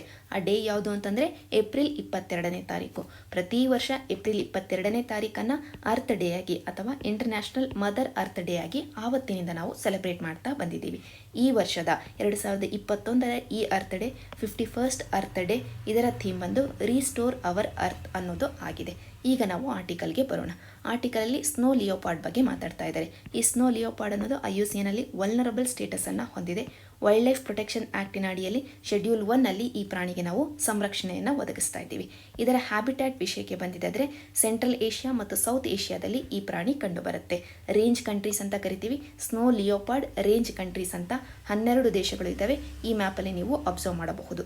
ಒಂದು ಇಂಡಿಯಾ. ಸೌತ್ ಏಷ್ಯಾಕ್ಕೆ ಬಂದಿದ್ದಾದರೆ ಇಂಡಿಯಾ ಇದೆ, ನೇಪಾಳ ಇದೆ, ಭೂತಾನ್ ಇದೆ, ಪಾಕಿಸ್ತಾನ್ ಇದೆ ಮತ್ತು ಅಫ್ಘಾನಿಸ್ತಾನ್ ಇದೆ. ಅದೇ ಸೆಂಟ್ರಲ್ ಏಷ್ಯಾಕ್ಕೆ ಬಂದಿದ್ದಾದರೆ ಕಿರ್ಗಿಸ್ತಾನ್ ಇದೆ, ಉಜ್ಬೇಕಿಸ್ತಾನ್ ಇದೆ, ತಜಕಿಸ್ತಾನ್ ಇದೆ, ಕಜಕಿಸ್ತಾನ್ ಇದೆ. ಇವುಗಳ ಜೊತೆಗೆ ರಷ್ಯಾ ಕೂಡ ಇದೆ, ಮಂಗೋಲಿಯಾ ಮತ್ತು ಚೈನಾ ದೇಶ ಕೂಡ ಇದೆ. ಈ 12 ದೇಶಗಳಲ್ಲಿ ನಾವು ಸ್ನೋ ಲಿಯೋಪಾರ್ಡನ್ನು ಕಾಣಬಹುದು. ಎಲ್ಲೆಲ್ಲಿ ಕಾಣಬಹುದು ಅಂತ ಇಲ್ಲಿ ಕಲರ್ ಮಾಡಿ ತೋರಿಸಲಾಗಿದೆ. ಈಗ ವಾಪಸ್ಸು ಬರೋಣ. ಸ್ನೋ ಲಿಯೋಪಾರ್ಡಿನ ಹ್ಯಾಬಿಟ್ಯಾಟಲ್ಲಿ ಒಂದು ಸೆಂಟ್ರಲ್ ಏಷ್ಯಾ, ಸೌತ್ ಏಷ್ಯಾ ದೇಶಗಳು ಯಾವ್ಯಾವು ಅಂತ ನೋಡಿದ್ವಿ. ಈ ದೇಶಗಳನ್ನು ಸ್ನೋ ಲಿಯೋಪಾರ್ಡ್ ರೇಂಜ್ ಕಂಟ್ರೀಸ್ ಅಂತ ಕರಿತೀವಿ. ಈಗ ಇಂಡಿಯಾ ಸ್ಪೆಸಿಫಿಕ್ ಆಗಿ ಮಾತಾಡೋದಾದರೆ ಇಂಡಿಯಾದಲ್ಲಿ ವೆಸ್ಟರ್ನ್ ಹಿಮಾಲಯಾಸಲ್ಲಿ ಜಮ್ಮು ಅಂಡ್ ಕಾಶ್ಮೀರ್ ರಾಜ್ಯ, ಅಂದರೆ ಇವತ್ತಿನ Jammu and Kashmir union territory ಮತ್ತು ಲಡಾಖ್ ಯೂನಿಯನ್ ಟೆರಿಟರಿ, 2 ಯೂನಿಯನ್ ಟೆರಿಟರಿಗಳಲ್ಲಿ ಕಂಡು ಬರ್ತವೆ ಸ್ನೋ ಲಿಯೋಪಾರ್ಡ್. ಜೊತೆಗೆ ಹಿಮಾಚಲ್ ಪ್ರದೇಶ್, ನಂತರ ಈಸ್ಟರ್ನ್ ಹಿಮಾಲಯಾಸಲ್ಲಿ ಉತ್ತರಾಖಂಡಿನ ಭಾಗಗಳು, ಸಿಕ್ಕಿಂ ಮತ್ತು ಅರುಣಾಚಲ್ ಪ್ರದೇಶ್ ಎಲ್ಲ ಏರಿಯಾಗಳಲ್ಲಿ ಸ್ನೋ ಲಿಯೋಪಾರ್ಡ್ ಕಂಡುಬರುತ್ತೆ. ನಂತರ ಪ್ರಪಂಚದ ಸ್ನೋ ಲಿಯೋಪಾರ್ಡ್ ಕ್ಯಾಪಿಟಲ್ ಅಂತ, snow leopard capital of the world ಅಂತ ಲಡಾಖಿನ ಹೆಮಿಸ್ ನ್ಯಾಷನಲ್ ಪಾರ್ಕನ್ನು ಕರಿತೀವಿ. ಹೆಮಿಸ್ ನ್ಯಾಷನಲ್ ಪಾರ್ಕಿನ ಬಗ್ಗೆ ಒಂದು ಪಾಯಿಂಟ್ ನಿಮಗೆ ನೆನಪಿರಬೇಕು. ಅದೇನು ಅಂತಂದರೆ ಇದು ಇಂಡಿಯಾದ ಬಿಗ್ಗೆಸ್ಟ್ ನ್ಯಾಷನಲ್ ಪಾರ್ಕ್ ಆಗಿದೆ. ಏರಿಯಾ ವೈಸ್ ನೋಡಿದ್ದೆ ಆದರೆ ಇಂಡಿಯಾದಲ್ಲೇ ಇರುವಂಥ ಅತಿ ದೊಡ್ಡ ನ್ಯಾಷನಲ್ ಪಾರ್ಕ್ ಯಾವುದು ಅಂತಂದರೆ ಈ ಹೆಮಿಸ್ ನ್ಯಾಷನಲ್ ಪಾರ್ಕೇ ಆಗಿದೆ. ಇದರಲ್ಲಿ ಸಾಕಷ್ಟು ನಂಬರಲ್ಲಿ ಸ್ನೋ ಲಿಯೋಪಾರ್ಡ್ಗಳು ಕಂಡು ಬರ್ತವೆ. ನಂತರ ಈ ಸ್ನೋ ಲಿಯೋಪಾರ್ಡನ್ನು ರಕ್ಷಿಸಲಿಕ್ಕೋಸ್ಕರ ನಾವು ತೆಗೆದುಕೊಂಡಿರುವಂಥ ಎಫರ್ಟ್ಗಳು ಯಾವ್ಯಾವು? ಮೊದಲಿಗೆ ಸ್ನೋ ಲಿಯೋಪಾರ್ಡನ್ನು ಈಗಾಗಲೇ ನಾವು ಫ್ಲಾಗ್ಶಿಪ್ ಸ್ಪೀಶೀಸ್ ಅಂತ ಐಡೆಂಟಿಫೈ ಮಾಡಿದ್ದೀವಿ. ಹೈ ಆಲ್ಟಿಟ್ಯೂಡ್ ಹಿಮಾಲಯಗಳಲ್ಲಿ ಸ್ನೋ ಲಿಯೋಪಾರ್ಡನ್ನು ಫ್ಲಾಗ್ಶಿಪ್ ಸ್ಪೀಶಿ ಅಂತ ಈಗಾಗಲೇ ಐಡೆಂಟಿಫೈ ಮಾಡಿದ್ದೀವಿ. ಜೊತೆಗೆ ಗ್ಲೋಬಲಿ ನಾವು ಸ್ನೋ ಲಿಯೋಪಾರ್ಡ್ ರೇಂಜ್ ಕಂಟ್ರೀಸ್ ಅಂತ ನಾವು ಈಗ ತಾನೇ ಏನು ಮ್ಯಾಪಲ್ಲಿ ನೋಡಿದ್ವಿ, ಅಷ್ಟೂ ದೇಶಗಳ ಜೊತೆಗೆ ಈಗಾಗಲೇ ಪ್ರೋಗ್ರಾಮ್ಗಳಲ್ಲಿ ಇನ್ವಾಲ್ವ್ ಆಗಿದ್ದೀವಿ. 2013ರಲ್ಲಿ G-SLEEP ಅನ್ನುವಂಥ ಒಂದು ಪ್ರೋಗ್ರಾಮನ್ನು ತರಲಾಯಿತು. Global snow leopard and ecosystem protection ಅನ್ನುವಂಥ ಪ್ರೋಗ್ರಾಮನ್ನು. ಈ ಪ್ರೋಗ್ರಾಮಲ್ಲಿ ಇಂಡಿಯಾ ಪಾರ್ಟಿಯಾಗಿದೆ. ನಂತರ ಹಿಮಲ್ ಸಂರಕ್ಷಕ್ ಅನ್ನುವಂಥ ಒಂದು ವಾಲಂಟರಿ ಪ್ರೋಗ್ರಾಮನ್ನು ಕೂಡ ತರಲಾಗಿದೆ. ಇತ್ತೀಚೆಗೆ ತಾನೇ ಈ ಪ್ರೋಗ್ರಾಮನ್ನು ತರಲಾಯಿತು. ಯಾತಕ್ಕೋಸ್ಕರ ಅಂತಂದರೆ ಸ್ನೋ ಲಿಯೋಪಾರ್ಡ್ಗಳನ್ನು ರಕ್ಷಿಸಲಿಕ್ಕೋಸ್ಕರ. ನಂತರ ಫಸ್ಟ್ ನ್ಯಾಷನಲ್ ಪ್ರೋಟೋಕಾಲ್ ಅಂತ 2019ರಲ್ಲಿ ನಾವು ಸ್ನೋ ಲಿಯೋಪಾರ್ಡ್ಗೆ ಅಂತಲೇ ಲಾಂಚ್ ಮಾಡಿದ್ವಿ. ಯಾತಕ್ಕೋಸ್ಕರ ಅಂತಂದರೆ ಸ್ನೋ ಲಿಯೋಪಾರ್ಡ್ಗಳ ಸಂಖ್ಯೆಯನ್ನು ಮಾನಿಟರ್ ಮಾಡಲಿಕ್ಕೋಸ್ಕರ, ಪಾಪ್ಯುಲೇಷನ್ನ ಮಾನಿಟರ್ ಮಾಡಲಿಕ್ಕೋಸ್ಕರ, ಅಸೆಸ್ ಮಾಡಲಿಕ್ಕೋಸ್ಕರ first national protocol first snow leopard ಅನ್ನುವಂಥ ಪ್ರೋಗ್ರಾಮನ್ನು ಕೂಡ ತೊಗೊಂಡು ಬಂದ್ವಿ. ನಂತರ ಈಗಾಗಲೇ ಸೆಕ್ಯೂರ್ ಹಿಮಾಲಯ ಅನ್ನುವಂಥ ಒಂದು ಪ್ರೋಗ್ರಾಮ್ ಇದೆ. ಗ್ಲೋಬಲ್ ಎನ್ವಿರಾನ್ಮೆಂಟ್ ಫೆಸಿಲಿಟಿ ಮತ್ತು ಯುನೈಟೆಡ್ ನೇಷನ್ಸ್ ಡೆವಲಪ್ಮೆಂಟ್ ಪ್ರೋಗ್ರಾಮ್, ಈ ಎರಡು ಆರ್ಗನೈಸೇಷನ್ಗಳು ಫಂಡ್ ಮಾಡ್ತಾ ಇರುವಂಥ ಒಂದು ಪ್ರಾಜೆಕ್ಟ್ ಇದೆ ಸೆಕ್ಯೂರ್ ಹಿಮಾಲಯಾಸ್ ಅಂತ.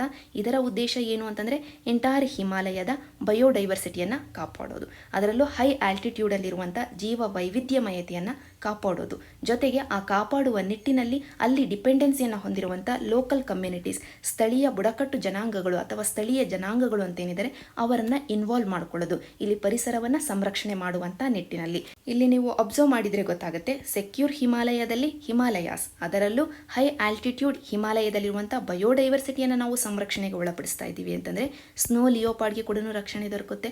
ಆದ್ದರಿಂದ ನಾವು ಈ ಸೆಕ್ಯೂರ್ ಹಿಮಾಲಯ ಅನ್ನುವಂಥ ಈ ಪ್ರಾಜೆಕ್ಟನ್ನು ಕೂಡ ಸ್ನೋ ಲಿಯೋಪಾರ್ಡನ್ನು ರಕ್ಷಣೆಗೆ ಒಳಪಡಿಸುವಂಥ ನಿಟ್ಟಿನಲ್ಲಿ ಒಂದು ಪ್ರೋಗ್ರಾಮ್ ಅಂತ ನಾವು ಲಿಸ್ಟ್ ಮಾಡಬಹುದು. ನಂತರ ಪ್ರಾಜೆಕ್ಟ್ ಸ್ನೋ ಲಿಯೋಪಾರ್ಡ್ ಅನ್ನುವಂಥ ಪ್ರೋಗ್ರಾಮನ್ನು ನಾವು ಈಗಾಗಲೇ ಲಾಂಚ್ ಮಾಡಿದ್ದೀವಿ 2009ರಲ್ಲಿ. ಸ್ನೋ ಲಿಯೋಪಾರ್ಡನ್ನು ಕನ್ಸರ್ವ್ ಮಾಡಲಿಕ್ಕೋಸ್ಕರ, ಅವುಗಳ ಹ್ಯಾಬಿಟ್ಯಾಟ್ ಅಂತ ಏನಿದೆ ವಾಸಸ್ಥಾನ, ಅದನ್ನು ನಾವು ರಕ್ಷಣೆಗೆ ಒಳಪಡಿಸಲಿಕ್ಕೋಸ್ಕರ. ನಂತರ ಒಂದು ಜನರಲ್ ಪ್ರೋಗ್ರಾಮ್ ನಮ್ಮಲ್ಲಿ ಇದೆ, ಮಿನಿಸ್ಟ್ರಿ ಆಫ್ ಎನ್ವಿರಾನ್ಮೆಂಟ್ ತಂದಿರುವಂಥ ಒಂದು ಪ್ರೋಗ್ರಾಮು ಸ್ಪೀಷೀಸ್ ರಿಕವರಿ ಪ್ರೋಗ್ರಾಮ್ ಅಂತ. ಈ ಸ್ಪೀಷೀಸ್ ರಿಕವರಿ ಪ್ರೋಗ್ರಾಮಲ್ಲಿ ಒಂದು ಲಿಸ್ಟ್ ಇದೆ, 21 ಕ್ರಿಟಿಕಲಿ ಎಂಡೇಂಜರ್ಡ್ ಸ್ಪೀಷೀಸ್ಗಳ ಲಿಸ್ಟು. ಈ ಲಿಸ್ಟಲ್ಲಿ ಸ್ನೋ ಲಿಯೋಪಾರ್ಡ್ ಕೂಡ ಒಂದಾಗಿದೆ. ಇಲ್ಲಿ ನೀವು ಅಬ್ಸರ್ವ್ ಮಾಡಬೇಕು, ಈ ಲಿಸ್ಟನ್ನು ಮಿನಿಸ್ಟ್ರಿ ಆಫ್ ಎನ್ವಿರಾನ್ಮೆಂಟ್ ತಂದಿದೆ. ಯಾತಕ್ಕೋಸ್ಕರ ಅಂತಂದರೆ ಇಲ್ಲಿರುವಂಥ ಸ್ಪೀಷಿಗಳನ್ನು ಸಂರಕ್ಷಣೆ ಮಾಡಲಿಕ್ಕೋಸ್ಕರ. ಆ ಸ್ಪೀಷಿಗಳನ್ನು ನಾವು ಅಳಿವಿನ ಅಂಚಿನಲ್ಲಿರುವಂಥ ಸ್ಪೀಷಿಗಳು ಅಂತ ಕನ್ಸಿಡರ್ ಮಾಡ್ತೀವಿ. IUCN ಕ್ರಿಟಿಕಲಿ ಎಂಡೇಂಜರ್ ಸ್ಟೇಟಸನ್ನು ಕೊಟ್ಟಿರಬೇಕು ಅನ್ನುವಂಥ ರೂಲ್ಸ್ ಇಲ್ಲ. ಆದ್ದರಿಂದನೇ ಈ ಲಿಸ್ಟಲ್ಲಿ ಸ್ನೋ ಲಿಯೋಪಾರ್ಡ್ ಕೂಡ ಇರೋದು. IUCNಲ್ಲಿ ಸ್ನೋ ಲಿಯೋಪಾರ್ಡಿನ ಸ್ಟೇಟಸ್ ಬಂದು ವಲ್ನರಬಲ್ ಆಗಿದೆ.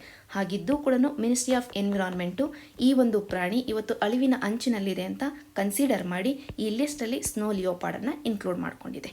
ನಂತರ ಸ್ನೋ ಲಿಯೋಪಾರ್ಡನ್ನು ಕನ್ಸರ್ವ್ ಮಾಡಲಿಕ್ಕೋಸ್ಕರನೇ ಪದ್ಮಜಾ ನಾಯ್ಡು ಹಿಮಾಲಯನ್ ಝೂಲಾಜಿಕಲ್ ಪಾರ್ಕನ್ನು ಕೂಡ ನಾವು ಎಸ್ಟಾಬ್ಲಿಷ್ ಮಾಡಿದ್ದೀವಿ ಡಾರ್ಜಿಲಿಂಗಲ್ಲಿ. ಇಷ್ಟು ನಮಗೆ ಓವರಾಲ್ ಸ್ನೋ ಲಿಯೋಪಾರ್ಡಿನ ಬಗ್ಗೆ ಬೇಸಿಕ್ ಡೀಟೇಲ್ಸ್ ತಿಳಿದಿರಬೇಕಾದಂಥದ್ದು. ನಂತರ ಇದೇ ವಾರ ನಡೆದಂಥ ವರ್ಲ್ಡ್ ಮಲೇರಿಯಾ ಡೇನ ಹಿನ್ನೆಲೆಯಲ್ಲಿ ಈ ಆರ್ಟಿಕಲಲ್ಲಿ ಮಲೇರಿಯಾ ಬಗ್ಗೆ ಮಾತಾಡ್ತಾ ಇದ್ದಾರೆ. ಮೊದಲಿಗೆ ಮಲೇರಿಯಾ ಬಗ್ಗೆ ಬೇಸಿಕ್ ಡೀಟೇಲ್ಸ್ ಅಂತಂದರೆ ಈ ಒಂದು ಸೋಂಕು ಪ್ಯಾರಾಸೈಟ್ಗಳಿಂದ ಆಗುವಂಥ ಸೋಂಕಾಗಿದೆ. ಅದರಲ್ಲೂ ಪ್ಲಾಸ್ಮೋಡಿಯಂ ಅನ್ನುವಂಥ ಪ್ಯಾರಾಸೈಟಿಂದ ಆಗುವಂಥ ಸೋಂಕು ಮಲೇರಿಯಾ ಆಗಿದೆ. ಈ ಸೋಂಕನ್ನು ಹರಡೋದು ಯಾರು ಅಂತಂದರೆ ಅನಾಫಿಲಿಸ್ ಅನ್ನುವಂಥ ಒಂದು ಫೀಮೇಲ್ ಮಸ್ಕಿಟೋ, ಅನಾಫಿಲಿಸ್ ಹೆಣ್ಣು ಸೊಳ್ಳೆಯಿಂದ ಈ ಮಲೇರಿಯಾಕ್ಕೆ ಕಾರಣ ಆಗಿರುವಂಥ ಪ್ಯಾರಾಸೈಟ್ಗಳು ಹರಡುತ್ತವೆ. ಹರಡಿದಾಗ ಈ ಪ್ಯಾರಾಸೈಟ್ಗಳು ನಮ್ಮ ಬಾಡಿಗೆ ಬಂದು ಅಂತಂದರೆ ಮೊದಲಿಗೆ ಅಟ್ಯಾಕ್ ಮಾಡೋದು ಲಿವರನ್ನು. ಲಿವರಲ್ಲಿ ಬಂದು ತಮ್ಮನ್ನು ತಾವು ಮಲ್ಟಿಪ್ಲೈ ಮಾಡ್ಕೊಳ್ತವೆ, ಸಂಖ್ಯೆಯನ್ನು ಜಾಸ್ತಿ ಮಾಡ್ಕೊಳ್ತವೆ. ನಂತರ ರೆಡ್ ಬ್ಲಡ್ ಸೆಲ್ಲನ್ನು ಅಟ್ಯಾಕ್ ಮಾಡ್ತವೆ. ಆದ್ದರಿಂದನೇ ಮಲೇರಿಯಾ ಇವತ್ತು ಸಾಕಷ್ಟು ತೊಂದರೆಯನ್ನು ಮಾಡುತ್ತೆ ಜನತೆಯಲ್ಲಿ. ಆದರೆ ಮಲೇರಿಯಾವನ್ನು ನಾವು ಕಂಟ್ರೋಲ್ ಮಾಡಬಹುದು, ಕ್ಯೂರ್ ಮಾಡಬಹುದು ಕೂಡ. ನಂತರ ಈ ವರ್ಲ್ಡ್ ಮಲೇರಿಯಾ ಡೇನ ಹಿನ್ನೆಲೆಯಲ್ಲಿ ಈ ಆರ್ಟಿಕಲಲ್ಲಿ E2025 ಇನಿಷಿಯೇಟಿವ್ ಬಗ್ಗೆ ಮಾತಾಡ್ತಾ ಇದ್ದಾರೆ. ಈ E2025 ಇನಿಷಿಯೇಟಿವ್ ಅಂದರೆ ಏನು ಅಂತ ನಾವೀಗ ನೋಡಬೇಕಾಗಿದೆ. ಯಾಕೆಂತಂದರೆ ಡೈರೆಕ್ಟ್ಲಿ E2025 ಇನಿಷಿಯೇಟಿವ್ ಅಂತ ಕೊಟ್ಟು ಇದು ಯಾವ ವಿಷಯಕ್ಕೆ ಸಂಬಂಧಪಟ್ಟಿದ್ದು ಅಂತ ಕೇಳಿದಾಗ ನೀವು ಕನ್ಫ್ಯೂಸ್ ಆಗುವಂಥ ಸಾಧ್ಯತೆ ಇದೆ. ಆದ್ದರಿಂದ ಮೊದಲನೇ ಪಾಯಿಂಟ್ ಅಂತಂದರೆ E2025 ಇನಿಷಿಯೇಟಿವ್ ಅನ್ನೋದು ಮಲೇರಿಯಾವನ್ನು ಎಲಿಮಿನೇಟ್ ಮಾಡುವ ನಿಟ್ಟಿನಲ್ಲಿ WHO ತಂದಿರುವಂಥ ಇನಿಷಿಯೇಟಿವ್ ಆಗಿದೆ. ಮೊದಲಿಗೆ WHO 2017ರಲ್ಲಿ E2020 ಇನಿಷಿಯೇಟಿವ್ ಅನ್ನು ತಂದಿತ್ತು. ಆಗ ಇದ್ದಂಥ ಉದ್ದೇಶ ಏನು ಅಂತಂದರೆ 2020ರ ಒಳಗಾಗಿ ಐಡೆಂಟಿಫೈ ಮಾಡಿರುವಂಥ ಒಂದಷ್ಟು ದೇಶಗಳಲ್ಲಿ ಈ ಒಂದು ಇನಿಷಿಯೇಟಿವ್ನ ಅಡಿಯಲ್ಲಿ 21 ದೇಶಗಳನ್ನು ಐಡೆಂಟಿಫೈ ಮಾಡಲಾಗಿತ್ತು. ಈ ಎಲ್ಲ ದೇಶಗಳಿಂದ ಮಲೇರಿಯಾವನ್ನು ಎಲಿಮಿನೇಟ್ ಮಾಡಬೇಕು. ಅದಕ್ಕೋಸ್ಕರನೇ ಈ ಅನ್ನುವಂಥ ಲೆಟರನ್ನು ಕೊಟ್ಟಿರೋದು. ಮಲೇರಿಯಾವನ್ನು 2021ರ ಒಳಗಾಗಿ ಐಡೆಂಟಿಫೈ ಮಾಡಿರುವಂಥ ಗ್ರೂಪ್ ಆಫ್ ಕಂಟ್ರೀಸಿಂದ ಎಲಿಮಿನೇಟ್ ಮಾಡಬೇಕು ಅಂತ 2017ರಲ್ಲಿ WHO ಈ E2020 ಇನಿಷಿಯೇಟಿವ್ ಅನ್ನು ಲಾಂಚ್ ಮಾಡಿತ್ತು. ಈಗ ಅದರ ಸಕ್ಸಸ್ಸಿನ ಆಧಾರದ ಮೇಲೆ E2020 ಇನಿಷಿಯೇಟಿವ್ ಅನ್ನು E2025 ಇನಿಷಿಯೇಟಿವ್ ಆಗಿ ಅಪ್ಗ್ರೇಡ್ ಮಾಡ್ತಾ ಇದೆ. ಈ E2025 ಇನಿಷಿಯೇಟಿವ್ನ ಅಡಿಯಲ್ಲಿ 25 ದೇಶಗಳನ್ನು ಐಡೆಂಟಿಫೈ ಮಾಡಿದೆ WHO ತನ್ನ ಕಡೆಯಿಂದ. ಈ ದೇಶಗಳಿಗೆ ತನ್ನ ಕಡೆಯಿಂದ ಸಾಕಷ್ಟು ಸಪೋರ್ಟನ್ನು ಕೊಡುತ್ತೆ ಮಲೇರಿಯಾವನ್ನು ಎಲಿಮಿನೇಟ್ ಮಾಡಲಿಕ್ಕೆ. ಸೊ ಒಟ್ಟಾರೆಯಾಗಿ E2020 ಅನ್ನಾದರೂ ಕೇಳಬಹುದು, E2025 ಅನ್ನಾದರೂ ಕೇಳಬಹುದು. ಯಾವ ವಿಷಯಕ್ಕೆ ಸಂಬಂಧಪಟ್ಟಿದ್ದು ಅಂತ ಕೇಳಿದಾಗ ಮಲೇರಿಯಾ ಅಂತ ನಮಗೆ ನೆನಪಿರಬೇಕು. ಇಷ್ಟು ಈ ಆರ್ಟಿಕಲ್ನ ಹಿನ್ನೆಲೆಯಲ್ಲಿ ಬೇಕಾಗಿದ್ದಂಥ ಡಿಸ್ಕಷನ್. ನಂತರ ಇದೇ ವಾರ ಲೀಡರ್ಸ್ ಸಮಿಟ್ ಆನ್ ಕ್ಲೈಮೇಟ್ ಅನ್ನುವಂಥ ಒಂದು ಸಮಿಟ್ ನಡೆಯುತ್ತೆ. ಈ ಸಮಿಟನ್ನು ನಡೆಸಿಕೊಟ್ಟಂಥವ್ರು ಯಾರು ಅಂತಂದರೆ USA ಪ್ರೆಸಿಡೆಂಟ್. ಸೊ USA ನಾಯಕತ್ವವನ್ನು ತೆಗೆದುಕೊಂಡಂಥ ಲೀಡರ್ಸ್ ಸಮಿಟ್ ಆನ್ ಕ್ಲೈಮೇಟ್ ಈ ಒಂದು ಸಮ್ಮೇಳನದ ಉದ್ದೇಶ ಏನು ಅಂತಂದರೆ ಪ್ಯಾರಿಸ್ ಕ್ಲೈಮೇಟ್ ಅಕಾರ್ಡ್ ಏನಿದೆ ಅದನ್ನು ಸರಿಯಾಗಿ ಇಂಪ್ಲಿಮೆಂಟ್ ಮಾಡೋದು. ಅದರ ನಿಟ್ಟಿನಲ್ಲಿ ಈಗ ಸದ್ಯಕ್ಕೆ ಬರ್ತಾ ಇರುವಂಥ UNFCCಯ ಕಾನ್ಫರೆನ್ಸ್ ಆಗಿರುವಂಥ COP26 ಏನಿದೆ ಇದು ನವೆಂಬರ್ 2021ರಲ್ಲಿ ನಡೆಯೋದಿದೆ. ಸ್ಕಾಟ್ಲ್ಯಾಂಡಿನ ಗ್ಲಾಸ್ಗೋ ಅನ್ನುವಂಥ ಸಿಟಿಯಲ್ಲಿ ಈ ಕಾನ್ಫರೆನ್ಸ್ ನಡೆಯೋದಿದೆ. ಅದರ ಹಿನ್ನೆಲೆಯಲ್ಲೇ ಈ ಸಮಿಟನ್ನು ಕಂಡಕ್ಟ್ ಮಾಡಿದೆ USA. ಈ ಸಮ್ಮೇಳನದಲ್ಲಿ ಪ್ರಪಂಚದಾದ್ಯಂತ 40 ಲೀಡರ್ಸ್ ಪಾರ್ಟಿಸಿಪೇಟ್ ಮಾಡ್ತಾರೆ. ಇಂಡಿಯಾ ಕೂಡ ಪಾರ್ಟಿಸಿಪೇಟ್ ಮಾಡುತ್ತೆ. ಯಾಕೆ ಅಂತಂದರೆ ಇವತ್ತು ಗ್ಲೋಬಲಿ ನೋಡಿದೆ ಆದರೆ ಇಂಡಿಯಾ ಒಂದು ಕ್ಲೈಮೇಟ್ ಲೀಡರ್ ಆಗಿ ಎಮರ್ಜ್ ಆಗ್ತಾ ಇದೆ. ಕ್ಲೈಮೇಟ್ ಜಸ್ಟಿಸಿಗೋಸ್ಕರ ಸಾಕಷ್ಟು ಹೋರಾಟವನ್ನು ಇಂಡಿಯಾ ಮಾಡ್ತಾ ಇದೆ. ಅದಕ್ಕೋಸ್ಕರನೇ ಇಂಡಿಯಾ ತಾನು ಪ್ಯಾರಿಸ್ ಅಕಾರ್ಡಲ್ಲಿ ಅಗ್ರಿ ಆಗಿರುವಂಥ ಎಲ್ಲ INDCsಗಳನ್ನು ಈಗಾಗಲೇ ಪೂರೈಕೆ ಮಾಡುವಂಥ ನಿಟ್ಟಿನಲ್ಲಿ ಸಾಕಷ್ಟು ಕೆಲಸವನ್ನು ಮಾಡ್ತಾ ಇದೆ. ಯಶಸ್ವಿ ಕೂಡ ಆಗ್ತಾ ಇದೆ. ಅದರ ಹಿನ್ನೆಲೆಯಲ್ಲಿ ಇಂಡಿಯಾ ಈ ಸಮ್ಮೇಳನದಲ್ಲಿ ಲೀಡರ್ಸ್ ಸಮಿಟ್ ಆನ್ ಕ್ಲೈಮೇಟ್ ಅನ್ನುವಂಥ ಈ ಸಮ್ಮೇಳನದಲ್ಲಿ ಭಾಗವಹಿಸುತ್ತೆ. ಸೊ ಮೊದಲನೇ ಪಾಯಿಂಟ್ ನಮಗೆ ಈಗ ಸದ್ಯಕ್ಕೆ ಎಕ್ಸಾಮ್ ಪರ್ಸ್ಪೆಕ್ಟಿವ್ ಅಲ್ಲಿ ಬೇಕಾಗಿರೋದು ಅಂತಂದರೆ ಲೀಡರ್ಸ್ ಸಮಿಟ್ ಆನ್ ಕ್ಲೈಮೇಟ್ ಈ ಸಮ್ಮೇಳನವನ್ನು ಯಾರು ಲಾಂಚ್ ಮಾಡಿದ್ದು ಅಂತ USA ಲಾಂಚ್ ಮಾಡಿತ್ತು. ಇದರಲ್ಲಿ ಇಂಡಿಯಾ ಕೂಡ ಭಾಗಿಯಾಗಿದೆಯಾ? ಹೌದು, ಭಾಗಿಯಾಗಿದೆ. ಇದರ ಹಿನ್ನೆಲೆ ಏನು ಅಂತಂದರೆ ಈಗ ಬರ್ತಾ ಇರುವಂಥ UNFCCಯ COP26 ಏನಿದೆ ಇದರಲ್ಲಿ ಇನ್ನೊಂದಷ್ಟು ಆಕ್ಷನ್ಸ್ ಅನ್ನು ತರಬೇಕು. ಎಲ್ಲ ದೇಶಗಳು ಕ್ಲೈಮೇಟ್ ಜಸ್ಟಿಸಿಗೋಸ್ಕರ ಕೈ ಜೋಡಿಸಬೇಕು ಅನ್ನುವಂಥ ನಿಟ್ಟಿನಲ್ಲಿ ಈ ಸಮ್ಮೇಳನವನ್ನು ತಂದಿತ್ತು. ಈ ಸಮ್ಮೇಳನದಲ್ಲಿ USA ತನ್ನ ಮೇಲೆ ಇದ್ದಂಥ ಜವಾಬ್ದಾರಿಯನ್ನು ಜಾಸ್ತಿ ಮಾಡಿಕೊಂಡಿದೆ. ಎಷ್ಟರ ಮಟ್ಟಿಗೆ ಅಂತಂದರೆ 2030ರ ಒಳಗಾಗಿ ತನ್ನ 2005ರ ಎಮಿಷನ್ ಲೆವೆಲ್ ಏನಿದೆ ಅದನ್ನು ಅರ್ಧದಷ್ಟು ಕಡಿಮೆ ಮಾಡ್ತೀನಿ ಅಂತ USA ಹೇಳ್ತಾ ಇದೆ. ಇದು USA ಕಡೆಯಿಂದ ತುಂಬ ದೊಡ್ಡ ಪ್ರಾಮಿಸ್ ಅಂತಾನೆ ಹೇಳಬಹುದು. ಯಾಕೆ ಅಂತಂದರೆ ಪ್ಯಾರಿಸ್ ಅಕಾರ್ಡಲ್ಲಿ 2015ರಲ್ಲಿ USA ಏನು ಅಗ್ರಿ ಆಗಿತ್ತು ಆ ಪ್ರಾಮಿಸಿಗಿಂತನೂ ಡಬಲ್ ಆಗಿರುವಂಥ ಪ್ರಾಮಿಸ್ ಇದಾಗಿದೆ. ಇದನ್ನು ಅಚೀವ್ ಮಾಡಿದೆ ಆದರೆ ಕ್ಲೈಮೇಟ್ ಜಸ್ಟಿಸಿನ ನಿಟ್ಟಿನಲ್ಲಿ ಕ್ಲೈಮೇಟ್ ಚೇಂಜನ್ನು ಕಡಿಮೆ ಮಾಡುವ ನಿಟ್ಟಿನಲ್ಲಿ USA ಕಾಂಟ್ರಿಬ್ಯೂಷನ್ ಜಾಸ್ತಿ ಆಗೋದಿದೆ. ಇದು ನಮಗೆ ಕ್ಲೈಮೇಟ್ ಸಮಿಟಿನ ಬಗ್ಗೆ. ಇದರ ಬಗ್ಗೆ ಕ್ವೆಶನ್ ಕೇಳುವಂಥ ಸಾಧ್ಯತೆ ಸ್ವಲ್ಪ ಕಡಿಮೆನೆ. ಜಸ್ಟ್ 2 ಪಾಯಿಂಟ್ಗಳನ್ನು ನೀವು ನೆನ್ಪಿಟ್ಕೊಳ್ಳಿ. ಈ ಸಮಿಟನ್ನು ತಂದದ್ದು ಯಾರು? ಲೀಡರ್ಸ್ ಸಮಿಟ್ ಆನ್ ಕ್ಲೈಮೇಟ್ ಯಾರು ತಂದದ್ದು ಅಂತಂದರೆ USA ಅಂತ ನೆನ್ಪಿಟ್ಕೊಳ್ಳಿ. ಈ ಸಮಿಟಲ್ಲಿ ಇಂಡಿಯಾ ಕೂಡ ಭಾಗವಹಿಸುತ್ತೆ. COP26ನ ಹಿನ್ನೆಲೆಯಲ್ಲಿ ಈ ಸಮಿಟನ್ನು ಮಾಡಲಾಯಿತು.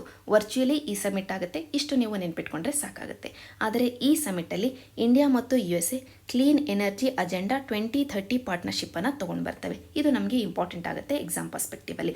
ಅದರ ಹೆಸರೇ ಹೇಳ್ತಾ ಇದೆ ಕ್ಲೀನ್ ಎನರ್ಜಿಗೋಸ್ಕರ, ಶುದ್ಧ ಇಂಧನಕ್ಕೋಸ್ಕರ, ಸೋಲಾರ್ ಎನರ್ಜಿ ಆಗಿರಬಹುದು, ವಿಂಡ್ ಎನರ್ಜಿ ಆಗಿರಬಹುದು, ಇಂಥ ಕ್ಲೀನ್ ಎನರ್ಜಿಗೋಸ್ಕರ ನಾವು ಪಾರ್ಟ್ನರ್ಶಿಪ್ ಅನ್ನು ತರ್ತಾ ಇದ್ದೀವಿ 2030 ಈ ಇಸ್ವಿಯನ್ನು ಟಾರ್ಗೆಟ್ ಆಗಿ ಇಟ್ಕೊಂಡು. ಸೊ ಮೊದಲನೇ ಪಾಯಿಂಟ್ ಅಂತಂದರೆ ಇದು ಒಂದು ಜಾಯಿಂಟ್ ಇನಿಷಿಯೇಟಿವ್ ಆಗಿದೆ USA ಮತ್ತು ಇಂಡಿಯಾ. ನಮಗೆ ಪ್ರಿಲಿಮ್ಸ್ ಅಲ್ಲಿ USA ಇಂಡಿಯಾ ಅನ್ನುವಂಥ ಈ ಪದವನ್ನು ತೆಗೆದು ಕ್ಲೀನ್ ಎನರ್ಜಿ ಅಜೆಂಡಾ 2030 ಪಾರ್ಟ್ನರ್ಶಿಪ್ ಯಾವ ದೇಶಗಳ ನಡುವೆ ಆದದ್ದು ಅಂತ ಕೇಳಬಹುದು. ಇಂಡಿಯಾವನ್ನ ಕ್ವೆಶನ್ ಅಲ್ಲೇ ಮೆನ್ಷನ್ ಮಾಡಿ ಇನ್ನೊಂದು ದೇಶ ಯಾವುದು ಅಂತ ಕೇಳಬಹುದು. USA ಅಂತ ನಮಗೆ ತಿಳಿದಿರಬೇಕು.